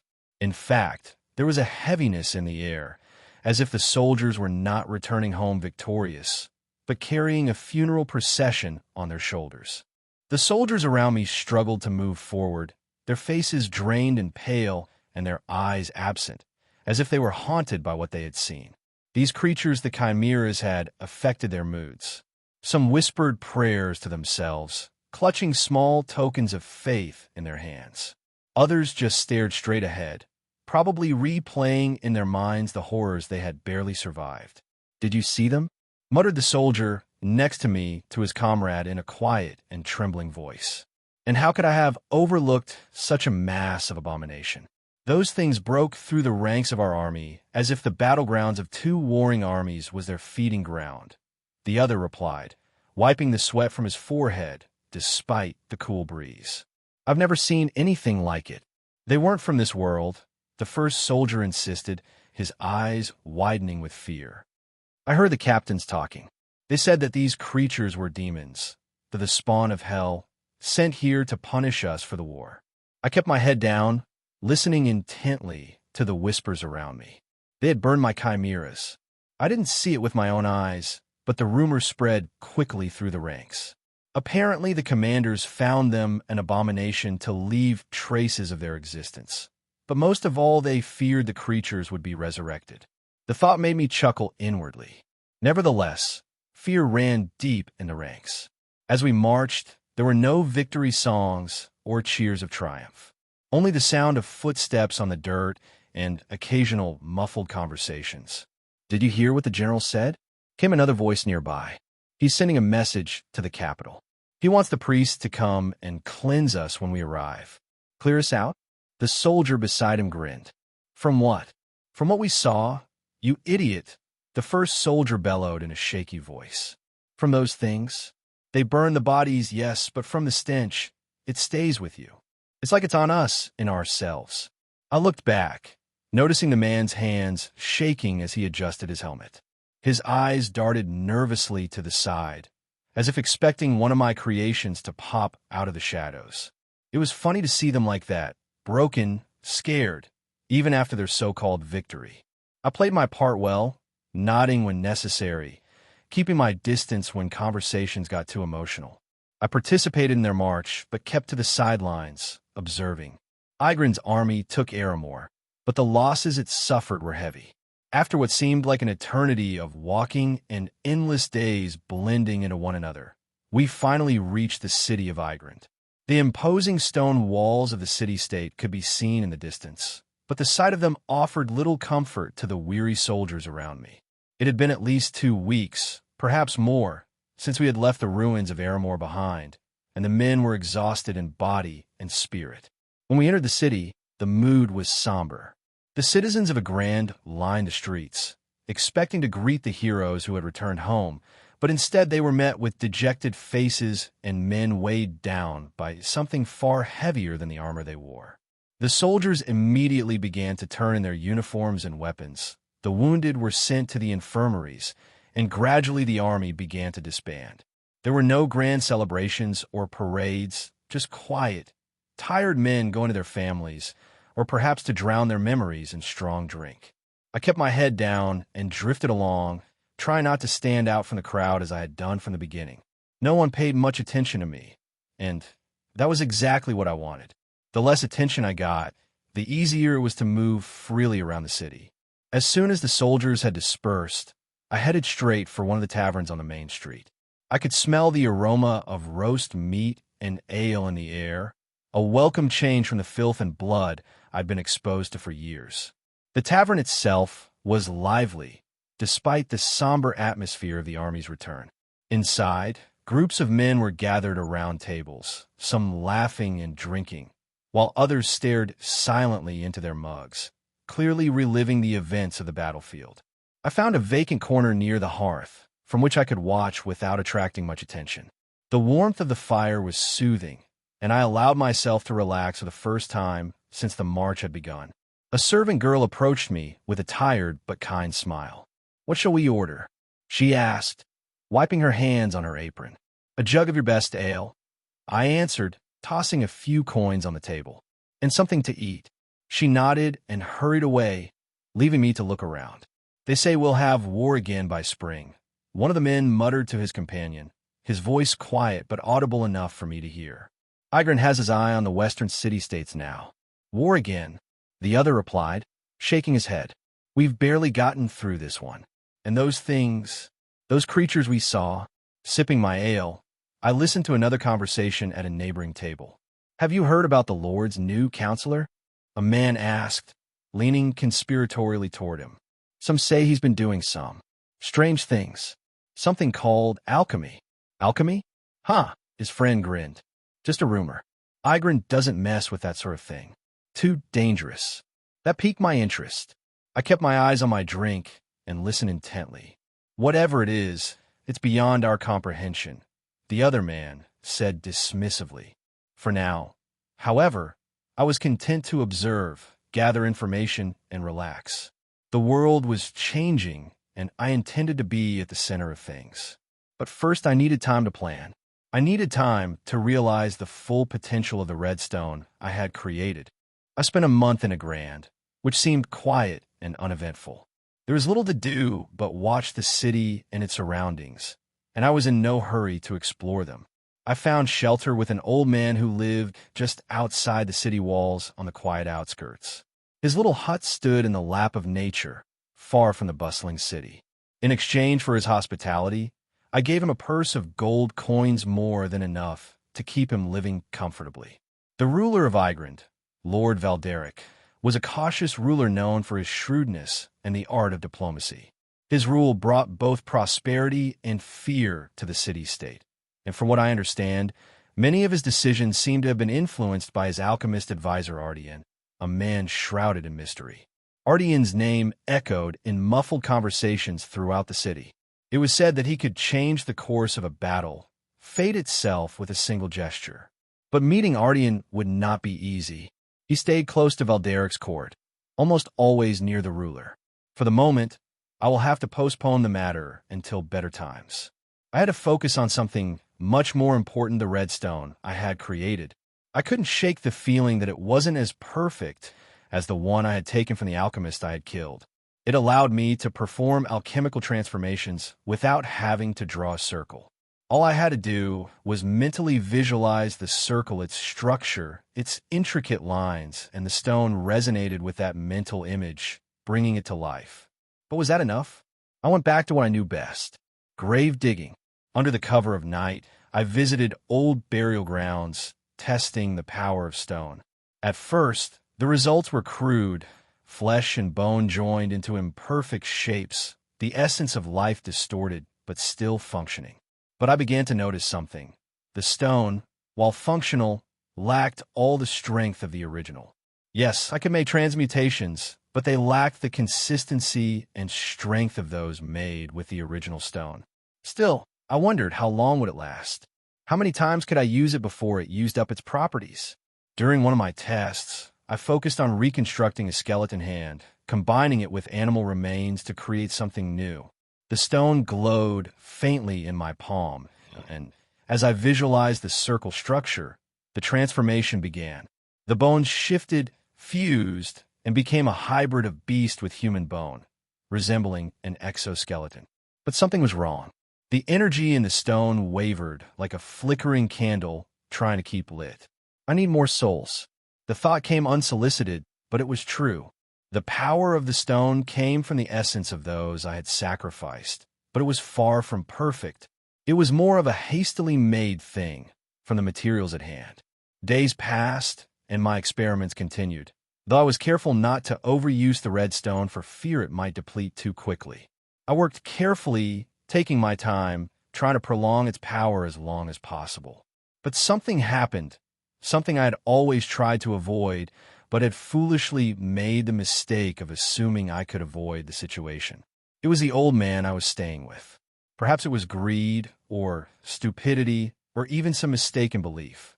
Whatever it was that drove him to turn me over to the authorities, telling them wild stories of me digging up graves, performing dark rituals, and creating monsters. What I didn't realize was that this old fool had been watching me all this time, hiding his suspicions until he saw fit to act. It was ridiculous. How could I have failed to notice him? I was usually cautious, but it seemed my obsession with the stone had made me blind to the dangers around me. And here I was in a damp, dilapidated cell that smelled of mold and excreta of all those who had apparently been here before me.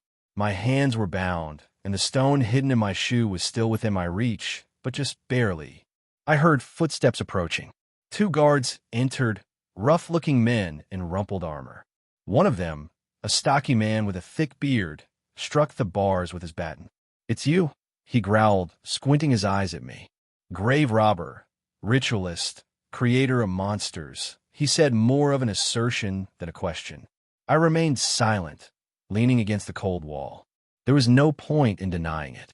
They had already made up their minds. "Nothing to say, huh?" The second guard, taller and thinner, grinned. "Your old man, buddy, said you play with bodies, digging up the dead. Is that true?" The fact that I wasn't answering made them very annoyed. The stocky, first man spat on the ground and turned to leave, but the tall guard lingered a moment longer, more curiosity than anger in his gaze. "What were you really trying to do?" he asked, quieter now. "What were you trying to accomplish?" I thought for a moment, weighing my words. "Alchemy," I answered, hoping those words would reach the right people. Trying to use this situation to my advantage. The tall guard frowned, as if he wanted to ask something else, but the stocky one bellowed from the corridor, "Let's go. Leave him to rot." Throwing one last glance at me, the skinny guard turned and walked away. A week passed, maybe more. It was hard to keep track of time in the semi-dark, forgotten cell. The cold, damp air had become familiar, and the faint sound of footsteps along the corridor usually meant the same routine. Guards distributing rations, muttering curses to their superiors. But this time the footsteps were different. The door creaked open, and the man I had been expecting appeared in the dim light of the torches. He was taller than I had expected, with a lean, angular figure and an expression of habitual immobility, like a man who weighs every movement, every breath. His face was pale, almost unnaturally so, with sharp, piercing eyes that glowed with a faint amber hue. His silver hair was neatly slicked back, a stark contrast to the dark, layered clothes he wore, clothes that looked more ceremonial than functional. His thin lips barely moved, and his expression remained impenetrable. At first he said nothing. He just stood there, scrutinizing me. It seemed like his gaze could peel away the layers, revealing all the secrets I was trying to hide. Finally, after what seemed like an eternity, he spoke. His voice was soft, but there was an unsettling authority in it. "I'm Artane," he said, never taking his eyes off me for a second. "And who are you?" "Dorian," I said, the first thing that came to mind. "You've caused quite a stir, Dorian," he said, almost cheerfully. "I've heard rumors about your activities. Graves, rituals, creatures. You drew unwanted attention. And here I am." I shrugged. People are easily frightened by what they don't understand. That doesn't make me who they think I am. Perhaps, Ardian said thoughtfully, folding his hands in front of him. Or perhaps you were someone worse. But tell me, where did you come from? What makes a man like you dig up the dead and perform rituals in the dark night? From the north. I traveled up and down, on long roads with caravans, gathering knowledge wherever I could. Alchemy, especially, fascinated me. Crumbs of information, a little practice. Every place I visited expanded my understanding of the craft. Ardian squinted, sensing something else behind that. And what brings you to Igrant, Dorian? I heard rumors. I answered simply, as if it were the most natural thing in the world. About an alchemist who became an advisor to the ruler. A man who had power and knowledge that even kings revered.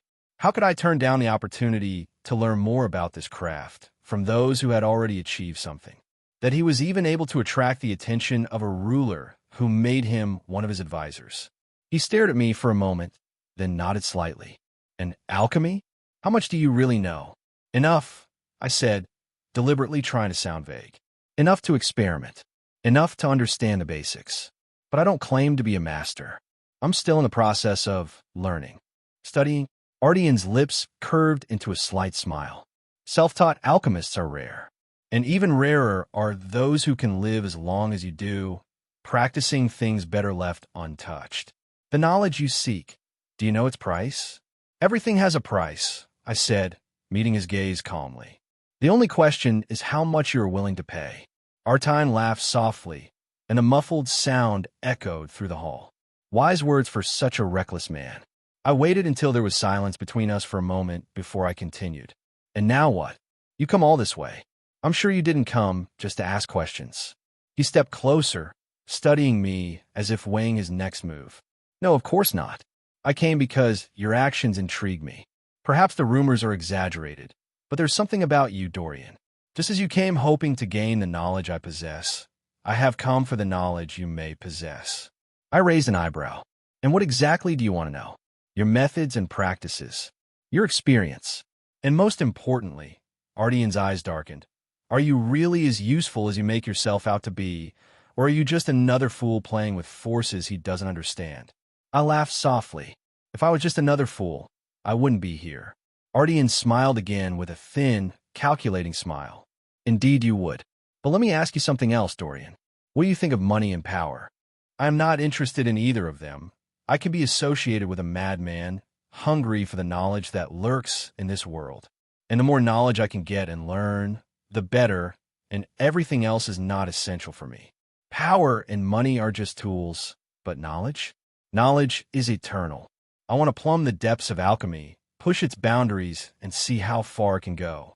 What if I told you I could offer you that knowledge?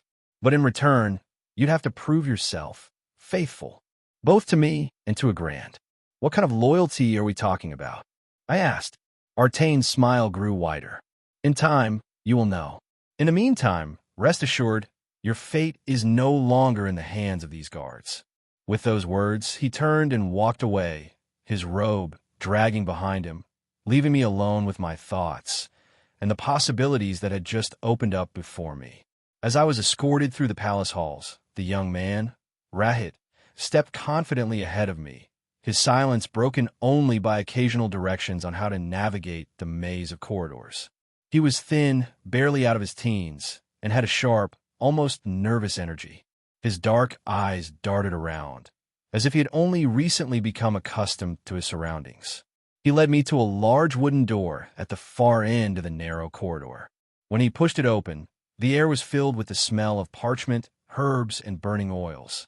The laboratory itself was spacious, but it was littered with all sorts of alchemical tools, vials, beakers, mortars and pestles, and strange symbols painted on every conceivable surface. Along the walls were shelves filled with folio books. This is where Master Artine does his research, Rahit said, and his voice finally broke the silence. He pointed to the center of the room, where a half-finished transmutation circle lay on a large table. Before I could continue looking around the room, Rahit's gaze returned to me. Master asked me to brief you on what we're doing here, and more importantly, what he expects of you. I nodded, keeping a neutral expression on my face, as if the scope of Artane's laboratory didn't bother me. First, Master Artane wishes to know all about your understanding of alchemy. He's particularly interested in the transmutations you've performed, Rocket continued, gesturing for me to sit down. Soon Artane joined us, too, so that he could hear everything from me firsthand. Well, I began slowly. I've always been interested in alchemy. I'm self-taught. So much of what I know is gleaned from bits and pieces of knowledge I've heard while traveling.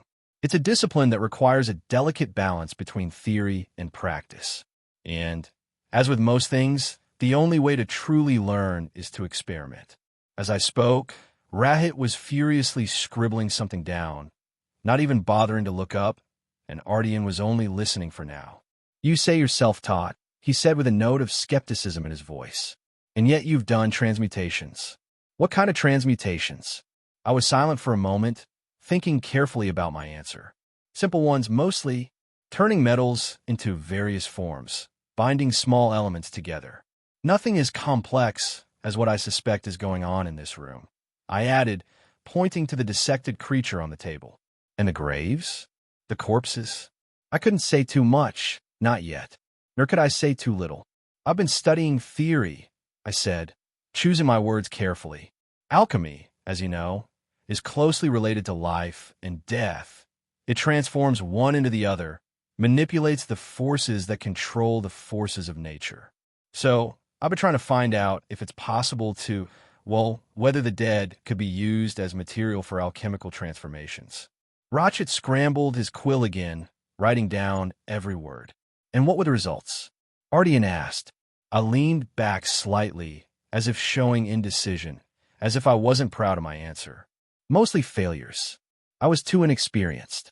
But I had managed to turn some bodies into rudimentary beings that could move, but nothing more. They were unstable. And the creatures? There was a deeper interest in his tone. What kind of creatures were they? I kept a nonchalant expression on my face, keeping my eyes on him. A sort of hybrid of a mishmash of animal components. But they all died quickly. I was unable to stabilize the creation process, and most of my attempts only ended in failure. It was crude, like sewing flesh together without realizing what the thread was or whether the parts you were trying to attach to another part would function. Are you aware that this borders on dangerous heresy? Asked Rahit in a quiet but harsh voice. Ardian cast a warning glance at him, and Rahit lowered his head shamefacedly. Alchemy has always been dangerous. The line between creation and destruction is thin. I was curious how thin that line was. I shrugged carelessly. I've heard stories. There are rumors of stones that grant immense power to an alchemist. But those are just tales I heard while traveling with the caravan. Ardian flinched at what he heard, but continued in a calm manner. There is always some truth in myths and luxuries, Dorian. And it is that truth that we seek here. And with those words, he left that room, as if putting an end to the matter. Rahit stood up, gathering his notes. Ardian does not tolerate disobedience or deceit. If you know more than you reveal, you should hope he doesn't find out, or you will regret it bitterly. It was a delicate game, and one wrong move could cost me everything I planned here. But right now, I would play the role of a curious student waiting for the right moment. Ardian was surprisingly generous in his praise, and I could see that he genuinely appreciated the insights I was putting into his chimera research. My theoretical knowledge and field experiments fascinated him, even though I deliberately kept certain aspects hidden. Rahit, however, was a very different person. His growing jealousy was evident in the glances he threw in my direction from time to time. It was clear that as Ardian's first apprentice, he felt overshadowed by my presence. I could feel his suspicions gnawing at him every time I demonstrated a new concept. It didn't bother me. I was focused solely on gaining as much knowledge as possible, learning their methods, and quietly continuing my own research. In the dim light of the lab, surrounded by bubbling bubbles, strange diagrams, and half-living creatures in glass cylinders, I worked side by side with Ardian and Rahit. Artane's experiments centered on improving chimeras to increase their strength, agility, and control. He spoke while measuring out the ingredients. We need to consider the mental abilities of chimeras, not just their physical features. If they can be made to think, even on a rudimentary level, they may become more effective. I nodded, taking note of his thoughts. Perhaps it's a balance between animal instinct and human intelligence. It could make them more adaptable on the battlefield. Rahit grinned, wiping his hands. That's assuming we can control them long enough to test it. The last 2 experiments failed before we even got any useful data. His irritation was obvious, but I ignored it, offering a nonchalant reply. Controls can always be improved. The real problem is ensuring their longevity. Ardian seemed to ponder this, his sharp gaze darting between us. Perhaps, though durability is less useful than immediate effect. Still, it is worth exploring. As night fell and the 2 of them withdrew, I returned to my secret project. In the corner of my small workspace, I sketched the outline of my new alchemical circle with chalk. It was unfinished, several points still unresolved, and calculations were swarming in my head. The concept was ambitious, to create a circle that could be a soul gatherer, a reservoir of life force that could be drawn from without immediately turning it into redstone. It was almost like trying to design a dam that could hold back a river without flooding the valley. I reviewed my notes in the flickering candlelight. Redirect the soul without using a stone as an intermediary. A living being, perhaps. But can the soul be preserved without being degraded? I furiously jotted down my thoughts. The idea that the soul could be captured and preserved was not new, but getting around the redstone was a real problem. The alchemical circles I had drawn were promising, but so far none of them had yielded any results. Nevertheless, I kept working, refining the angles of the symbols and runes. The next day, as we were dissecting one of the failed chimeras, Ardian approached me. "You're pretty overworked, aren't you?" His voice sounded casual, but there was a sharpness in his gaze. "I am driven by curiosity, Master Ardian," I replied, trying to keep my tone respectful. "There is so much to learn, and so little time." He nodded satisfied. "Just remember, not every path leads to enlightenment. Some of them lead to dead ends. Focus your energy wisely." "I will." I smiled, feigning humility. That evening, I went back to my personal research. Drawing lines on the floor with chalk, I felt a growing frustration. Every attempt so far had failed, but I knew I was close. I recalculated the flow of energy and muttered something to myself. Perhaps the circle needs an anchor, I pondered aloud, looking at the center of the diagram. Something to stabilize the souls as it is drawn into it. But what? I paced around the room, my thoughts jumbled. I felt like I was on the verge of a breakthrough. I imagined what it would be like to control such a powerful force, to redirect the energy of life itself at will, without resorting to crude, imperfect redstones. It could be the key to unlocking the deeper mysteries of alchemy. Perhaps the circle needed to be inscribed not in the ground, but in something living. The next day, Ardian brought up the subject of control again as we refined the next version of the chimera. His eyes glittered with excitement. If we could make these creatures more intelligent, Ardian pondered, perhaps even semi-autonomous, they could lead armies themselves. I glanced at Rahit, who, frowning, continued to work. He had hardly said anything since Ardian had started praising my ideas. "I think the answer may lie in a more direct link," I suggested cautiously. "If we could bind chimeras to a human, a sort of tamer, using alchemical means, it might give us more control." Ardian was silent for a moment, pondering. "Binding? That's dangerous. But effective," I replied. "With the right calculations, we could provide control without jeopardizing the user." Rahit finally spoke in a harsh voice. "And who would agree to that voluntarily?" "You." I smiled, ignoring his barb. "I wouldn't risk it until we're sure. It's just a theory for now." Days turned into weeks, and though my secret experiments were still not yielding tangible results, I knew that I was getting closer to my goal. Rahit kept glaring at me angrily, but I ignored him. I was focused on something much bigger than petty rivalries. It had been more than 3 years since I had first started working under Ardian. The city of Agrand was thriving, and its citizens were unaware of the vicious ambitions maturing in the palace laboratories. We have made significant progress. Ardian, though secretive, shared the ruler's vision of creating the perfect creature that would be invincible in battle, with the mind of a strategist and the body of a beast. The ruler of Igrand, Lord Valderic, learned of our work and gave his blessing, in the interests of the state, of course. The decree allowed us to conduct experiments on prisoners, mostly convicted criminals, though occasionally political dissidents fell into our hands. For the moment, the Lord could not risk providing us with citizens or soldiers for fear of rebellion if we failed. But prisoners were expendable, and this was an opportunity for me, a chance to push my work further without arousing suspicion. One evening, as Ardian and I watched one of the prisoners, a middle-aged man chained to a table, there was an eerie silence in the room, broken only by the occasional drops of liquid from the alchemical devices around us. Ardian broke the silence. We've made remarkable progress in building up our power, haven't we?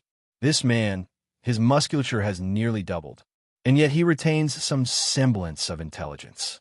I nodded, watching the subject's slow, labored breathing. A faint realization flashed in the man's eyes.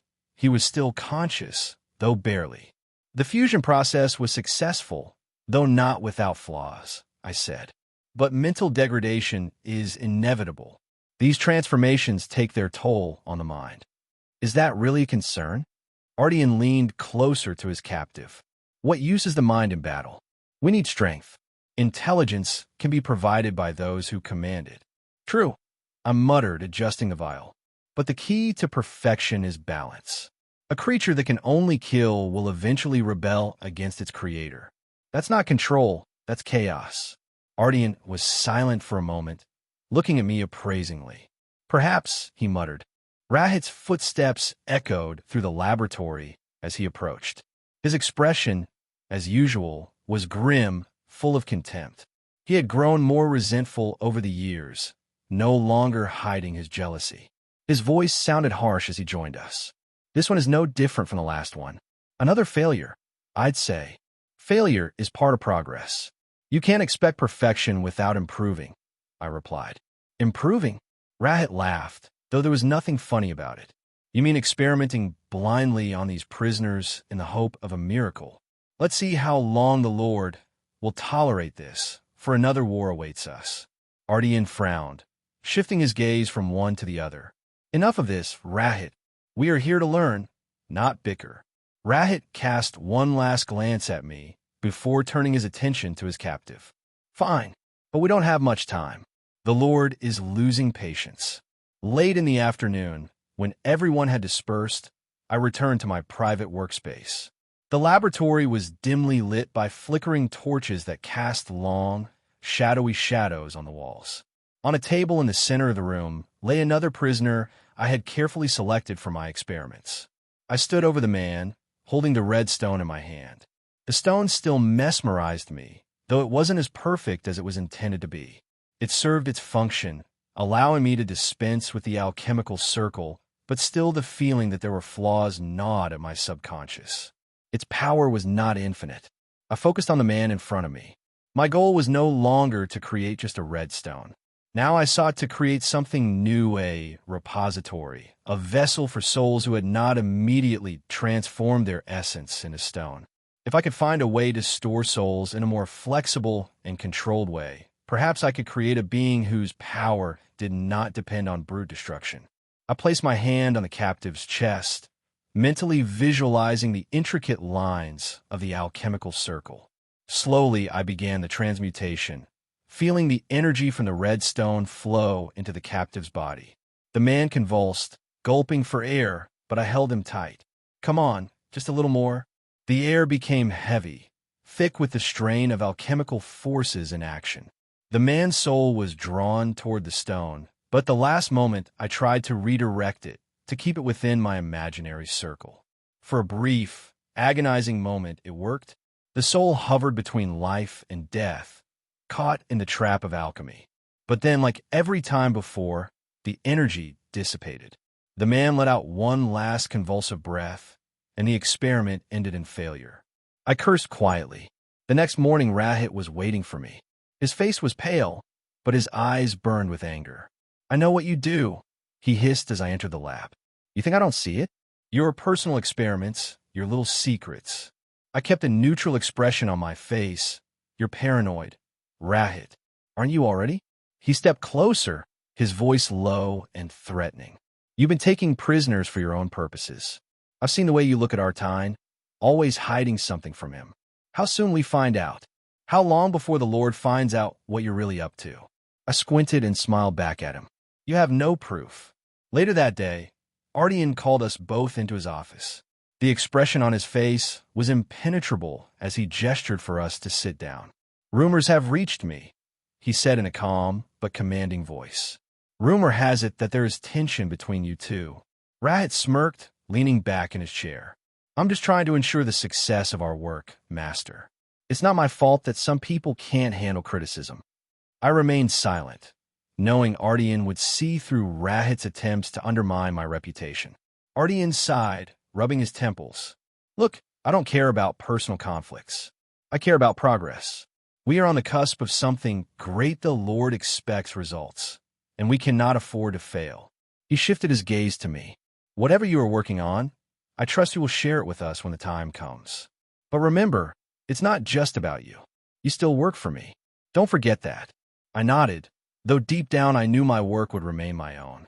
In the days that followed, I secretly continued my experiments, perfecting the alchemical circle I was working on. The idea of creating a repository of souls still eluded me, but I was getting closer to it. Each failure brought new insights, new calculations to refine. Meanwhile, Rahit was becoming more and more hostile. He was constantly trying to incriminate me in my mistakes, pushing me towards conflict. But I remained calm, knowing that his jealousy would ruin him long before I stumbled. One evening, as I sat up late in the lab, Artane approached me quietly. His face was more serious than usual, and there was a thoughtfulness in his eyes. "Tell me," he asked quietly, "do you believe that we can really achieve perfection in our research?" I was silent for a moment, pondering my answer. "Perfection is a dangerous ideal, Master. But I think we can be close to it, if we are willing to sacrifice enough people." Ardian smiled faintly, though it hid a grimness behind it. A sacrifice indeed. The day came when one of our experiments finally bore fruit. Ardian and I stood over the restrained body of our latest specimen, a prisoner who had been chosen for this particular transformation for his physical endurance. This time, however, the result was far from a failure. The specimen's body twitched as the alchemical process neared completion. Its appearance had undergone some metamorphosis, but unlike previous attempts that had resulted in death or uncontrolled transformations into monsters, this chimera retained a remarkable consistency of form and function. The creature's body, once fully human, was now an amazing mixture of human and beastly. Most of the basic human features remained: 2 legs, 2 arms, a torso, and a head. However, the skin, which had once been pale and scarred from past battles, was now covered in dark, emerald green scales, especially on the arms, legs, and back. The scales shimmered in the dim light of the torches, providing protection where human skin would have been damaged. Perhaps the most striking change was the head. The familiar human face was gone, and in its place was an elongated lizard face resembling a reptile. The nose was completely altered to match the new anatomy, leaving only 2 narrow slits for the nostrils. The mouth was frighteningly distended, full of sharp, jagged teeth, perfect for digging into flesh. The eyes narrowed, glowing with a sharp, predatory intelligence. Narrow pupils with slits that darted across the room, giving away the primal instincts lurking beneath the surface. And yet, despite the lizard-like appearance, there was a glow of understanding in those eyes, a trace of the human mind that had once inhabited this body and was now encased in its new form. The prisoner's torso expanded, muscle mass increasing in the process of transformation. He still stood upright on 2 legs, but his posture was slightly hunched, and his spine had lengthened to accommodate the reptilian's new thick tail, which swayed behind him with dangerous grace. It was a powerful limb, capable of knocking a man to the ground with a single blow.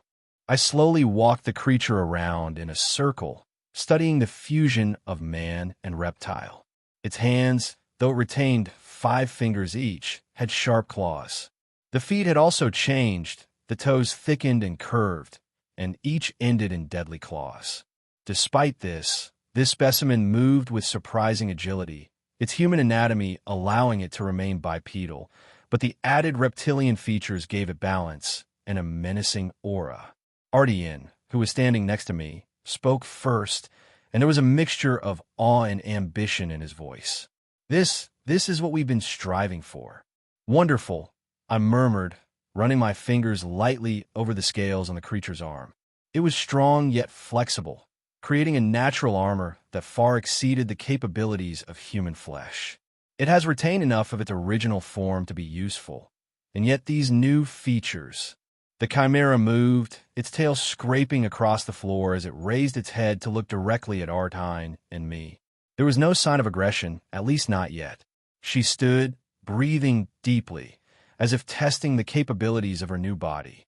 "It's still aware," Artine said, his eyes gleaming excitedly. "It's not just a mindless animal like past specimens." I nodded. "But how long will it last?" "It may not take long for the human mind to resist the primal urges of its new form. We'll have to keep a close eye on it." Ardian smiled, his face lighting up with the joy of success. "If this works, it could change everything.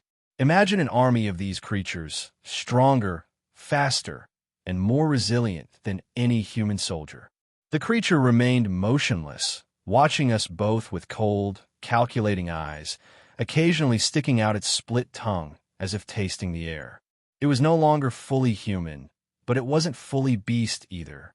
It was the first successful chimera, a living, breathing fusion of 2 species that should never have coexisted in the same body. I leaned closer, watching the muscles under the scales tense, the subtle changes in the animal's posture, which remained wary but not aggressive. "At least we succeeded in one thing," I said quietly. Ardian stepped forward, triumph glowing in his gaze. "This is only the beginning. Soon we will perfect this process." Lord Valderic walked triumphantly into the dimly lit laboratory, his heavy boots clattering on the stone floor. His presence drew immediate attention. Rahit followed him, casting me a leering glance, full of contempt and suspicion, as always. The chimera was securely chained to the wall with iron chains around her neck and wrists, but even shackled, her eyes glittered with dangerous intelligence, watching the movements in the room. Valderic's face brightened when he saw the creature. His weathered, battle-hardened features softened into a rare expression of joy, and his deep-set eyes sparkled with anticipation. He turned to Artine, his voice ringing with excitement. "Ardian, this is incredible. You've done it. You have created exactly what I dreamed of, an unstoppable force that will ensure my rule for generations to come." Ardian bowed slightly, a smile appearing on his face, but it was restrained. He knew well how to play the game. "Indeed, my lord, this chimera is only the beginning. In time, we will be able to create an entire army from these creatures, powerful, intelligent, and desperately loyal. With them, no force on the continent will dare challenge you." Valderic approached the chimera, his eyes glittering as he examined the creature from head to tail. The beast remained still but wary, its narrow reptilian-like eyes fixed on the Lord. "And it can fight?" Valderic asked in a harsh tone. "It's not just some beast that looks frightening, is it?" Ardian, always able to speak smoothly, stepped forward. "My lord, this chimera is the pinnacle of our research. It has the strength and agility of a lizard combined with human intelligence. It will obey your orders and fight with the ferocity of a wild beast. We will refine its control mechanisms over time, but it is already a formidable warrior." Valderic raised an eyebrow. "And the others? I want to see more of them." I glanced at Ardian, knowing the truth many of the other chimeras had turned into mindless creatures, their human consciousness degraded to animal instincts. But Ardian maintained an unperturbed expression and confidence, keeping his rhythm steady. "This is our latest success. Some of the previous attempts, though successful, lacked the mental capacity required of true soldiers. But with continued research, your army will be made up of only the best creatures, docile, deadly, and utterly loyal to you. Valderic's eyes narrowed slightly, but he seemed satisfied with this explanation. Good, but I want results as soon as possible, Ardian. I will no longer tolerate this city-state being at the mercy of anyone else. Our enemies grow bolder every day, and I need an army that can crush them and subdue them. He pointed at the Chimera. I want to test this one in battle. If it succeeds, I expect many more to follow. It was dangerous to field test a Chimera, especially considering how fickle previous creations had been. But Ardian, diplomatic as ever, nodded calmly. Of course, my lord. It will be done. We will see to it that the Chimera is ready for battle and can demonstrate its full potential. See to it, Ardian. I expect nothing less than complete success. He looked back at Rahit, nodded to him, and added, keep a close eye on everything. I want reports of their progress. No secrets. Rahit, who was standing motionless beside his master, smirked and gave me a fierce glance, as if the remark was meant for me. I answered his look with a neutral expression. When Valderic and Rotchet left, the heavy door closed behind them, leaving Artine and me alone with the Chimera. For a while, all that could be heard was the Chimera's steady breathing and the faint tinkling of chains as it moved. I looked at the Chimera again, its eyes still watching us intently, and wondered how long it would remain docile before the wildness inside took over. In the dimly lit basement, shadows from the iron cages stretched ominously across the stone floor. Muffled sounds of hissing and low growls filled the space as our failed chimeras stirred in their confinement. Their deformed bodies squirmed, each one a testament to our past mistakes. Half-formed creatures that had lost their humanity but had not gained the stability of their beastly traits. I headed to the farthest corner of the basement, where our only successful creation, a lizard-human chimera, was kept. Unlike the others, this one stood upright, held up only by iron chains. He was a masterpiece of alchemical transformation, a fusion of human and reptile, with a cold intelligence in his narrow, slit-like eyes. His scaly skin shimmered faintly in the flickering torchlight, and his elongated muzzle exposed rows of sharp teeth as he hissed softly at my approach. He could no longer speak an unpleasant side effect of his transformation, but there was a sharpness in his gaze, a glimmer of understanding. He wasn't like the others, not completely lost. I stopped in front of him, studying his figure.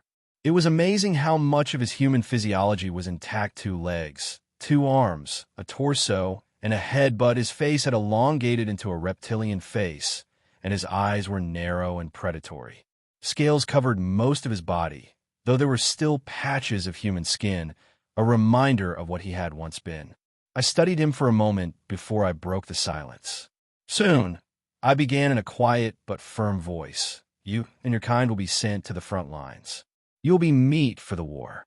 His gaze met mine, and though he could not speak, understanding flashed in his eyes. A cold, calculating look, as if he knew what was about to happen, but couldn't do anything about it. I leaned closer, speaking quietly but insistently. But there's another option. I paused to let the meaning of what I said reach him. He watched me, his body motionless, but a cautious expectation glowed in his eyes. You don't have to die as cannon fodder. You can survive, but only if you swear absolute loyalty to me. No one else. Only me. The Chimera didn't move. His reptilian eyes narrowed as he considered my offer. He stuck out his split tongue, tasting the air as if weighing my words. The silence lasted what seemed to me to be several minutes, and the only sound was the faint tinkling of chains as he shifted his weight slightly. After what seemed to me like an eternity, he nodded slowly, deliberatively. Good. He understood. I smiled grimly, stepped closer, and lowered my voice. Here's the plan. I intend to destroy everyone who knows about these experiments, Lord Valderic, his inner circle, and Ardian himself. Even Rotchet. I spat out Rahit's name with contempt. No one who knows the truth about what happened here should be left alive. Interest flashed in the Chimera's eyes as I continued. I will release you from time to time. Your job will be to eliminate people I point out, quietly, so no one notices. There was a note of warning in my voice. And if you betray me, if you even think about running away, I will find you. And when I do, I'll make sure your suffering continues. To complete my thought, I grabbed his scaly arm and pressed his claws against my throat. His sharp claws dug into my flesh, and with a sharp movement, I tore my throat open. For a moment, his eyes widened. He didn't realize what I was doing. But then, before his eyes, the wound began to tighten, healing quickly until it seemed as if nothing had happened. His eyes met mine, filled with a new understanding that was a mixture of awe and fear. You see, I said, wiping the blood from his neck, you can't get rid of me. No one can. He nodded again, faster and more decisively this time. The agreement was made. As I turned to leave, I looked over my shoulder. You'll be free soon, I said in a cold voice. And when the time comes, remember, loyalty to me is the only thing that will keep you alive. Damn that bastard Dorian. He struts around with an air of importance, as if he's better than me, as if he could ever replace me next to Master Ardian. How dare he? I was the first apprentice, the most loyal, who supported Artine even before he became the Lord's advisor. And now this, parasite, just because he supposedly knows more, has ideas that Artane is attracted to, like those hideous creatures he calls chimeras. Chimeras, inhuman experiments on humans, twisted manipulations of flesh and soul. Dorian calls it progress, the path to perfect man. But I know what they really are, monsters. And I am sickened by the ease with which he corrupted a once great and magnanimous alchemist creator, dragging him down this vile path. And yet, I hate to admit it, but Dorian is clearly a master of his craft. I can see it in the way he commands his surroundings, in the way Ardian bows and listens when Dorian speaks, in the way every idea Dorian puts forth becomes a stepping stone to something darker, something more forbidden. Even Ardian, however distinguished he may be, follows Dorian like a lamb, enchanted by the promise of the power of knowledge. But I see through Dorian. He holds us back, manipulates us, feeds us exactly enough to make us follow his path rather than his own. He thinks he can hide his secrets. He thinks I don't notice what he's up to in the late evenings, nights, his personal experiments, his little side projects. But I'm not blind. He may be smart, but Dorian underestimates me. He's reckless, arrogant. He doesn't realize that I've been watching him for a long time. He's made mistakes. Small ones, but enough for me to get to the truth. He may have deceived Artine, but not me. But it was inevitable. Thanks to the success of the last chimera, Dorian's twisted creation, Ardian, with the Lord's blessing, continued to conduct new experiments. And I was dragged into this moral decay as a prisoner. As much as I detested these experiments on humans, I couldn't deny it. Dorian was a genius. A terrifying genius. I remembered how he'd first described himself in Ardian's words. He had described himself as a madman, hungry for knowledge, unafraid to commit inhuman acts in its name. At the time, I thought it was arrogance. Now I know it was true. Dorian took our primitive understanding of alchemy, the knowledge that Artine and I had painstakingly gathered, and refined it. He didn't just refine it, he elevated it. While Artine and I stumbled in our experiments, it was Dorian who took us to the next level, and because of him, we advanced in ways I never thought possible. The alchemical transformations we once thought were a dream had become a reality, no matter how twisted. It was Dorian who first suggested crossing two creatures to create a chimera. I remember how dismissive I was of the idea. And yet here we are. At first, we experimented with animals, gradually pushing the boundaries of what was possible. But then, as if in mockery of the gods, the Lord himself allowed us to use prisoners for our alchemical transformations. Moral boundaries were erased so quickly, it was as if they never existed. And now we're creating monsters. And yet something doesn't add up. How did the Lord know about these experiments? Artine told me we weren't supposed to tell him until we had some tangible, real success. I suspect Dorian had a hand in it again. That conniving bastard. His machinations extend deeper into the walls of this palace than anyone suspects. So far, we've already created over a dozen chimeras, men and women crossbred with different kinds of animals. Each one was more grotesque than the last, some with the strength of a bear, others with the cunning of a wolf. Each experiment seemed to push the boundaries of what we thought possible, and yet there was something unsettling lurking beneath the surface. It was the first full-fledged chimera created with a lizard that caught my attention. At first it was subtle, almost imperceptible. The way it looked at Dorian, the way it squinted its eyes like a reptile, the way the muscles under the scaly skin tensed. At first I thought it was nothing special, just an animal's reaction to its surroundings. But then I noticed the same behavior in the other chimeras. They would peer at him when they thought no one was watching. Their gazes were intense and thoughtful. But there was something else in them, too, fear. They seemed to sense something in Dorian that none of us could pick up on. Strange. Very strange. I brought it up as if casually in conversation with Artine one evening, suggesting that I could figure out if their reactions to certain people might be part of the transformation. But he brushed it aside, absorbed in his next project. To him, they were just creatures, tools of the army. But I couldn't shake the feeling that something more was going on. Something Dorian hadn't told us about. The way those chimeras looked at him. It was like they knew something I didn't.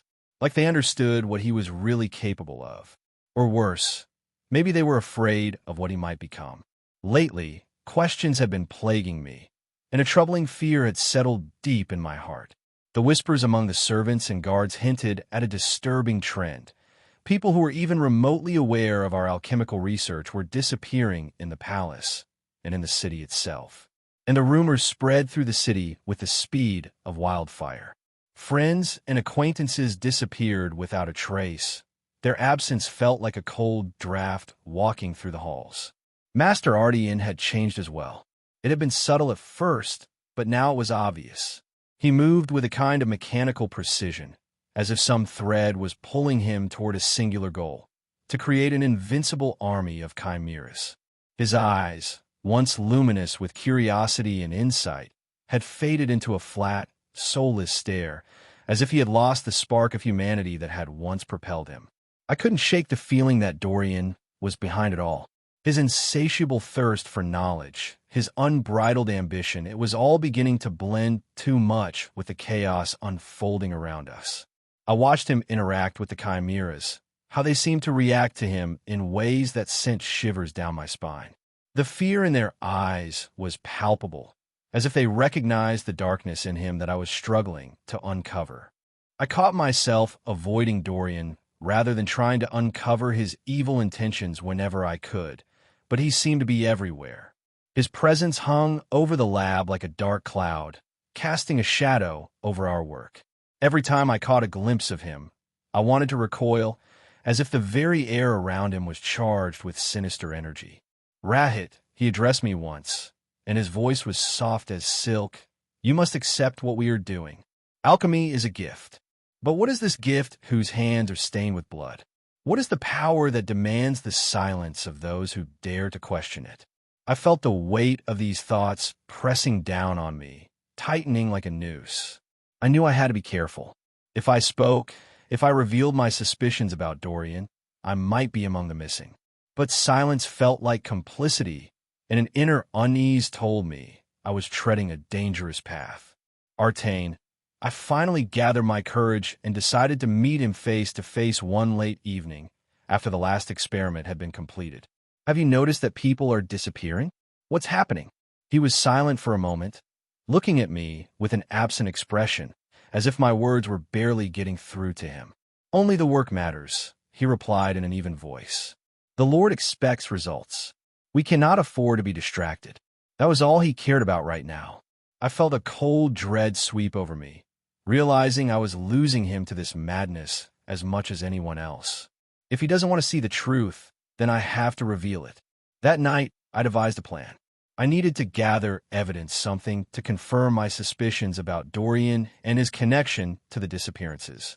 As I lay in bed, shadows danced on the walls, whispering the secrets of the palace. I would no longer let fear paralyze me. I had to act. and as soon as possible. The cold, damp air enveloped me as I made my way through the maze of basement corridors, my heart racing with each echoing step. I remembered the conversation that had developed between Lord Valderic and Dorian. "You have done a good job building my army, and I would like to know what would speed up the creation of more of these creatures." Valderic asked. "Thank you for your praise, my lord. We are honored to have been of service to you. As for the question, well, it would probably be wonderful if you'd let me have a room, preferably closer to the chimeras. Being near them, I can observe better. Who knows? Maybe I can find something unusual that would speed up the transmutation process." Dorian replied at the time. "Ha ha ha. Aren't you afraid that these things will eat you?" asked the Lord with a smirk. "I'll try not to let that happen, but if anything, all my notes will remain, and Master Ardian will be able to continue if that happens, and Rocket will contribute to the experiment." Dorian looked at me strangely, with a smile that boded ill. At the time, I thought it was a logical idea. Now, with each step deeper into the palace, I felt more and more afraid. Why had I been so naive? Dorian was always one step ahead, formulating his plans with a cunning that bordered on a certain grace in his intricacies. As I approached the heavy iron doors at the end of the hallway, I felt a chill run down my spine. This was the prison for our chimeras, the ones we had painstakingly created. At least I thought so. There was an ominous creak of iron as I pushed open the door, but what stood before me sent shivers of terror through my veins. The cages, once filled with warped forms from our previous experiments, now stood empty. The air was saturated with an unsettling silence, and even the lanky chimeras that were chained to the wall were gone. "Where are they?" I whispered to myself, feeling panic rising in me. "What have you done, Dorian?" Suddenly, the heavy door behind me slammed shut, and I turned around sharply, the sound echoing like a funeral bell. I lunged for the door, pounding my fists on the cold metal, but it wouldn't budge. I was trapped. "Ah, Rahit," came a voice from the darkness, calm and mocking. Dorian stepped forward, his face illuminated by the dim light of the only flickering torch. "Did you think you could sneak in here without me noticing? You're smarter than that, aren't you? What have you done?" I spat out, fear replaced by anger. "Where are the chimeras?" Dorian smirked, amusement flashing in his eyes. "They're not your concern anymore. They're a little busy right now. You can imagine what. But you've become a pain to get rid of." My heart raced as I realized the seriousness of my situation. "You're crazy. This is crazy, Dorian. You've crossed the line." He stepped closer, a look of feigned sympathy on his face. "Madness? Maybe. You're gambling with lives. You're going to destroy everything we've worked for."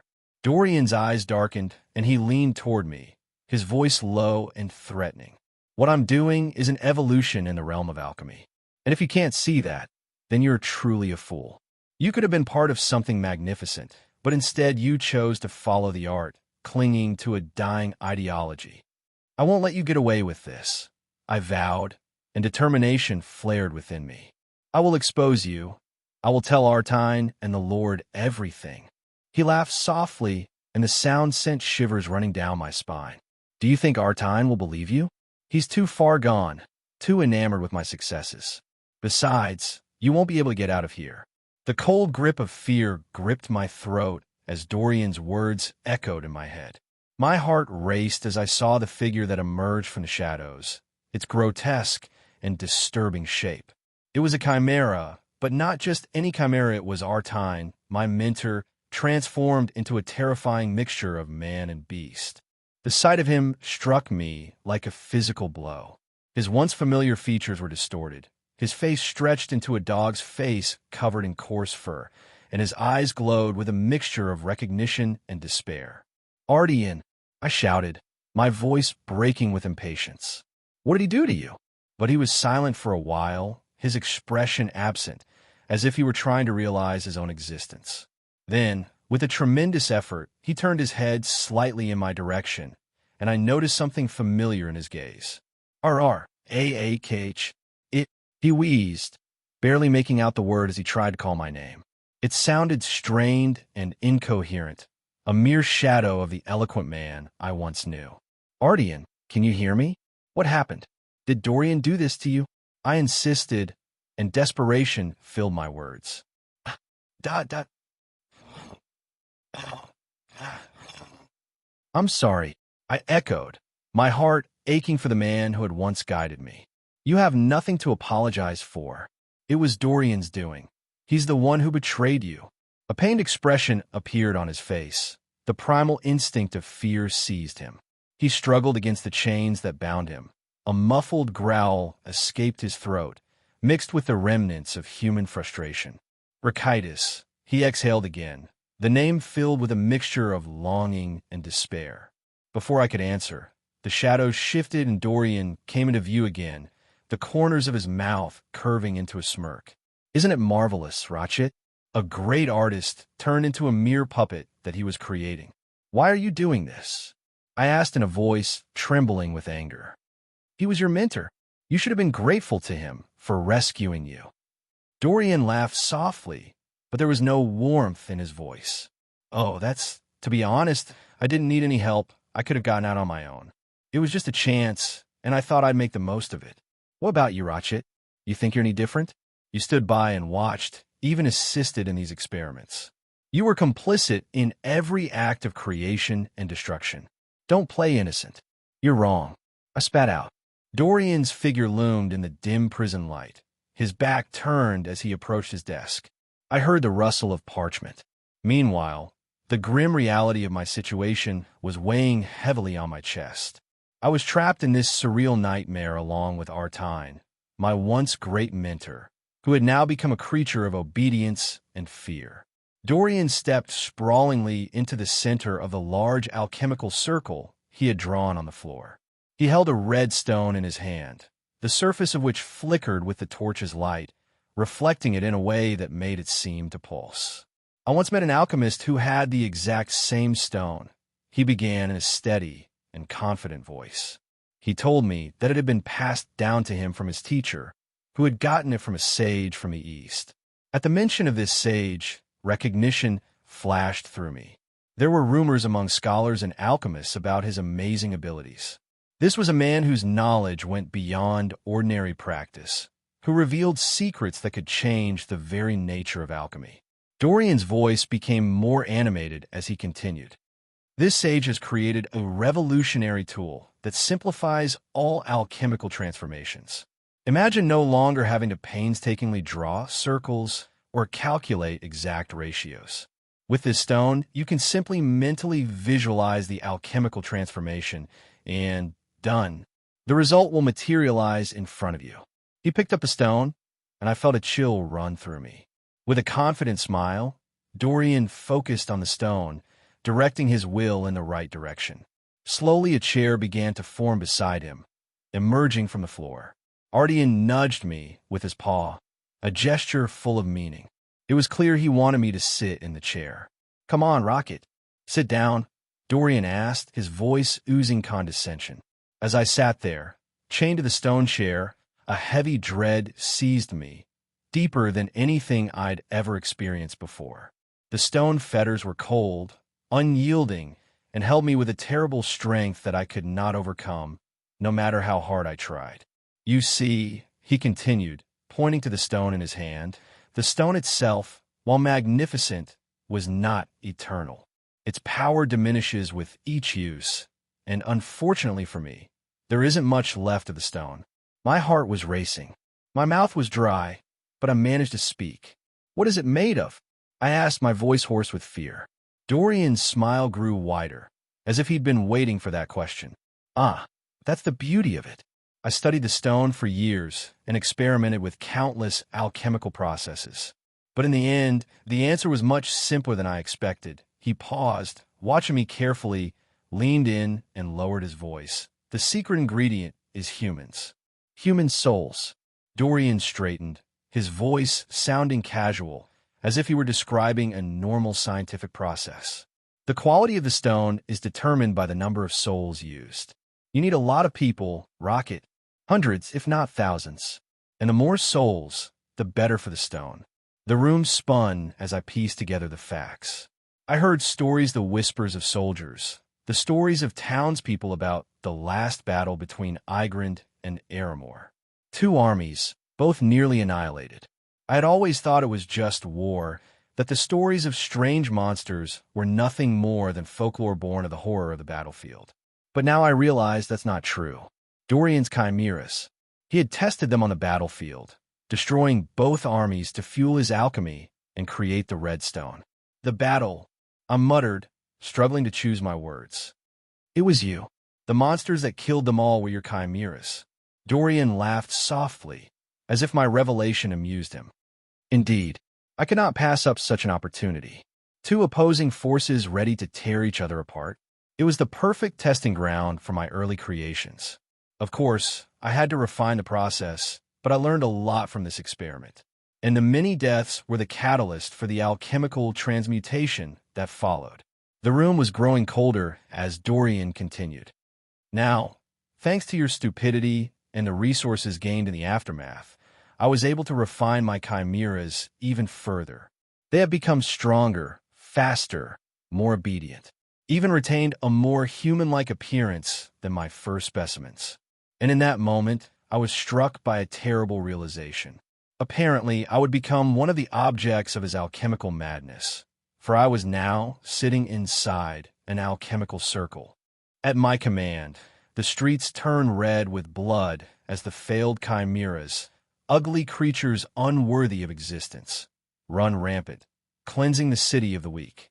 Their screams merge with those of the populace as they destroy all resistance, leaving nothing but chaos in their wake. But the real success is due to the advanced chimeras, my masterpieces. 24 chimeras have surpassed all expectations. Each one of them, the perfect embodiment of my work, now roams the city like hunters, capturing survivors and bringing them to the palace grounds. It was almost time for the final stage of my plan, alchemy on a scale never seen before. Ever since we began perfecting the chimera experiments, an idea had been deeply ingrained in my mind. The homunculus, a creature created through alchemy, has already demonstrated the power of human souls from the city of Xerxes as fuel. Why not turn the entire city into an alchemical circle? It was perfectly designed for that, a circular structure, stone walls serving as natural boundaries. And its inhabitants, they would be the primary victim, the raw material for the redstone itself. For months now, I have been meticulously laying the foundation. My chimeras moved surreptitiously through the streets, carving alchemical symbols in specific places. With each mark, the circle grew closer to completion. The city was turning into one giant alchemical complex. Its walls, originally designed to protect the people, were now a trap, ensuring that not a single soul could escape the transformation. The process would soon begin, and the townspeople would unknowingly contribute to my final creation. Their souls will fuel the circle. Their lives will be drawn into the churning vortex of energy that will yield the purest redstone. The anticipation of this moment, when the final alchemical reaction begins, fills me with trepidation. And then there's Rahit. I have to hand it to him. Of all of them, he was the only one who was smart enough to start figuring out my true intentions. He poked his nose into my affairs, always getting too close to my secrets, trying to figure out all my plans. But unfortunately for him, his curiosity sealed his fate. Now he sits helpless, chained to this stone chair, powerless to stop what is about to happen.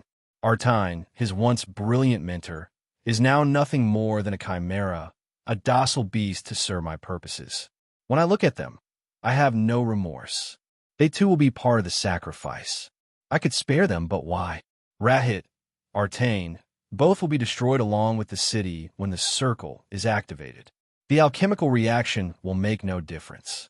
Every living soul within the circle will become raw material for the redstone. Their fates are sealed. Everyone's fate is sealed. This city will fall, and in its ashes I will find something far greater. A stone forged from tens of thousands of souls. Rakitis, restrained not only by the alchemical bonds that held him in place, but also by his unyielding sense of rightness, spat out the same hackneyed rhetoric I'd heard 1,000 times before. You're a monster, Dorian. Worse than anything you've created. One day God will punish you for your sins. You will not escape judgment. Mark my words. His voice shook with fear, anger, despair so predictable, so human. I couldn't suppress a quiet laugh. How many times had I listened to this empty nonsense? How many humans, chimeras, or misguided alchemists had tried to appeal to the crumbling morality they clung to like a lifeline? And Rahit, despite his intelligence, was no different. God, punishment, sin, I mocked him with a slight smirk. Blah, blah, blah, it's all so tedious. Do you think I don't know what fate awaits me at the end of my journey? Every alchemist who dares to go beyond their mortal limits will face the same truth. There's a gatekeeper waiting for all of us. But the big question is, what price will I pay before I find myself at the gate? I leaned closer, lowering my voice almost to a whisper. But those thoughts are for another time. Right now, we have much more interesting work to do. Rahit, not fully realizing the significance of my words, asked in a slightly shaky voice, "What gatekeeper? What gate of truth are you talking about? What do you mean by saying that all alchemists are doomed to the same fate? And how do you know all this?" The desperation in his voice made it clear that he wasn't just challenging me. He really didn't understand. He was clinging to some last thread of logic in this nightmare I had created for him. "You wouldn't understand, Rahit," I finally said in a dismissive tone, turning away from him. "This is not something you can just know with words. It is something that has to be experienced. And believe me, you're not ready for it, and neither are many people alive today." His irritation was growing. "You think you're so much better than everyone else because of your power, your knowledge. But you've gone too far, Dorian. Alchemy has its limits for a reason. What you're doing is more than just crossing boundaries.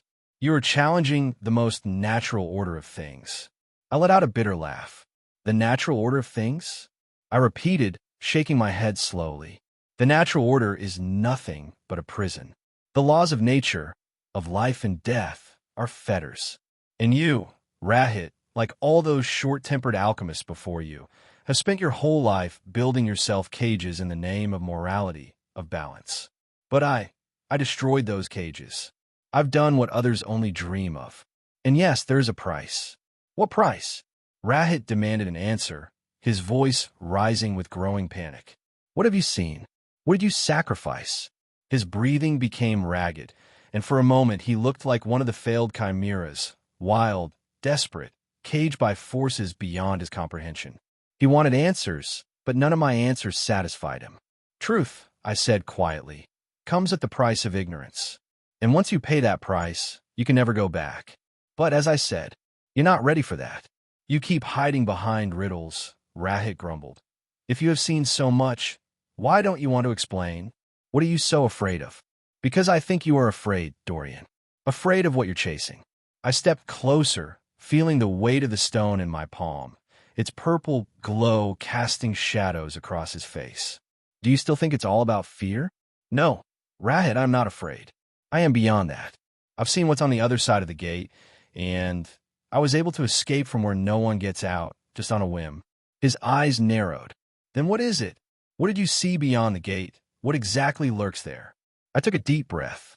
"What every alchemist who dares to open the gate sees: the truth, the ultimate knowledge of the universe, the ability to alter reality itself.